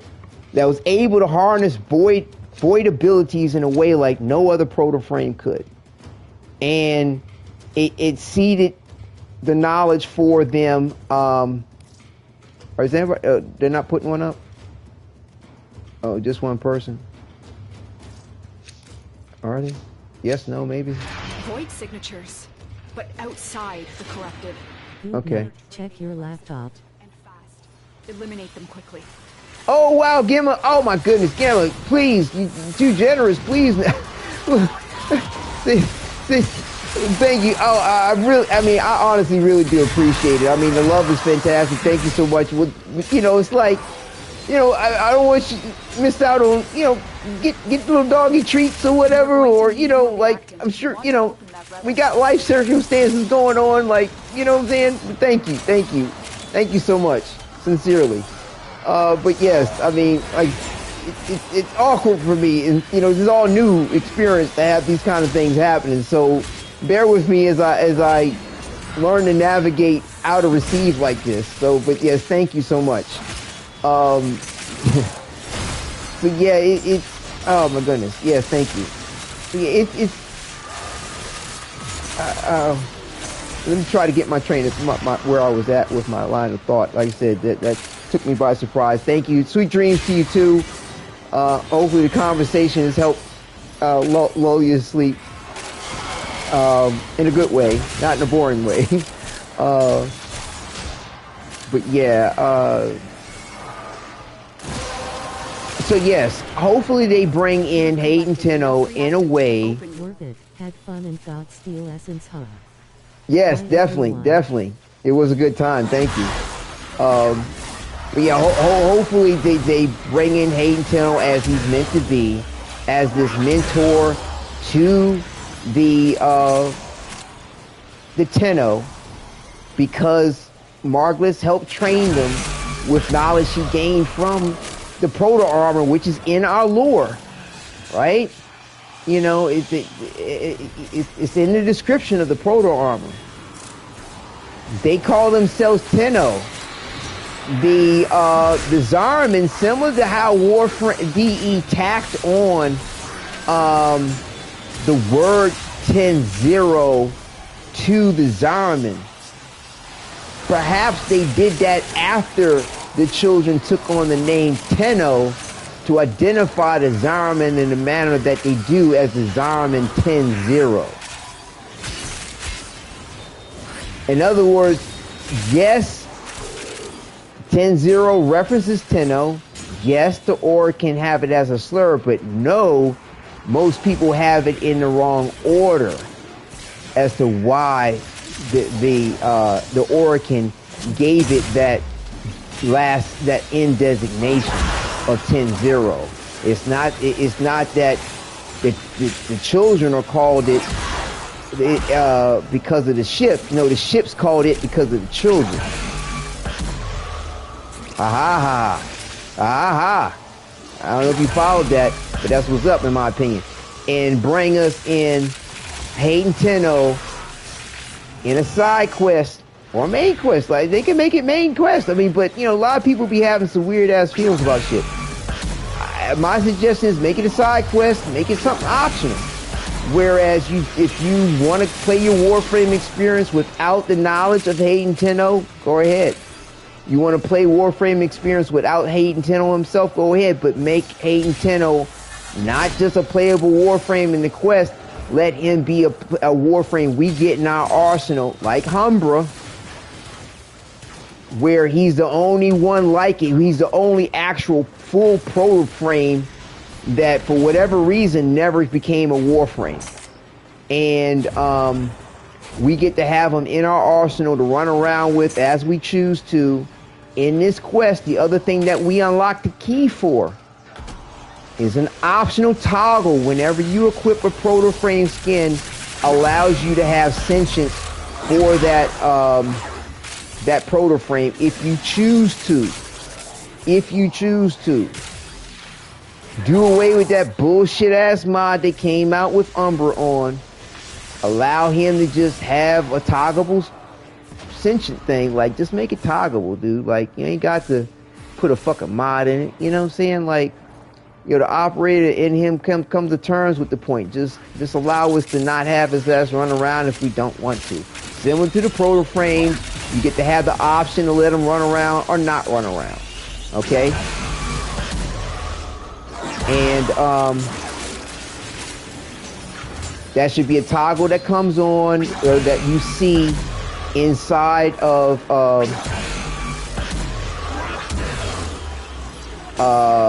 you know, in your arsenal, as soon as you equip it. It's as if the Void wants us to find this.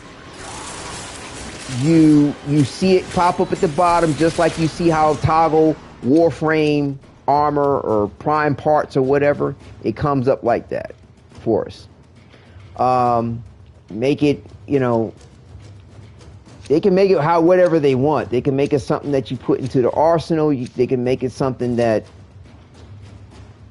you know, is a thing that becomes known. I'd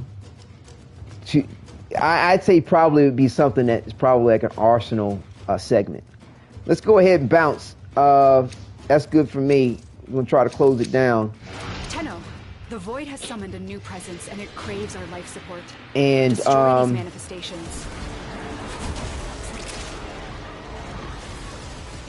So yeah, that's what's up. I mean, hopefully I was explaining everything properly and it made sense. But that's the theories that I've kind of got going on.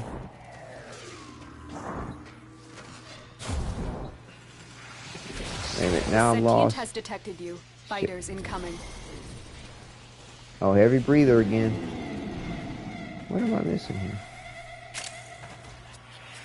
Should be a hole in the ceiling somewhere.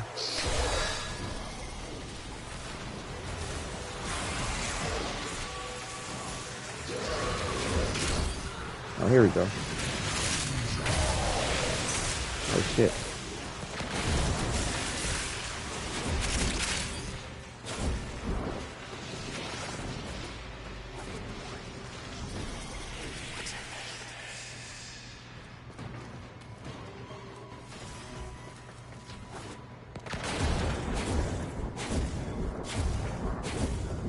I'm coming, Chuck.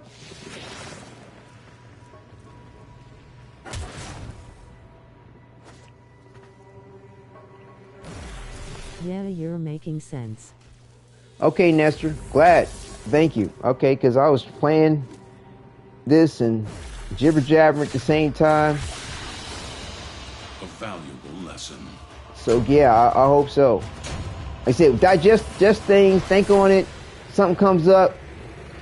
You know, we have all this preserved on film, so we can back it up and re-listen to whatever.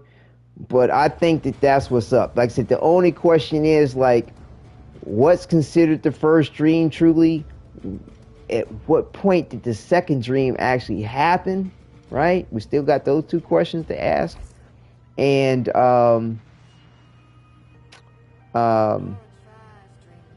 how they're going to introduce Hayden Tenno into the Warframe universe from Dark Sector, right?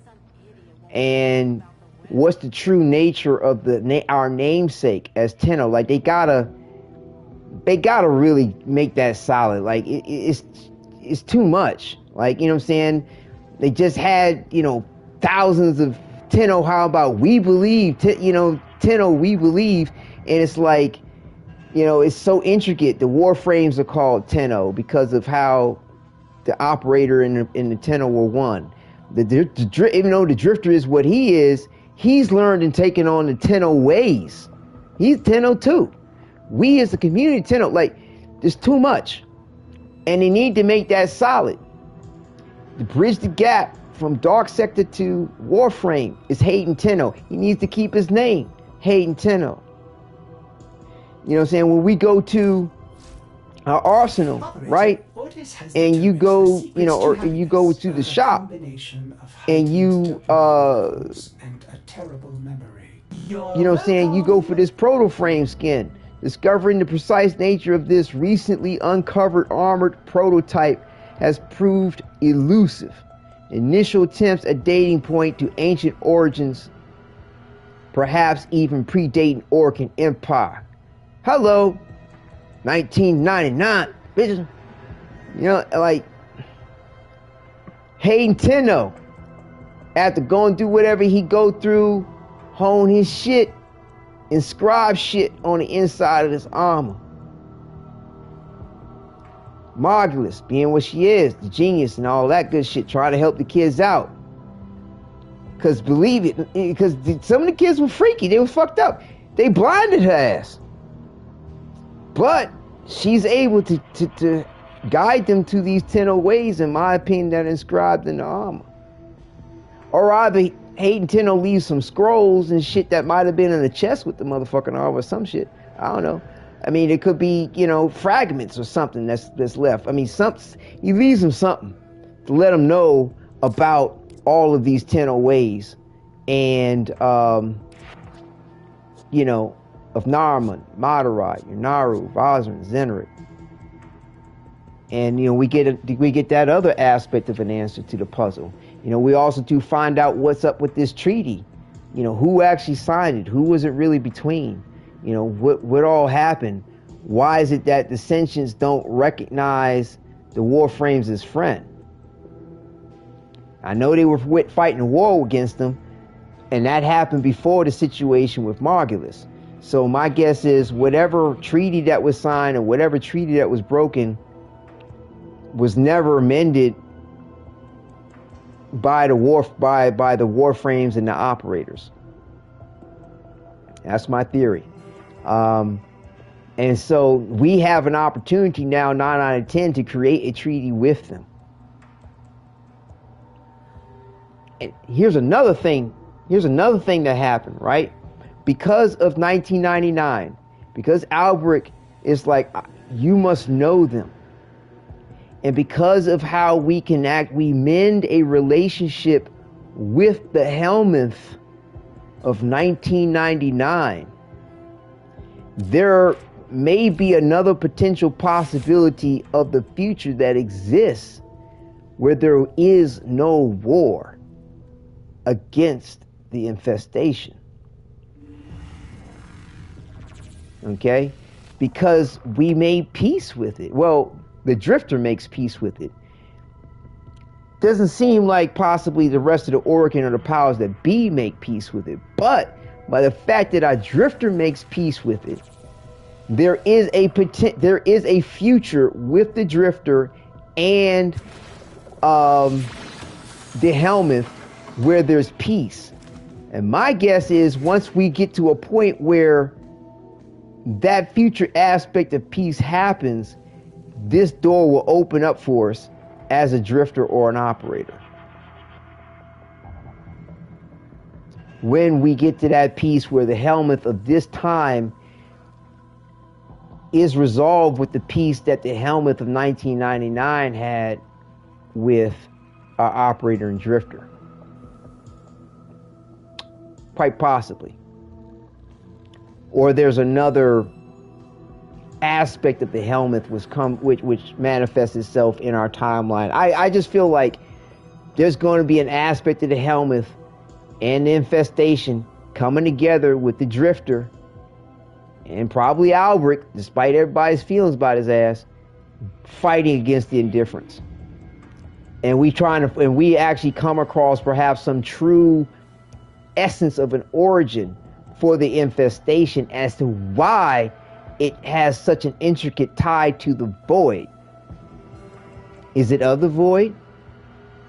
Is it the indifference is shit and piss? Like it's just a byproduct of the void. Like, is it some element of life that when it manifests in our dimension of time space, similar to how the argon crystals do, instead of deteriorating, for example, it to survive, it grafts itself to whatever it can that give itself life. You know, it could be some element of like, you know, like I said, a byproduct of the void, carbon dioxide, the bacteria of it, the indifference itself just taking a piss and shit, and that's what comes out the other side. I don't know. But there's a reason why the infestation, you know, is what it is and can be harnessed the way that it is to be void attuned, as Albert explained. So, you know, that's where I'm at with it. You know what I'm saying? A lot of people read some interesting theories, conspiracies, and, you know, rabbit holes. I ain't trying to see, you know, in our rabbit hole. I'm giving you some answers. I got answers that I want to have, as well as legitimate things that, as far as I understand, haven't been answered. And then, you know, there's other little things like, what's up with Rel, really? What's really up with the indifference? As it being, you know, because like I said, it's so called. Because it knows of love in a way of itself, but outside of itself, it doesn't really get it in a way that we know of it. And like I said, there's in line said, love is time and time is love. Or, you know, love is time. Yeah, that's how they put it. And time is motion, movement, in the way of all matter in existence, except for the void. Time is relative in the fact that there is a time of no time, a time of motion but yet no movement. Why our drifter even aged in Deviri is peculiar. I think it's because he wanted to age. The reason why the children of Zariman didn't age is because they were stuck in their second dream of their childhood, of a childhood they wanted to have, of what they wished they could be. You know, they lost their childhood. The kids, the moms and pops was killed and shit. So, you know, in my opinion, I think the drifter just, because he could be old. He could look as old as he wants. 9 out of 10, or she, or they, you know, want. But I think it was there. To rerun through all the early quests again. It's worth it. I mean, like, the quests are great. Like, the story is great. I mean, the action adventuring of it is fantastic. Like, you know, especially as they get to rework them a little bit. They add in, you know, better lighting, better, tile sets. Man, the quests are great. Like, I mean, to have this many fucking full-fledged, blowout fucking quests, like, this shit, like, I mean, from the first one to the last, it's Bombay. It's Bombay. And, you know, the fact that they're constantly making them more available for replay is fantastic. You know, why they haven't gotten around to Voice Prize being replayable, I don't know. But, you know, Voxelaris is replayable. Of course, The Awakening, the first one, is replayable. Once Awake is replayable, right? Heart of Deimos still isn't replayable. Hopefully they get around to doing that one. Arcwing, you can replay this. Nata, you can play this. All these shits is hot. The Second Dream, Undeniable. The War Within. Do You Drink the Kuva? Or do you not drink the Kuva? Cause I said y'all kiss my ass with that funky ass shit. But no, I mean like role playing as my operator, right? It's all good if folks decide to drink the Kool-Aid. But yeah, Rising Tide. Rolling on the floor laughing, rolling on the floor laughing. I said, it's all good, man. Straight to Seuss. Now, here's the thing. My role play. You get my super. Oh, hey, Nestor. Thank you, Nestor. Thank you, brother. Oh, this what's up. Thank you.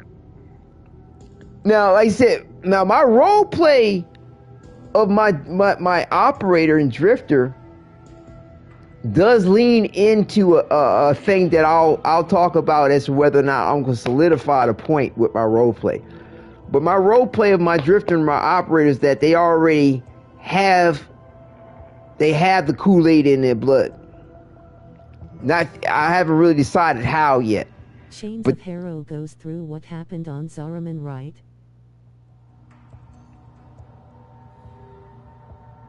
Well, this deals with it talks about what happened with the Void, because it deals with the Red Veil mysticism and Rel, if I'm not mistaken. It's just been a minute since I played the Chains of Harrow. But yeah, and yeah, because that's where you deal with Homegirl that's in Iron Weight, and everything. Yeah, it's where you deal with Rel in that. Or you come in contact with his demon-looking ghost-like thing, and you find Harrow all chained up. So,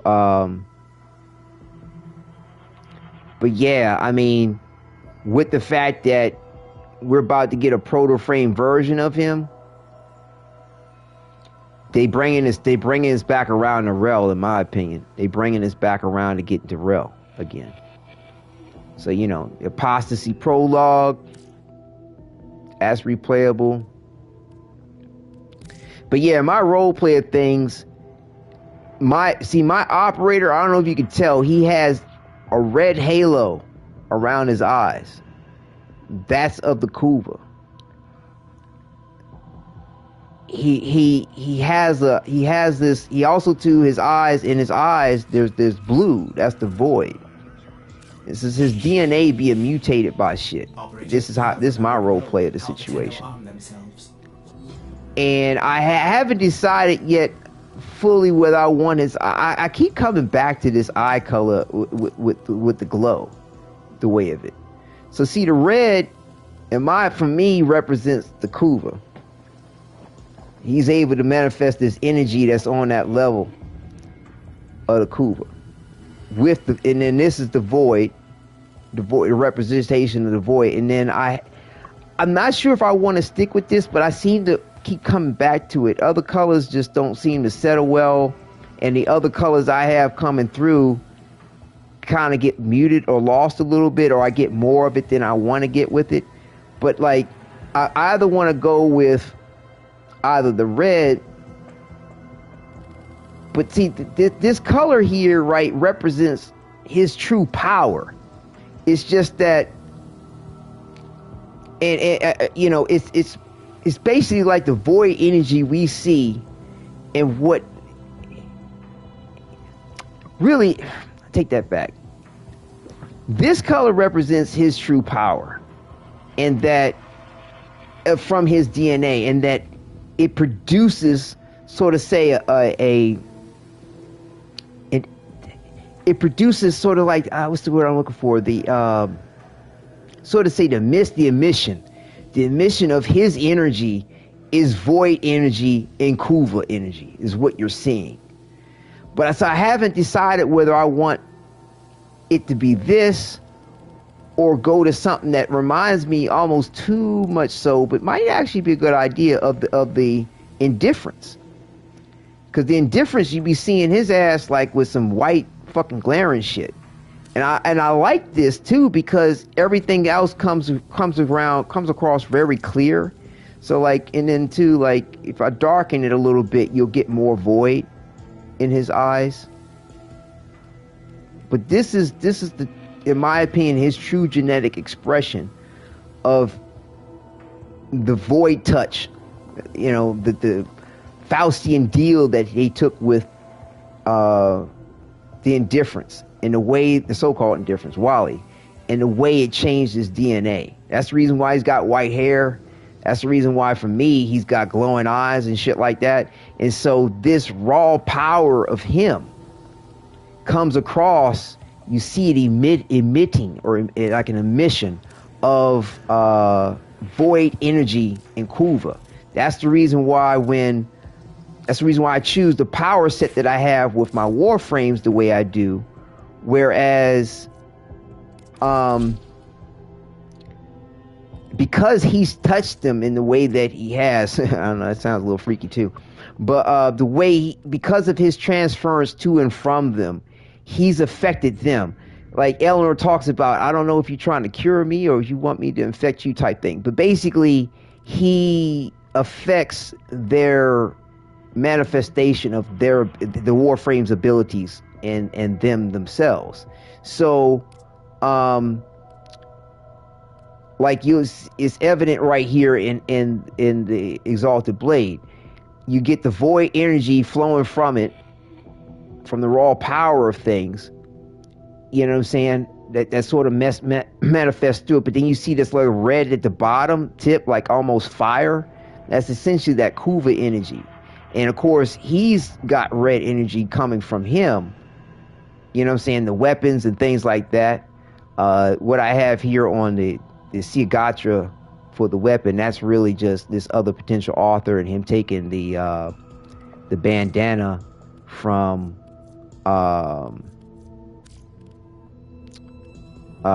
his friend Christopher and merging it with some shit so that he wouldn't lose it, and because it was cloth, like this shit ain't gonna stand around forever. So and he took the Skiajati and reforged it into this weapon. That's just my role play, my headcanon, the way I like to play with the concepts. So yeah, so that's what's up. That's the reason why my drifter looks the way he does. That's my understanding of things. Like I said, I'm still trying to figure out where I want to rest with things. Like I said, the white's kind of cool. It reminds me almost a little too much of the so-called indifference, and I'm not quite sure if I want that to be the case. But also too, I do like the warmth, because that's the thing. Like when I was looking at my drifter, or looking at the eyes, when I go with this white all power type shit, right? Like his true manifestation, his abilities or his power that radiates off as like void energy and Kuva energy in the way of himself. He it just looks a little too cold. Like if all you see is his eye color.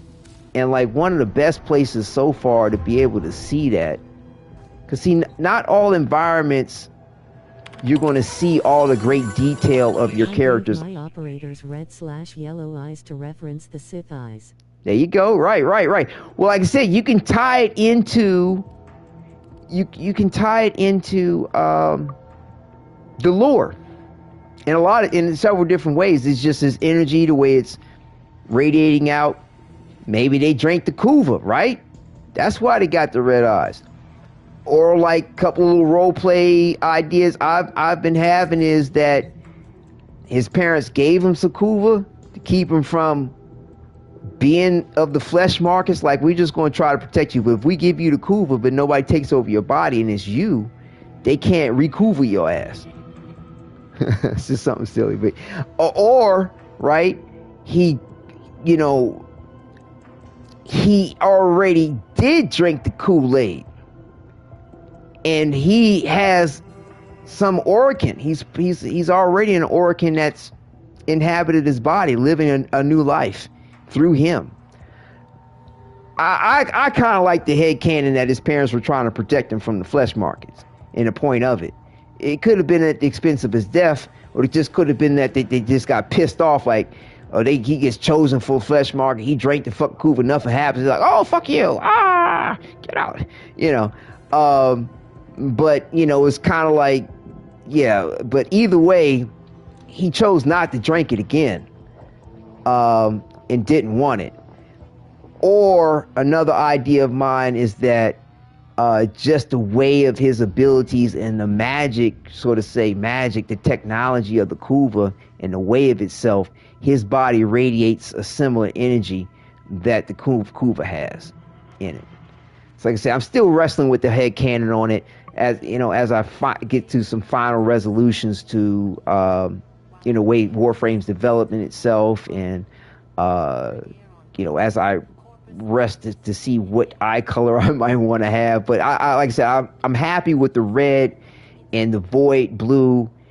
I really like that, and so just trying to find ways within the canon and the lore of the game to have it make sense for me, if anything. Your drifter looks dope. I appreciate it. Yeah, like I'm waiting to get my hairstyle that I really want, and right now, though his hairstyle looks a little feminine, you know, okay. Which one?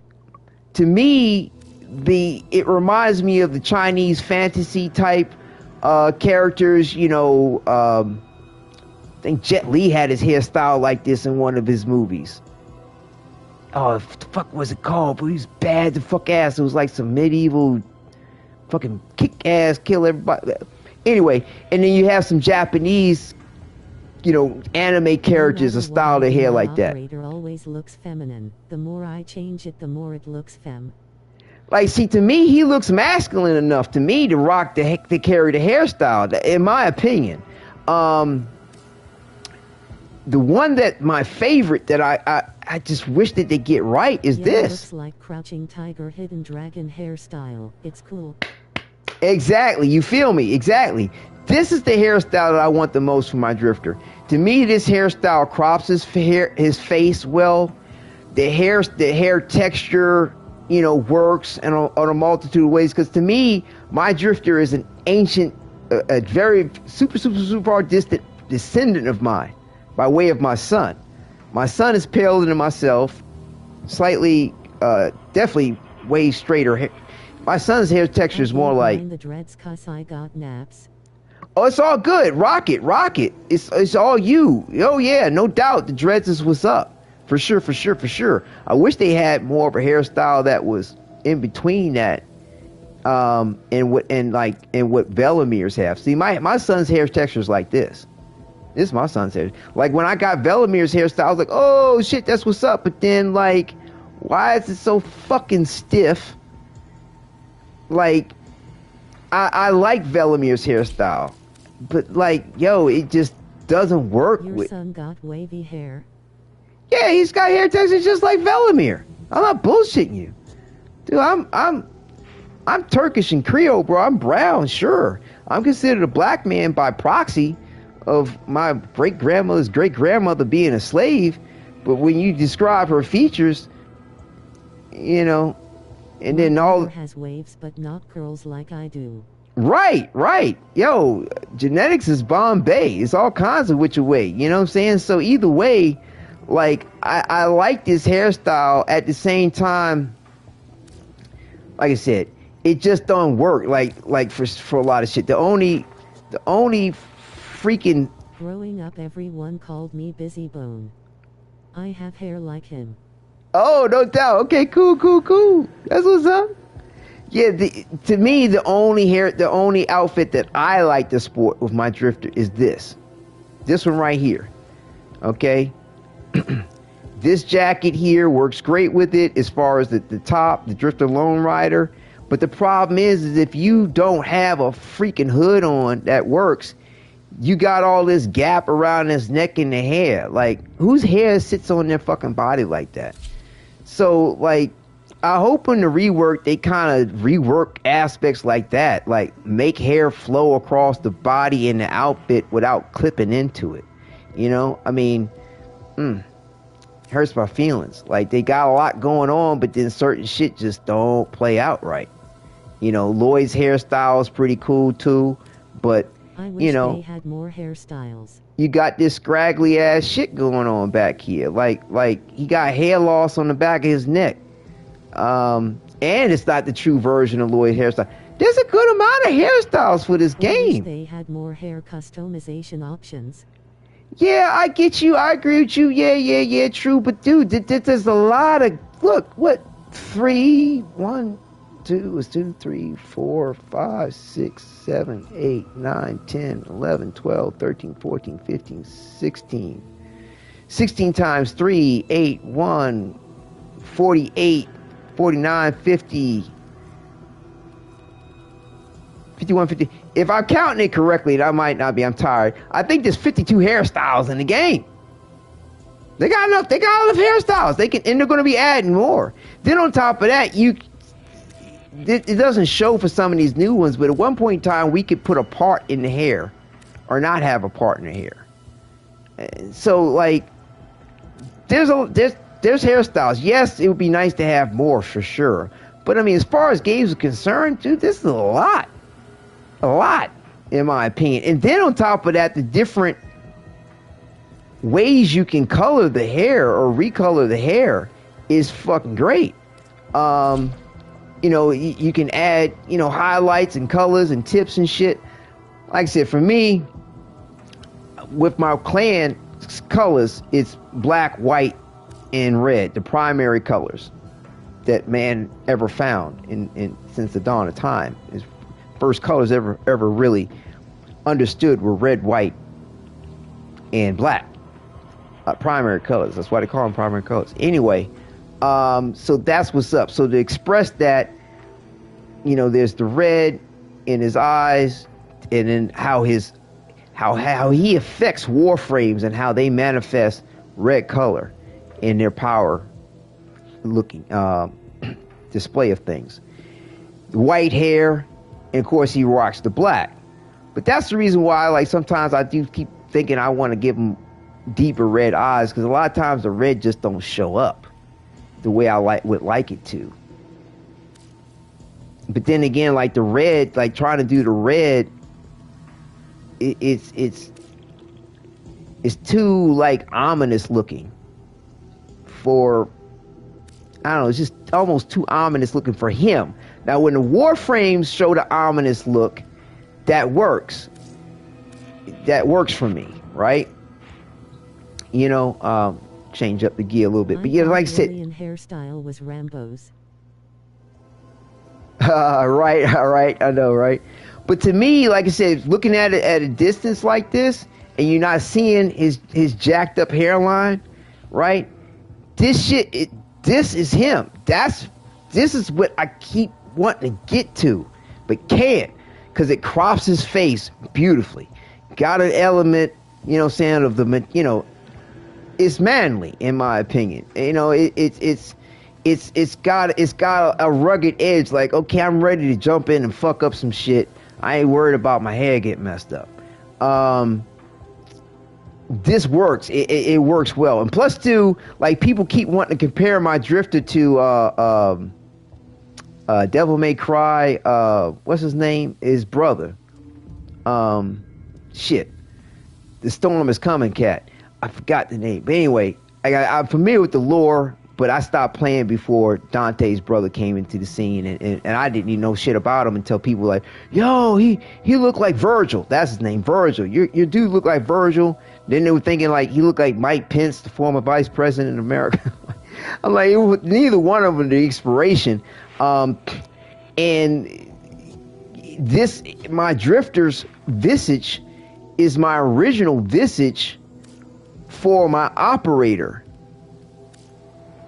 This is what he looked like when we had the Viri, and I started playing the Viri. All of a sudden, I see my drifter drone, my operator growing up. I'm like, yo, he's cool as shit. Oh, dude, this is dope. I had no idea it was going to turn out like this.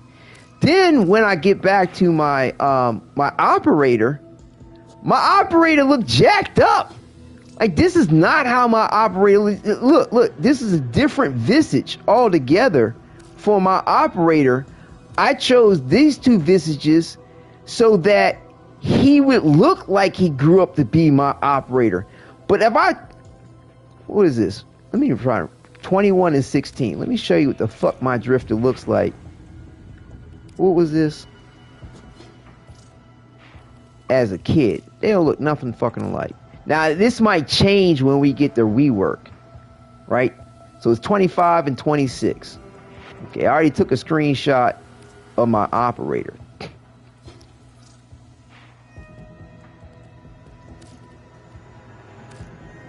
So if I choose 25 and 26,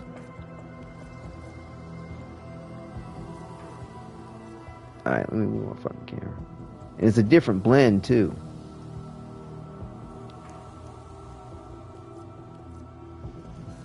All right, this is 25. Whoops. 26. And let's see. With a blend of 40.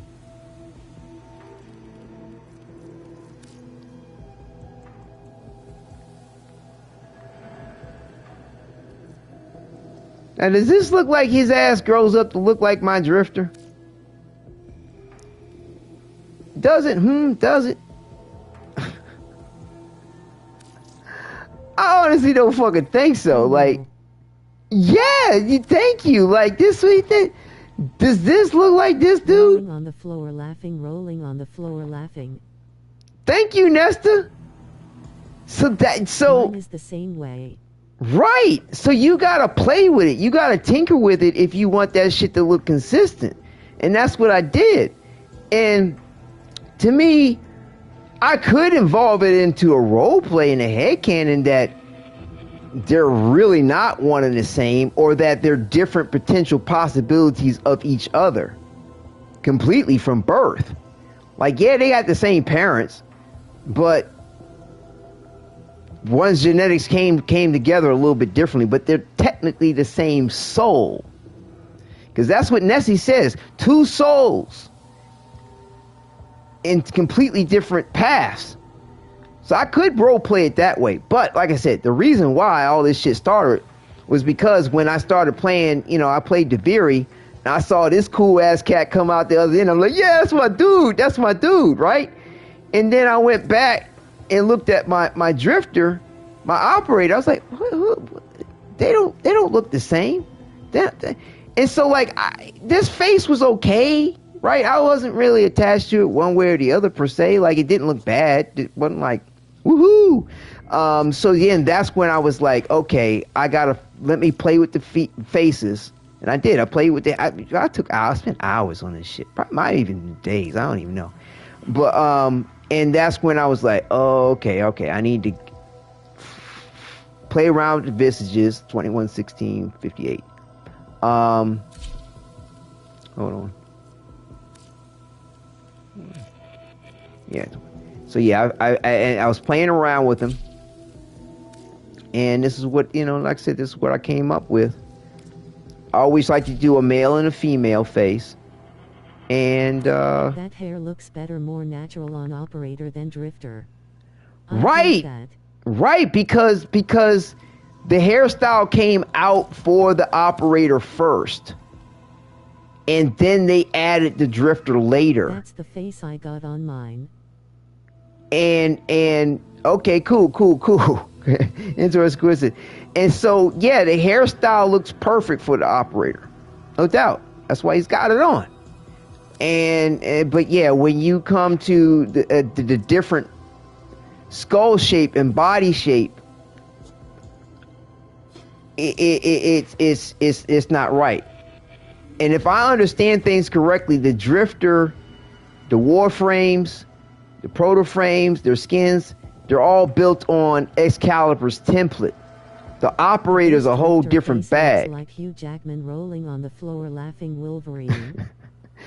With the operator, because of his frame, his size, he's a different template than what the drifter, the Warframes, and the proto-frames have.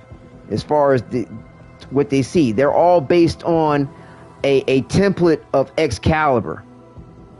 Every Warframe in the game, the drifter and the proto-frame skins, the template, like you'll see when you load in.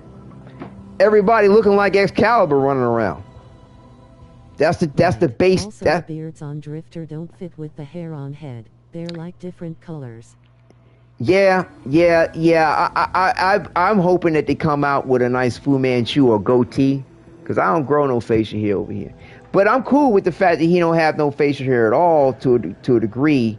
It would be nice to have some peach fuzz or something. But like, I'm pretty hairless.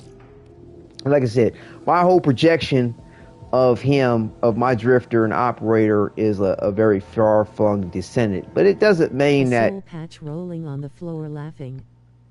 Right. Doesn't mean... Yeah, a little flavor saver underneath or something, right? It doesn't mean that he couldn't have hair. It's just that I don't relate to it. That's basically what I'm saying. And to the best of my understanding, my son's probably not going to be much different. I mean... where's the facial hair at? Oh, here it is. Hair and beard. There we go. Beard style. Right. So, like, yeah, you can't get an exact match of the hair and the beard. I mean, you could play around with it and eventually get something. The hair doesn't look bad. Like, when you know how I got it set up, it don't look bad. I'm not complaining about them. It's just that I don't really relate to them. Yeah, look at the beards. They look wild in dark colors. Like, this isn't too bad. You know, that's okay. Like, if they just gave me the mustache, the goatee, you know, a little flavor saver, and a little goatee underneath, that'd be perfect. But, you know, it'd be a cold day and whatever that I grow this much hair on the side of my face. Probably most likely be the case for my son too, possibly. Unless he takes more after his mother, but his mother wasn't hairy like that. His biological mother. Yeah, I agree. We don't need the sideburns BS. Right. I mean, you know, truth be told, it's no big secret. I mean, my son's IVF. I was donor egg. My wife carried him to term, but he has my genetics, my sperm. You know what I'm saying? But yeah, donor mom, know what she looked like, you know, genetic history, all that good stuff. And I mean, she wasn't a hairy woman, so I mean, I doubt if my son's gonna be all hairy. Either way, maybe TMI, no big secrets, nothing worth hiding. We raise our son knowing the truth about himself. That's cool. Yeah.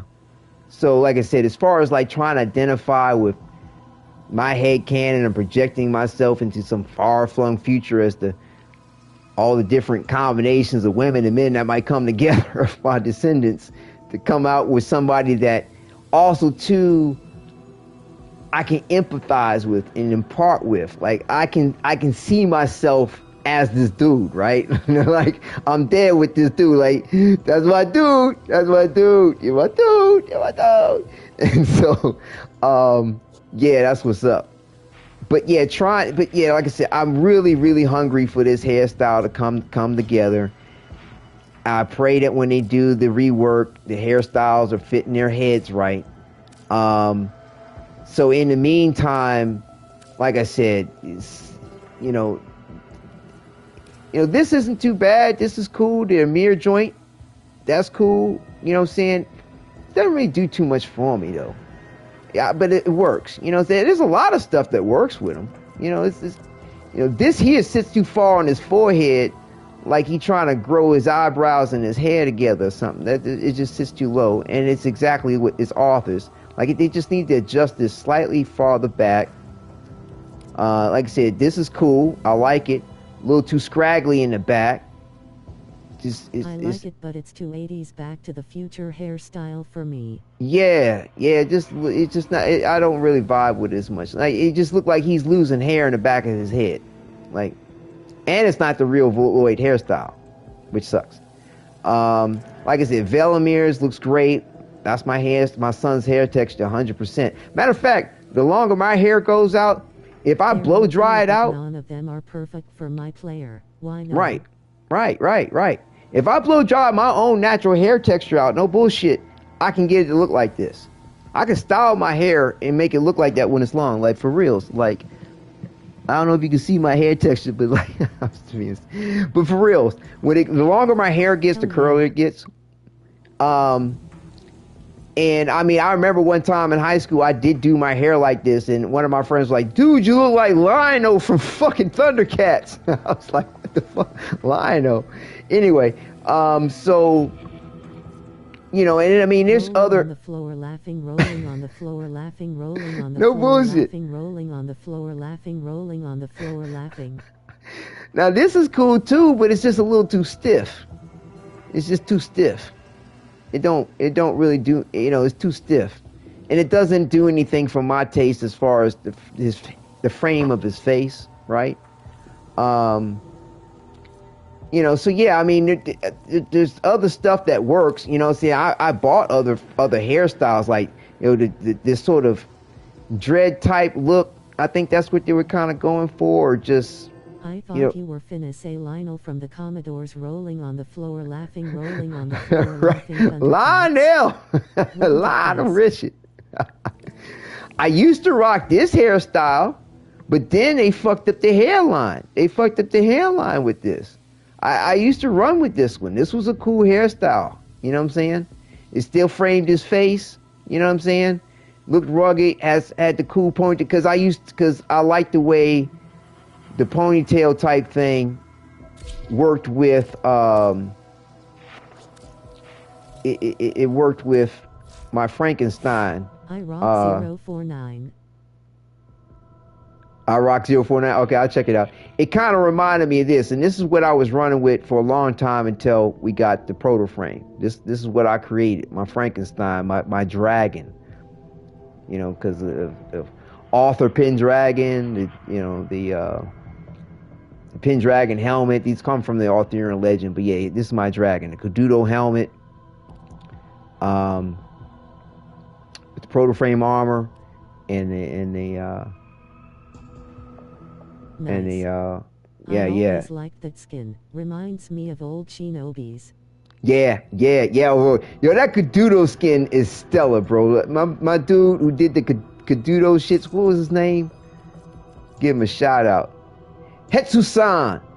Bro, Hetsu-san, you outdid yourself with this Kadudo skin. I mean, the whole thing from head to toe is just gorgeous. Like, let me see something. I mean, like I said, I used to run with that for a minute. I ran with this for a minute. It's just badass. I mean, all the details of this shit is just dope. Just dope. So yeah,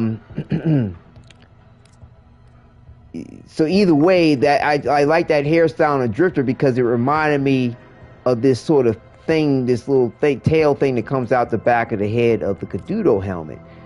So it was kind of like just just playing with that element of, or marry between operator, in drift in Warframe or drifter in Warframe. With the crazy stances looks like Yoshimitsu from Tekken, to me at least. Oh yeah, I feel you. Yeah, definitely. And I used to be a big arcade head until gaming systems really became what they are. Because like Atari and Coleco, they didn't have nothing really on the arcade games. Zato skin.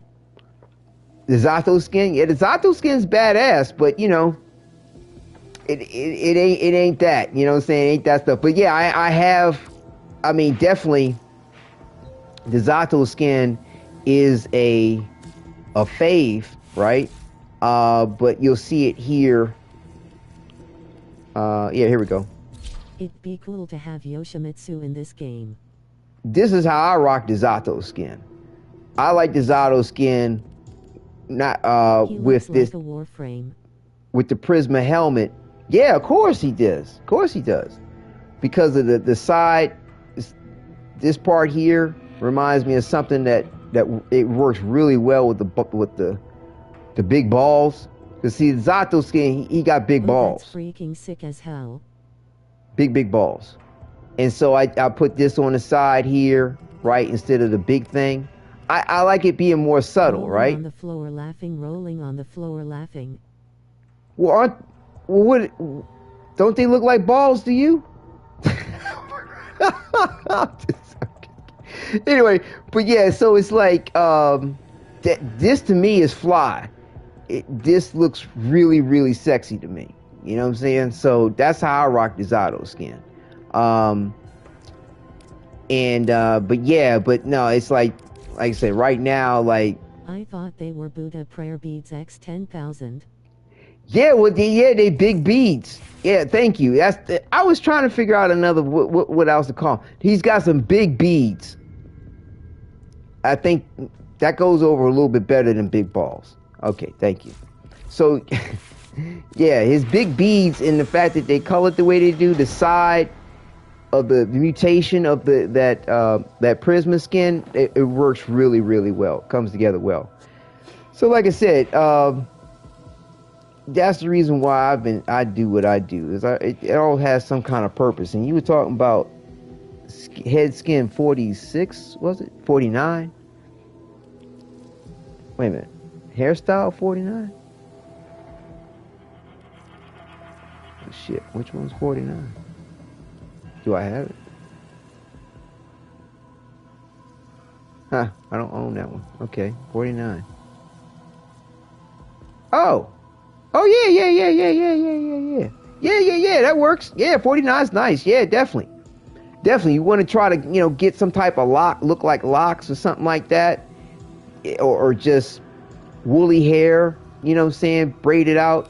But like, because like you would think that Quincy's is locks, but it's really braids.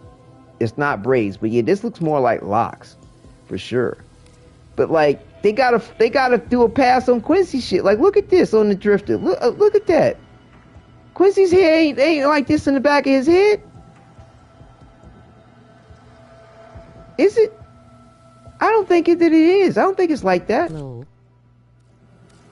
Like, yo, he need to slap his barber. His barber falling asleep in the chair. Like, he's standing up there. Oh, don't worry about it. Don't worry about it, sport. This gonna be new hairstyle. Don't it look good? No, you done fucked up my shit. Nah, Quincy has the Fidel Castro hat. Right, but you can, hold on, let me take a look. Let me look at the back of his neck. Like I said, you gotta check that back of that neck. The beret. Right. You can take the beret off, rolling but you can't. On the floor laughing, rolling on the floor laughing, rolling on the floor laughing. But see, his, if you can see real close, his skin mutation comes up to the back of the neck, or the back of the hairline, where the Drifter doesn't have locks. And it's like, okay, that's nice that you want to give us Quincy's hair, right? But if you're going to give us Quincy's hair, make that shit legit and give us the rest of his fucking hair. You know what I'm saying? It's like the reverse of what they... It's like kind of like with Lloyd, really. Like, they didn't give us the rest of his fucking hair. Lloyd's hair come all the way down to his shoulder blades or some shit. And we get this scraggly ass shit like he got scurvy. You know what I'm saying? Scratching his hair off his head. Floor laughing, rolling on the floor laughing. But it's true. Look at yeah. And then they give us Quincy's. Dude, that's the reason why I didn't buy Quincy's hair. I was like, what the fuck happened to the back of his neck?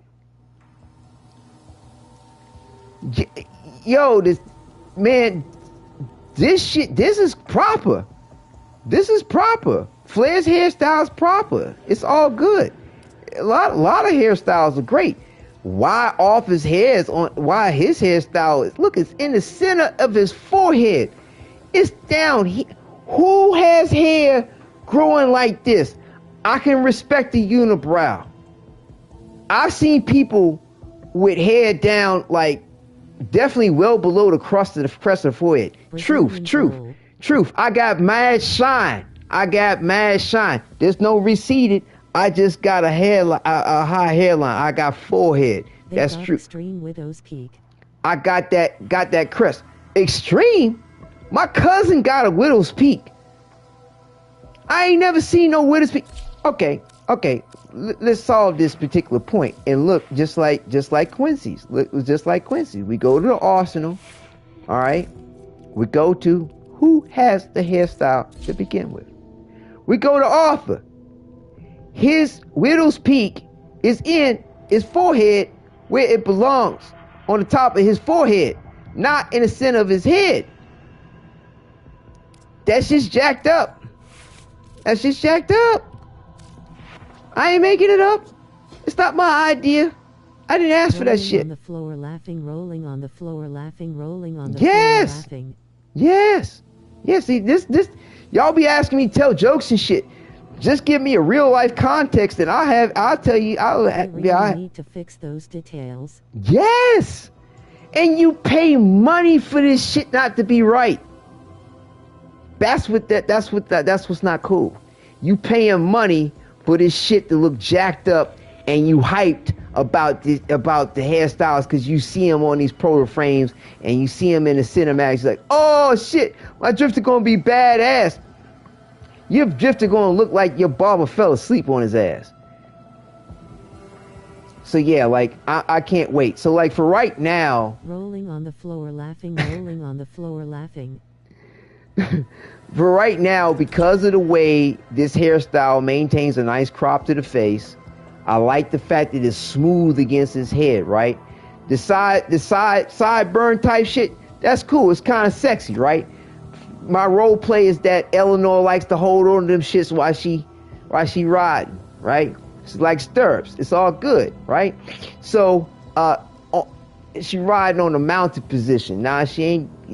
Don't take that the wrong way. Trust me, drifter all machismo, right? You know what I'm saying? She ain't behind them grabbing them shit. Now she on like top. Horse straps, okay. Rolling on the floor laughing, rolling on the floor laughing. You know what I'm saying? Nah, for real, like stirrups, right. And so like reins, really, technically it's reins. It's reins. She likes because that's really the stirrups is the thing you step your feet in. Really, technically it's reins. So I'm not an equestrian, but I'm not stupid about the point. But it just sounds funny when it came out my mouth, stirrups. But the point is that you know what I'm saying? Nah, he ain't bent over and she hold on. No, she in front of him, holding, right? You know what I'm saying? She might counterspell reins. She might be Amazon, which they cool with that, but he inserting. Bottom line, that's grown folk talk. Either who, my drifter said Eleanor's diabolical. You know what I'm saying? So they having a great time. But I'm just saying, like, it works. The hairstyle works, right? I kind of role play that Eleanor's the one that styled his hair like that because she like long hair. Okay? Until I can get this shit right for my hairstyle. That's my role play of the situation. Of my drifting. So you know what I'm saying? He rocking. +2. Maybe I should give elaborate a try. Let he be tying me up, man. I can see Letty doing that too. I like my patients to stay still. Oh shit. But like this hairstyle works with all the different outfits that I like to put them in. Like it doesn't clip funny. It works well with all of them, right? My full combat. And then I got a couple of different flavors for this outfit because it works in a lot of different cinematics and like because all these pieces, when you put colors to them, they're going to map differently. And that shit be looking jacked up on some of these when you try to piece together different outfits. She ties my ash up and then wants me whipping her till some blood shows, depending on her mood, grinning face with sweat. Oh my! Well, at least she's a medic. You can get healed in the process. I mean, so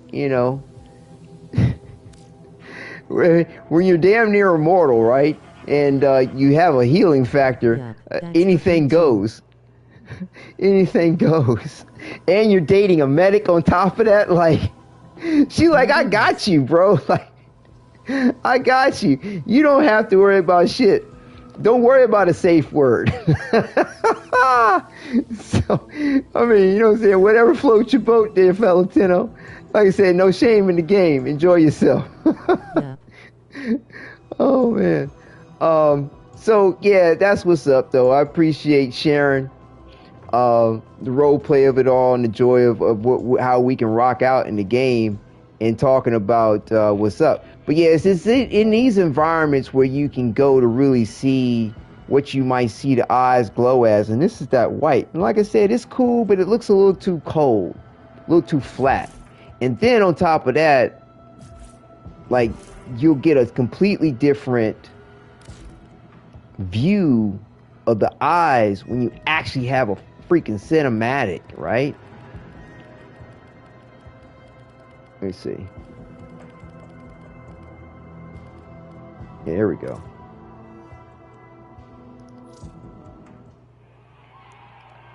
So like, I always try to do something a little different for these 1999 cinematics so I can see how things are looking. And see, like in this cinematic, you can, if you look close enough, you can see the details I have in his eyes. And I like the warmth that comes across with this color. And you can see the halos around his eyes. You get in close enough. If I was to pause it, if I could pause it, you'd even see the blue and the red. But to me, that works. It looks powerful enough, not too ominous, not, you know what I'm saying, not ominous in a way, but warm. The glow of a sun is where I'm at with it. Embraced desire. What more could I ever want? Yeah, that to me is one of the most powerful versions of it. And but this time around, I'm looking to have this new outfit on. That's the reason why I keep wearing it, so I don't forget to put it on. Because like, you missed the boat on when the server resets for 1999 loop, and they send out the New Year's invitation. You sold the fuck out of luck. You stuck. So like, I was rocking this outfit. Cause yeah, the last cinematic that I played, like I forgot, I didn't time it up, but Flair relationship going. Oh, he's straight. He cool. Him and Lizzie, they all squared away, composed this song. When the comet comes, he gonna get on that bad boy and be waiting for the Oracle to fuck him up. You know, it's all gravy. All gravy. Looking forward to it. You know, gave my drifter a version of Lizzie, all that good shit. So they squared. They good. They good. I was able to get things back on track. The helmet ain't trying to have no problem with the drifter. So yeah, thank goodness. Oof. Well, that clicking that by mistake hurt my feelings big time. So, you know, tried out different styles. So like I said, I'm looking to have the Skuldra jacket. How did you do that? I'm still having trouble. You having trouble with what? The cinematic, or are you talking about the Kim chat?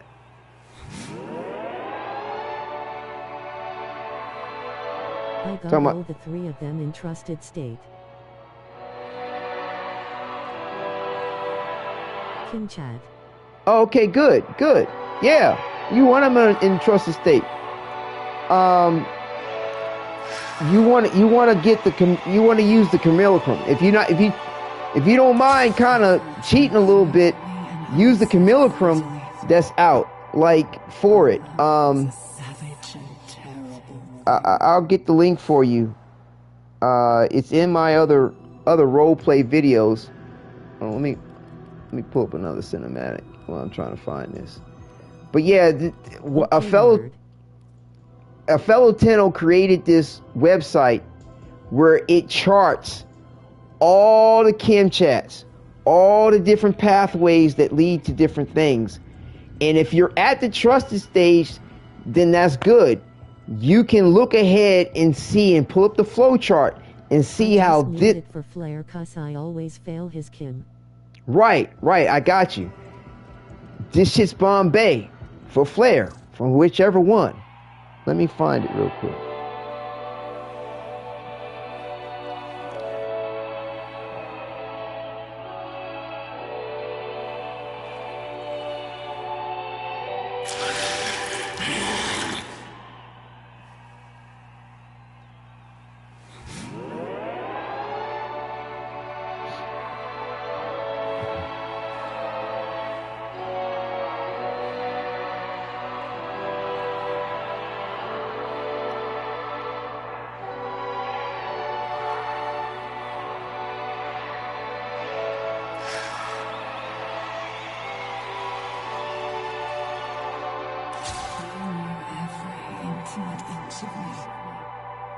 so ratchet.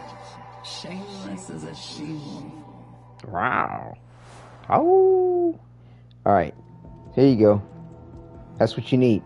Asterisk Kim Chat Dialogue Guide asterisk https://browse.wse.wf/kimulacrum number sign CHATROOM equals sign MINERVAVELEMIRDIALOGUE underscore rom.dialogue ampersand dialogue equals sign MINVELRANK1CONVO2 Chimulacrum B. Thank you. Yeah, man. That's what's up. Peep that website. Can't go wrong. The dude that created it was just off the chain and gifted it to everybody for free. Beautiful. Absolutely beautiful. So yeah. I mean, it was a good moment sharing everything. I'm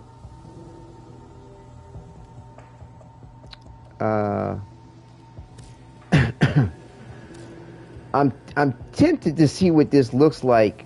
Fellow Tenno behavior handshake, medium skin tone. I'm tempted to see what this looks like. Right on. In the cinematic, because what's interesting, the darker I make the color, the more blue shows, which is cool. And also too, like I dig the idea of this sort of white gray though. I don't want it to be too gray. I don't want it to be too white. I'm just not sure what the happy medium for it is.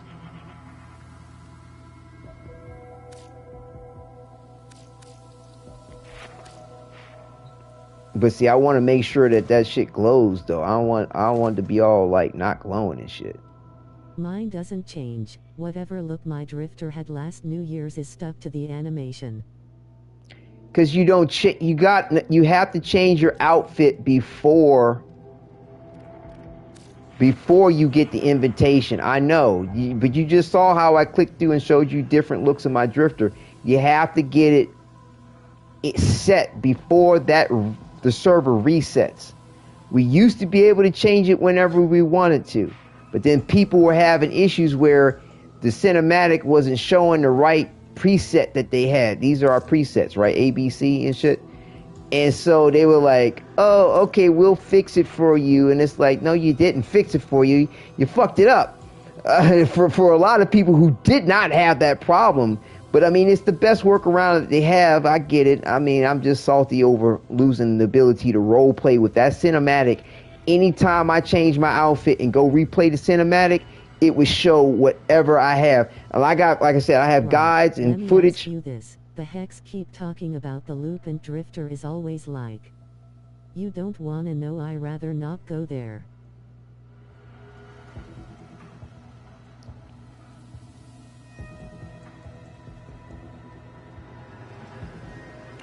Right, that just depends if you want to go there with that response. But yeah, he does tend to be. Does it reset back to January 1999? Yeah. Instead of going to the year 2000, it goes back to. Hex remember everything. They remember everything if he lets them. If he lets them remember everything, the drifter is the one setting reality for that pocket of time. If he wants them to remember, they'll remember. If he doesn't want them to remember, okay, got it. Thumbs up. Medium skin tone. Right, they won't remember. And also it depends on your response. Like I've chosen responses for the Hex to let them know what's up. Yeah, it's dope. Like I said, the role-playing elements to this is just phenomenal. But this to me is like one of the best places you can see what the color's gonna look like. You're so powerful, rolling on the floor laughing, rolling on the floor laughing. Yep. Boom. Reset time. That shit is powerful. It's dope. I had goosebumps. And so like if you go to oh, excuse me, sorry. the garage is where you get to really see the best look for the eyes. And see, with my my Warframe having the eyes glow like that, that works. That works for me. Get some rest. You know, for chin him to strapped. have, you know, his own, because it's his power affecting theirs, and that's why you see it red like that. Now I could have him have red eyes, like, you know, that's cool. That's cool. I mean, I could go with the same color. There's different versions of this which all look cool. It just depends on, like, well, what am I really feeling? Like see, this is cool because it's not super bright light white. It's all right, but see, in this lighting, you lose all the other fine details of the red and the blue and everything. Like, there's no color I could really choose where you'll ever really see those colors the way you do any other time, and that's unfortunate. Like, they'll start to look green, you know what I'm saying, the darker I get in the color of the glow. But, you know, yeah, it's unfortunate. But, like, this color right here, I like.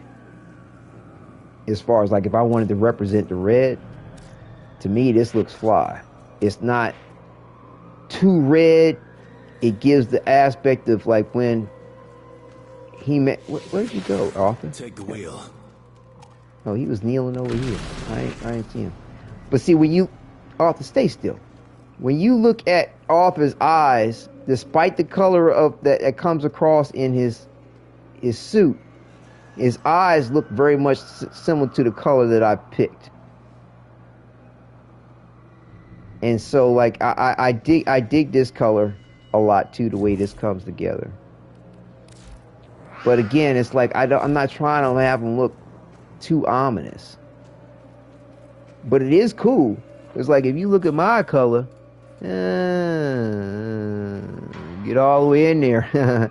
My eye color is really like an amber color, a dark, and you see it like in bright sunlight. I have a very dark, red, brown, amber color to my eyes, not just brown. So that's where that kind of comes into play, which is kind of cool.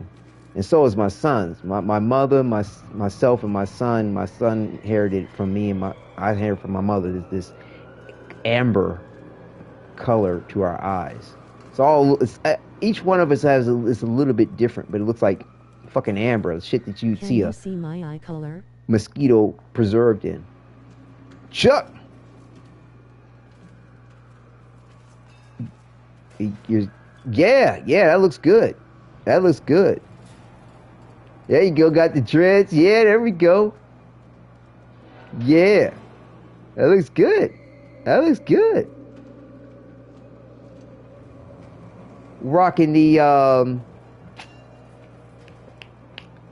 void shell. The void shell. Yeah, nah, that's legit. Oh yeah. Well done, well done. Yeah, so like I said, we on that same that similar tip with you know, rocking the red and the styles. Edo armor to look more samurai-esque.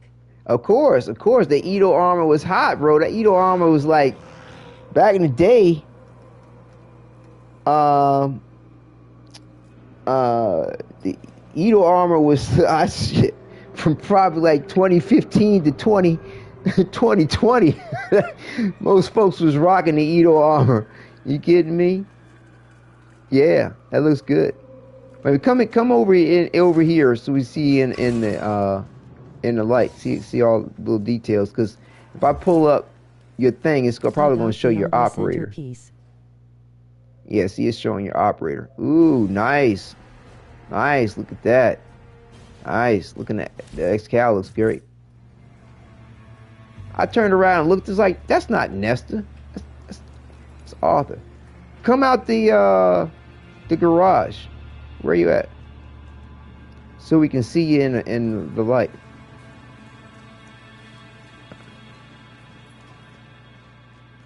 Yeah, nice. Well done. Got it set up without any things clipping funky. Nice. The Edo. Uh-huh. Like that. Got a nice chocolate. Uh-huh. To the skin tone. Very nice. The ladies like chocolate. I like got red war paint on to show my native blood. Oh, that's what's up. Yeah, I dig it. I used to wear that headband on my operator, bro.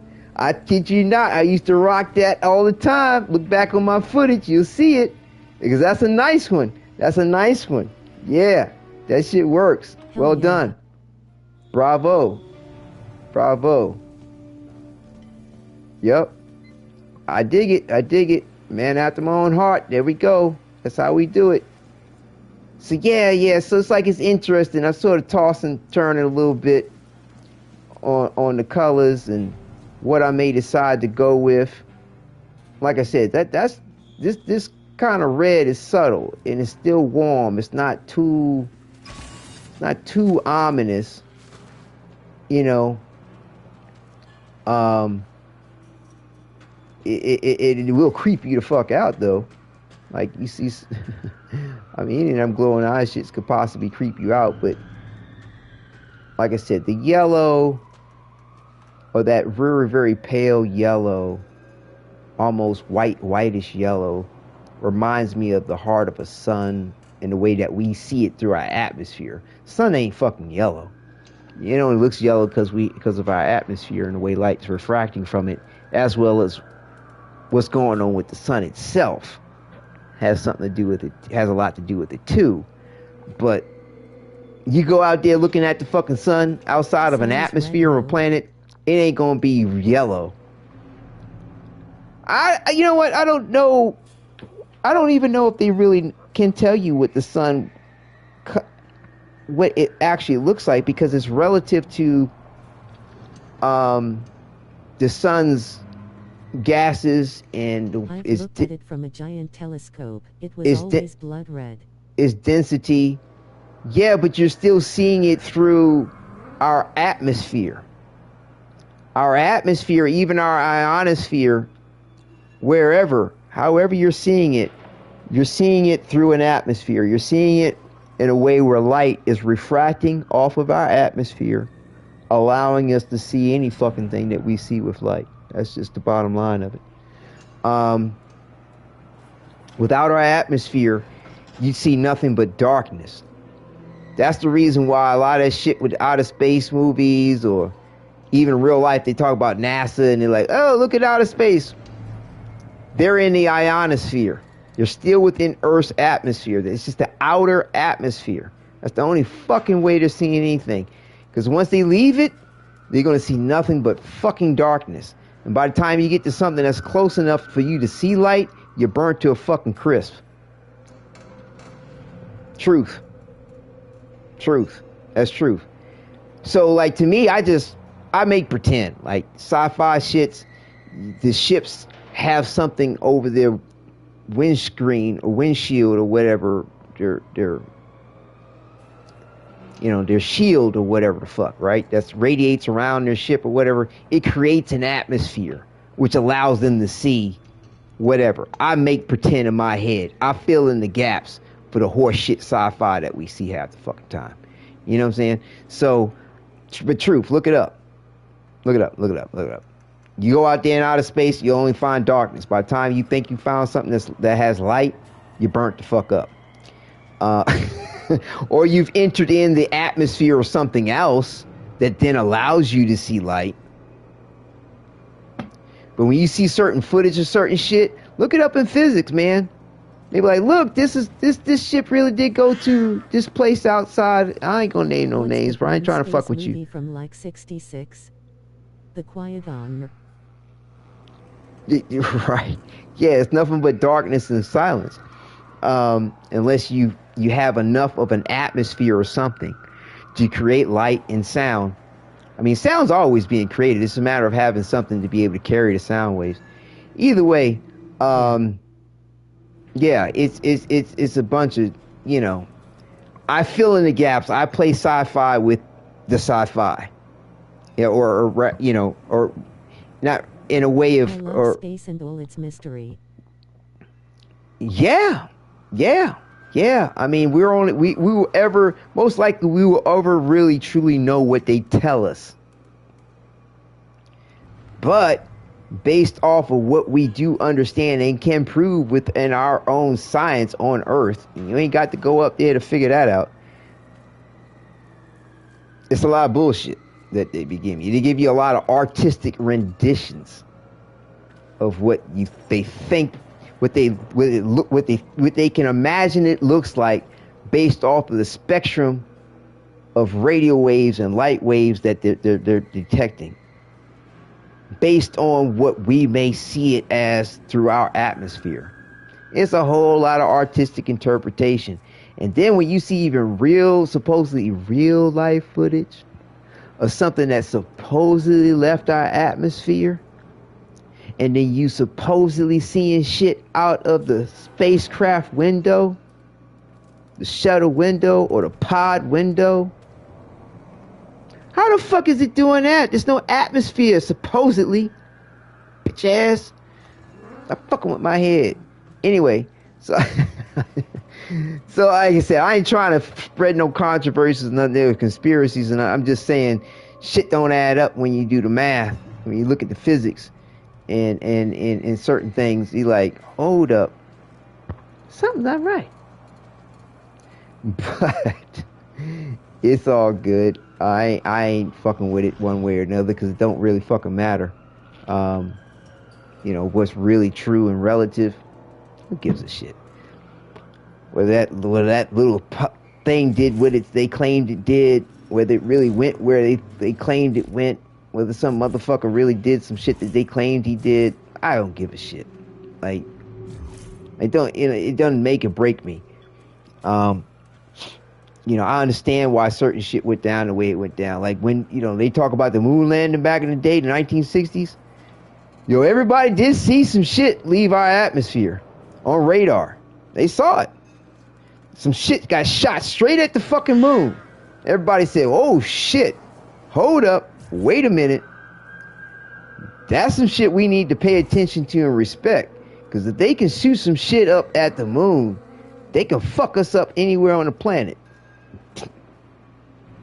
Now, you can take that home, put it in your pocket, take it to the bank. Everything else that you might want to take from it, I ain't trying to fuck with you about it. I ain't saying it didn't happen or did happen. I'm just telling you, motherfucker saw some shit on the radar that America shot at the moon.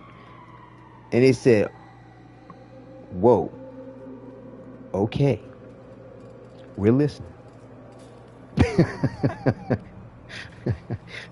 So, it's gangster, bro. It's gangster. But yeah, it's fascinating. I love science. I love, I'm gonna head back up to the orbiter, man. I'm about to close out. Appreciate you showing off your drifter there. So yeah, I mean, like I said, I am not in it. I'm not mentioning what I'm mentioning to see no controversy or say that this or that or the other didn't happen. I ain't trying to mention no names about shit. I'm just letting you know about the knock on wood, tangible, smack it on the ass, pow, truth about anything, any particular thing, the fact of it. Like, you can smell the stank if it took a shit versus like, right, versus anything else. Like, ain't no artistic renditions or like, or it's my fucking ideas. It's not my idea. I am not that creative.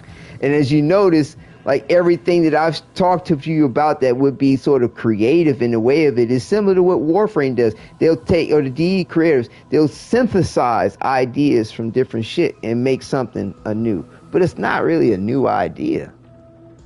It's, that movie Beautiful Mind with Russell Crowe was great. He was like, there's no new ideas really.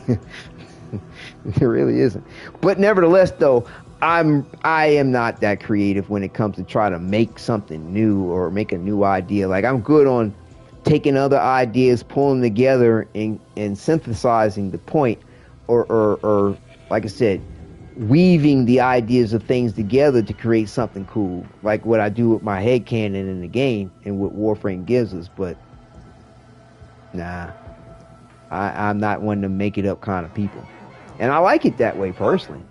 I mean, artists will play with the volume off. Because I like to admire other people who can be creative that way, and weave together some shit that ain't true, or can weave together something that's truly creating in the way of itself. You know what I'm saying? Certain artists, like, Van Gogh maybe, or Pollock, or it's just certain artists throughout time, certain people have, Tesla, like, it's just certain people that created stuff. So like it's more than just something of an idea that they took and recombinated. It's like, somebody hit you over the head for you to see something that is not seen by anybody else any kind of way. That to me is creative, truly creative. But is it truly a new idea? Either way, leave the philosophy for that for another time. But again, I like sharing the fact of the truth of things. I like saying what I mean what I say, and doing what I say I'm going to do. And if I change my mind, I'll let you know. And but yeah, I do exceptionally admire DE in the way that they have synthesized myth, lore, legend, and sci-fi, religion, and have created their own ideas and concepts within Warframe that stand out, truly. I mean, so much so, a lot of people couldn't relate to the game at first because they're like, what is this? What? A Warframe, huh? People like that one cat that I told you about that early in the broadcast that liked to play medieval games. I forgot where he's from. I posted up on my Discord channel where he was like, this game looks like a hallucination. He said, I'm guessing, he said, I'm seeing that these Warframes, they look human underneath. Chat that Warframe was influenced by Dark Crystal. Dark Sector? Oh, Dark Crystal. You mean Jim Henson's Dark Crystal? I can see that. They took from that. I can see that. Especially with the Argon Crystal. That's probably this shout out to them about that. Hell yeah. And the imagination of the creatures. Fuck yeah, I can see DE being inspired by Dark Crystal. Hell's the fuck yeah. And the Skeksis and the Gelfling. Gelfling! Of course. Yo, I love that fucking movie. You kidding me? Come on. What was her name? Olgra? Look like Gelfling? Yeah, Dark Crystal and Dune was a big influence in that game style. Smell like Gelfling? Must be Gelfling. Fuck yeah. And Dune? Of course, dude. Atreides? Dude, as the operator and the drifter, we are motherfucking ass Atreides. We are the Heset Haderach. If I'm pronouncing it correctly. Fuck yeah.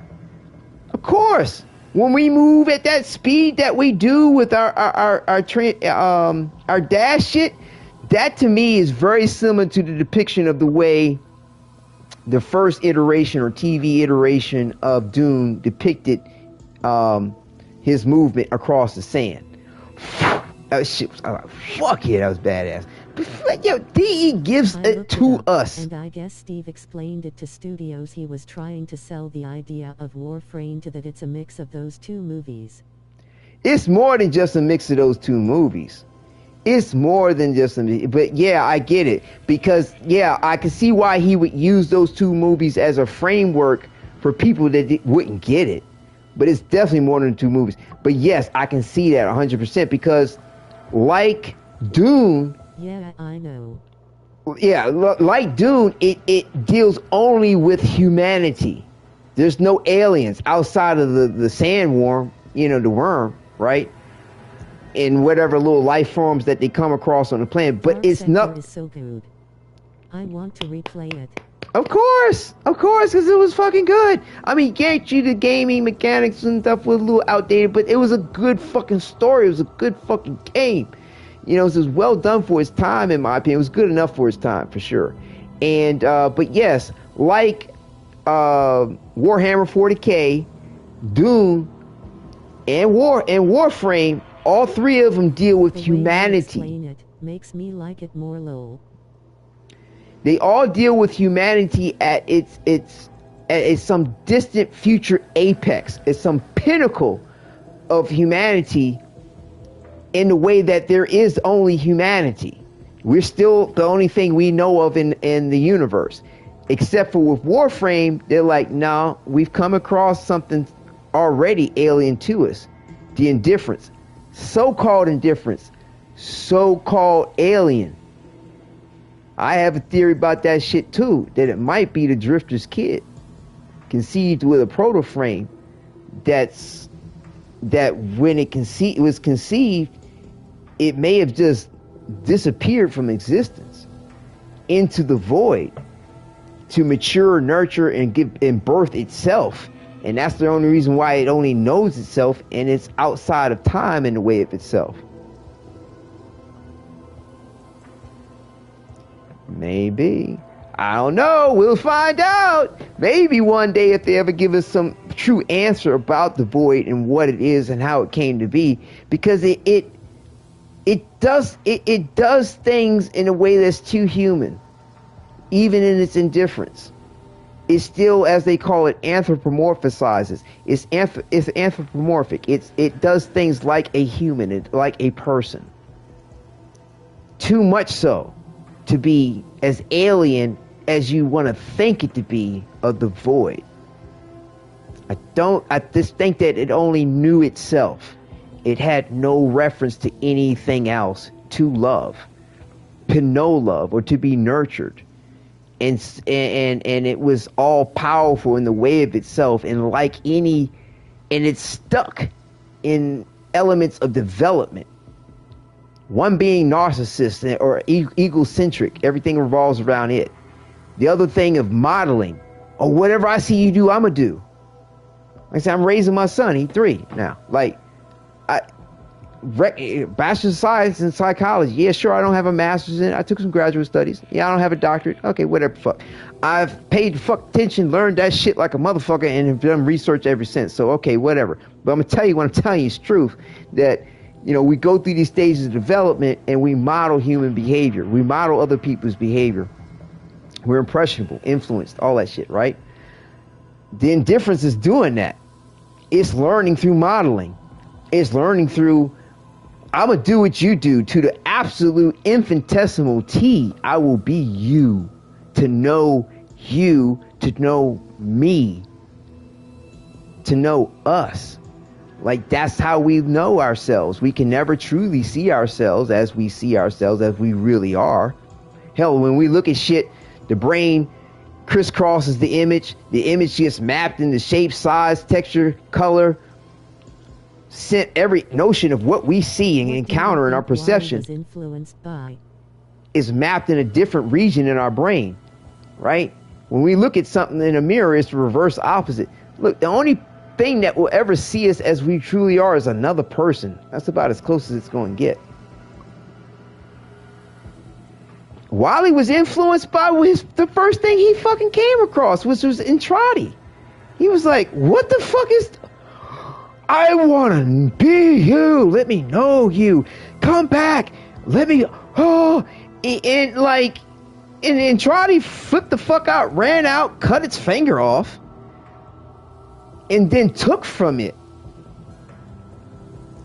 The indifference does too many things that's more like a human than not a human, to be perfectly honest with you.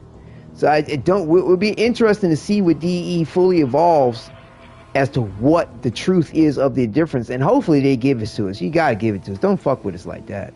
Not for this long, and don't tell us where the fuck it really came from and what the fuck it really is. We can be happy with the answer, and we can continue to have fun.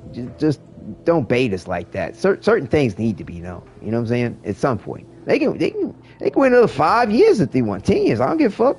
I'll be what, 61? All right, cool. I'll wait that long, but give it to us.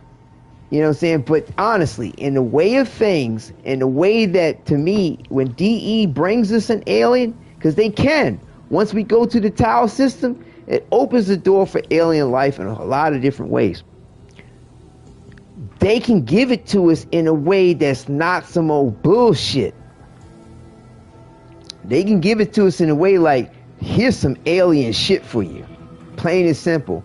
And we might give it to you a little ahead of time than a first encounter so that you can relate to it and it can relate to you. Or they could give it to us in its inception. Boom.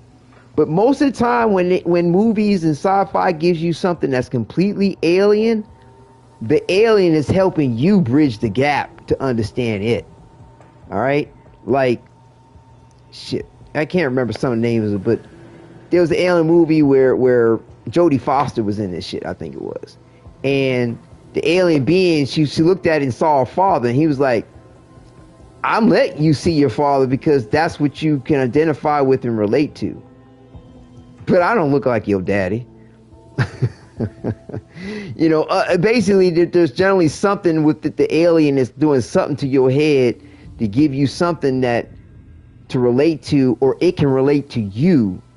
You know what I'm saying? Like, yeah. You know, or they give you the alien shit to make you want to think that you cousin to the fucking alien in some distant fucking way, like Close Encounters of the Third Kind or some shit. You see some shit that look like a human coming out, or some like distant ancestor when people stop wanting to look like people in the way that we look like people today. But again, like if you're seeing something like that, that looks like it could be some bizarre, distant, far-flung cousin. Or they're dealing with the whole like, well, human life wasn't seeded on this planet. You didn't grow out this planet. Somebody else shat you out over here. You know, the aliens thing and the engineers, right?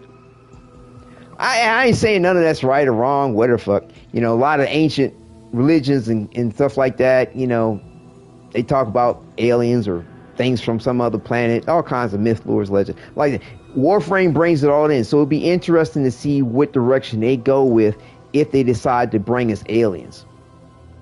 You know, they're going to give us something truly alien, something that's going to help us understand it, or something that's similar to us in some anthropomorphic way. But yeah, that's what's up. You know, with no riddles, rhymes, or controversies or conspiracies. I am very happy to wait to see what DE decides to bring us in this next era. And to me, like, they keep saying 10 years, but Warframe's been around for 13. I've been playing it since 2015. Really, and I found out about it, and I came in at almost 3 years late. Like, and I'm talking about early April 2015. Like, the game's been around longer than a decade, but I guess they feel like, well, once we got past the investor stage, once we got past this, that, and the other stage, we're going to mark it as 10 years. That's cool.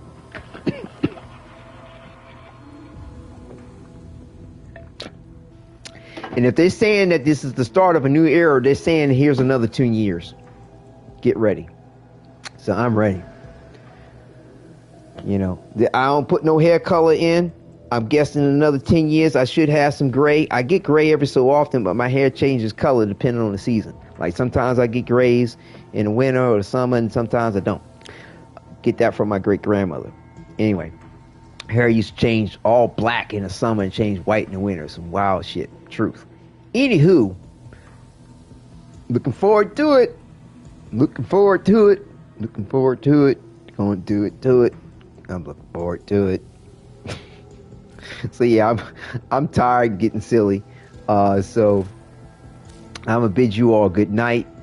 But you know, and thank you all for enjoying the time and sharing with me. Rolling it's mad cool. Laughing, rolling on the floor, laughing. So, man, what color did I leave his eyes? Wait a minute. Yeah, because like I said, I try to keep this thing set to whatever color I want to see when that cinematic comes up. But yeah, for real, like, the way you can see the reddish brown in this. Hope to see you tomorrow, bro. Yeah, we'll see. Like I said, if I can get some rest here, get some things accomplished early in the day before I take time, you know, have time with my son, that might happen. But I'll be back soon, most definitely. And I mean, we're all on Discord, right? You good with the Discord? We can always communicate more on there too at any point in time. I look forward to that. Let me throw the Discord up and chat one more time just in case folks ain't down. But yeah, and help me out, Nesta, because you're like, I y'all be using all these different names, right? And that's just not funny. Because I'll be wanting to keep track of y'all. Like, who's who? Are you on Discord with us, Nestor? I need to start making a big master list of everybody's name and their alternate names.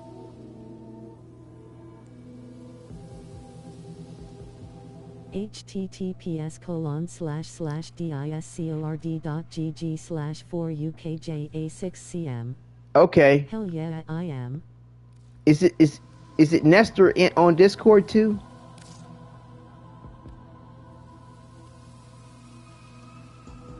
I'm the one with Stalker emblem. Okay. Cause see, you Chuck Bronson in game, right? Now I'm tired too, bro. Bear with me. Don't hit. I'm 51 too, man. I got a lot of stuff going on. Wait. Hold on. Damn it! I closed the broadcast down. Shit. All good. So wait a minute. So okay, you're telling me about the Stalker emblem on here. Where can I find my members?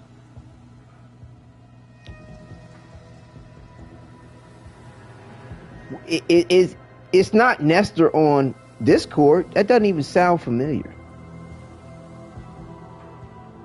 Is it Nestor in Discord too?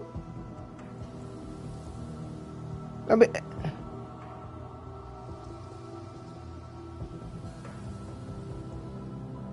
I know you say Stalker emblem, but what, like, is it Nestor on Discord?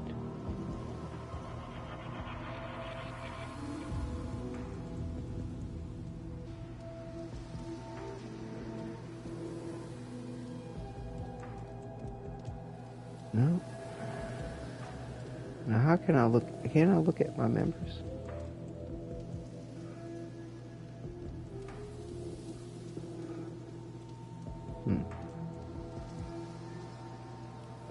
Norris, I think. Oh, yeah. Okay, right. Okay, yeah. Now I know you. Yeah, I mean, like I said, it's when everything comes in my head, comes together in my head about folks, I'm like, yeah, you're this and you're that and you're this and that and the other. So hold on, let me. I'm going to start taking a note on this because I kid you not, I want to stop asking these questions. So, Nestor.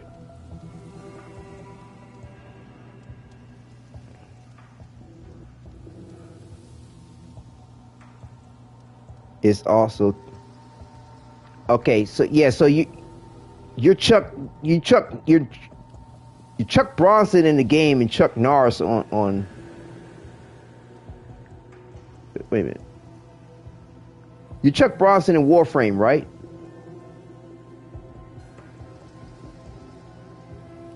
And Norris, or is that somebody? Help me out, yo. You're Norris. I remember Norris in Discord. Correct. Okay, and you're Chuck Bronson in the game, right? Okay. Right. And see, when I remember it, like I said, there's a synchronicity about you as who you are. And I'm just asking, like I'm feeling it, like I'm like, that's that person, right? But then it's like 3 names, man. And I'll be honest with you, I ain't never really been good with names. I'll be honest with you. And it's kind of embarrassing because people be like, you don't remember my name. And I'm like, I remember everything else about you. And is your name really you? That what you are? That what you do? That's your name. Your name could change. But I understand a lot of people get really, really bent out of shape and forget their name. But I've done my best throughout the years of my life to like play little mnemonic devices, little games. Don't bother me none. To like remember folks' names. But yeah, so like I said, this you're the first on the of my name list for subscribers. So okay, Nesta is Norris, and Norris is Chuck Bronson. So yeah, like I said, it was really cool. Enjoy the time. It's such a shame that they just got this lock with the. They need to allow us to be able to see the operator or the drifter, whichever on the floor laughing. Whichever one we have set. But yeah, that black and gold looks good. That looks really good together. Actually the hues of the black and gold, because it ain't just black and gold. You got. Looks like you have your own little hues with that.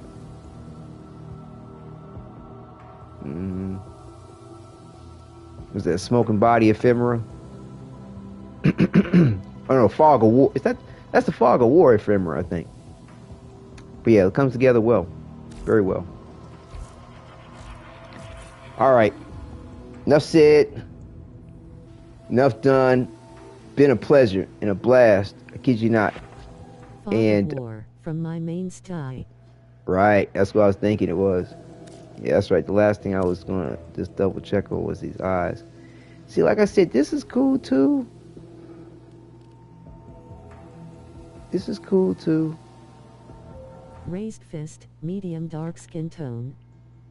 Hell yeah. Let's do it. Do it to it. He said, this is interesting too. And I want to try something else different because I want to see how that cinematic is going to treat it for New Year's.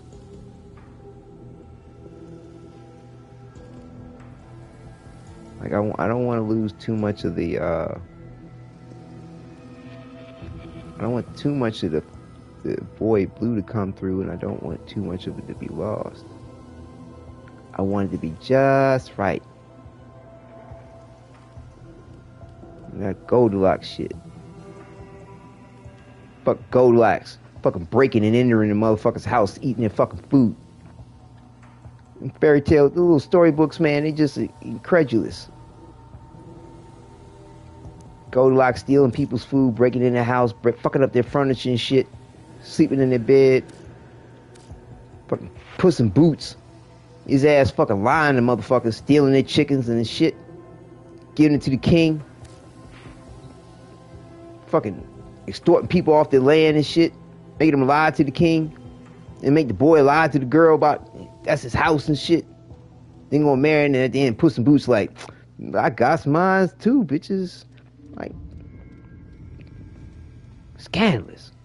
Anyway, all right.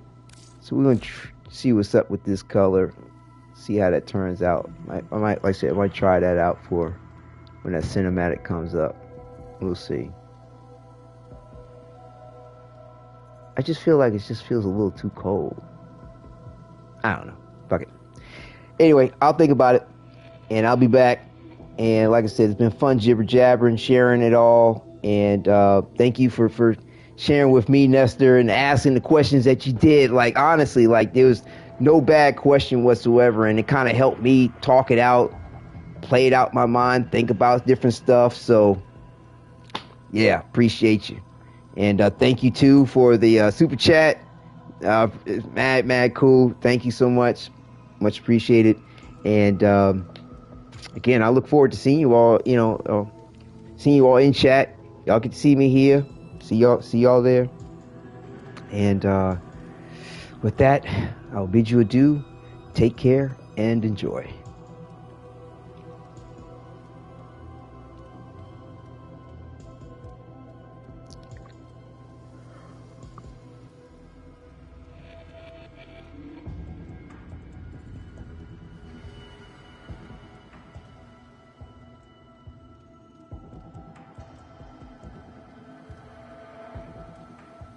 Thank you for viewing.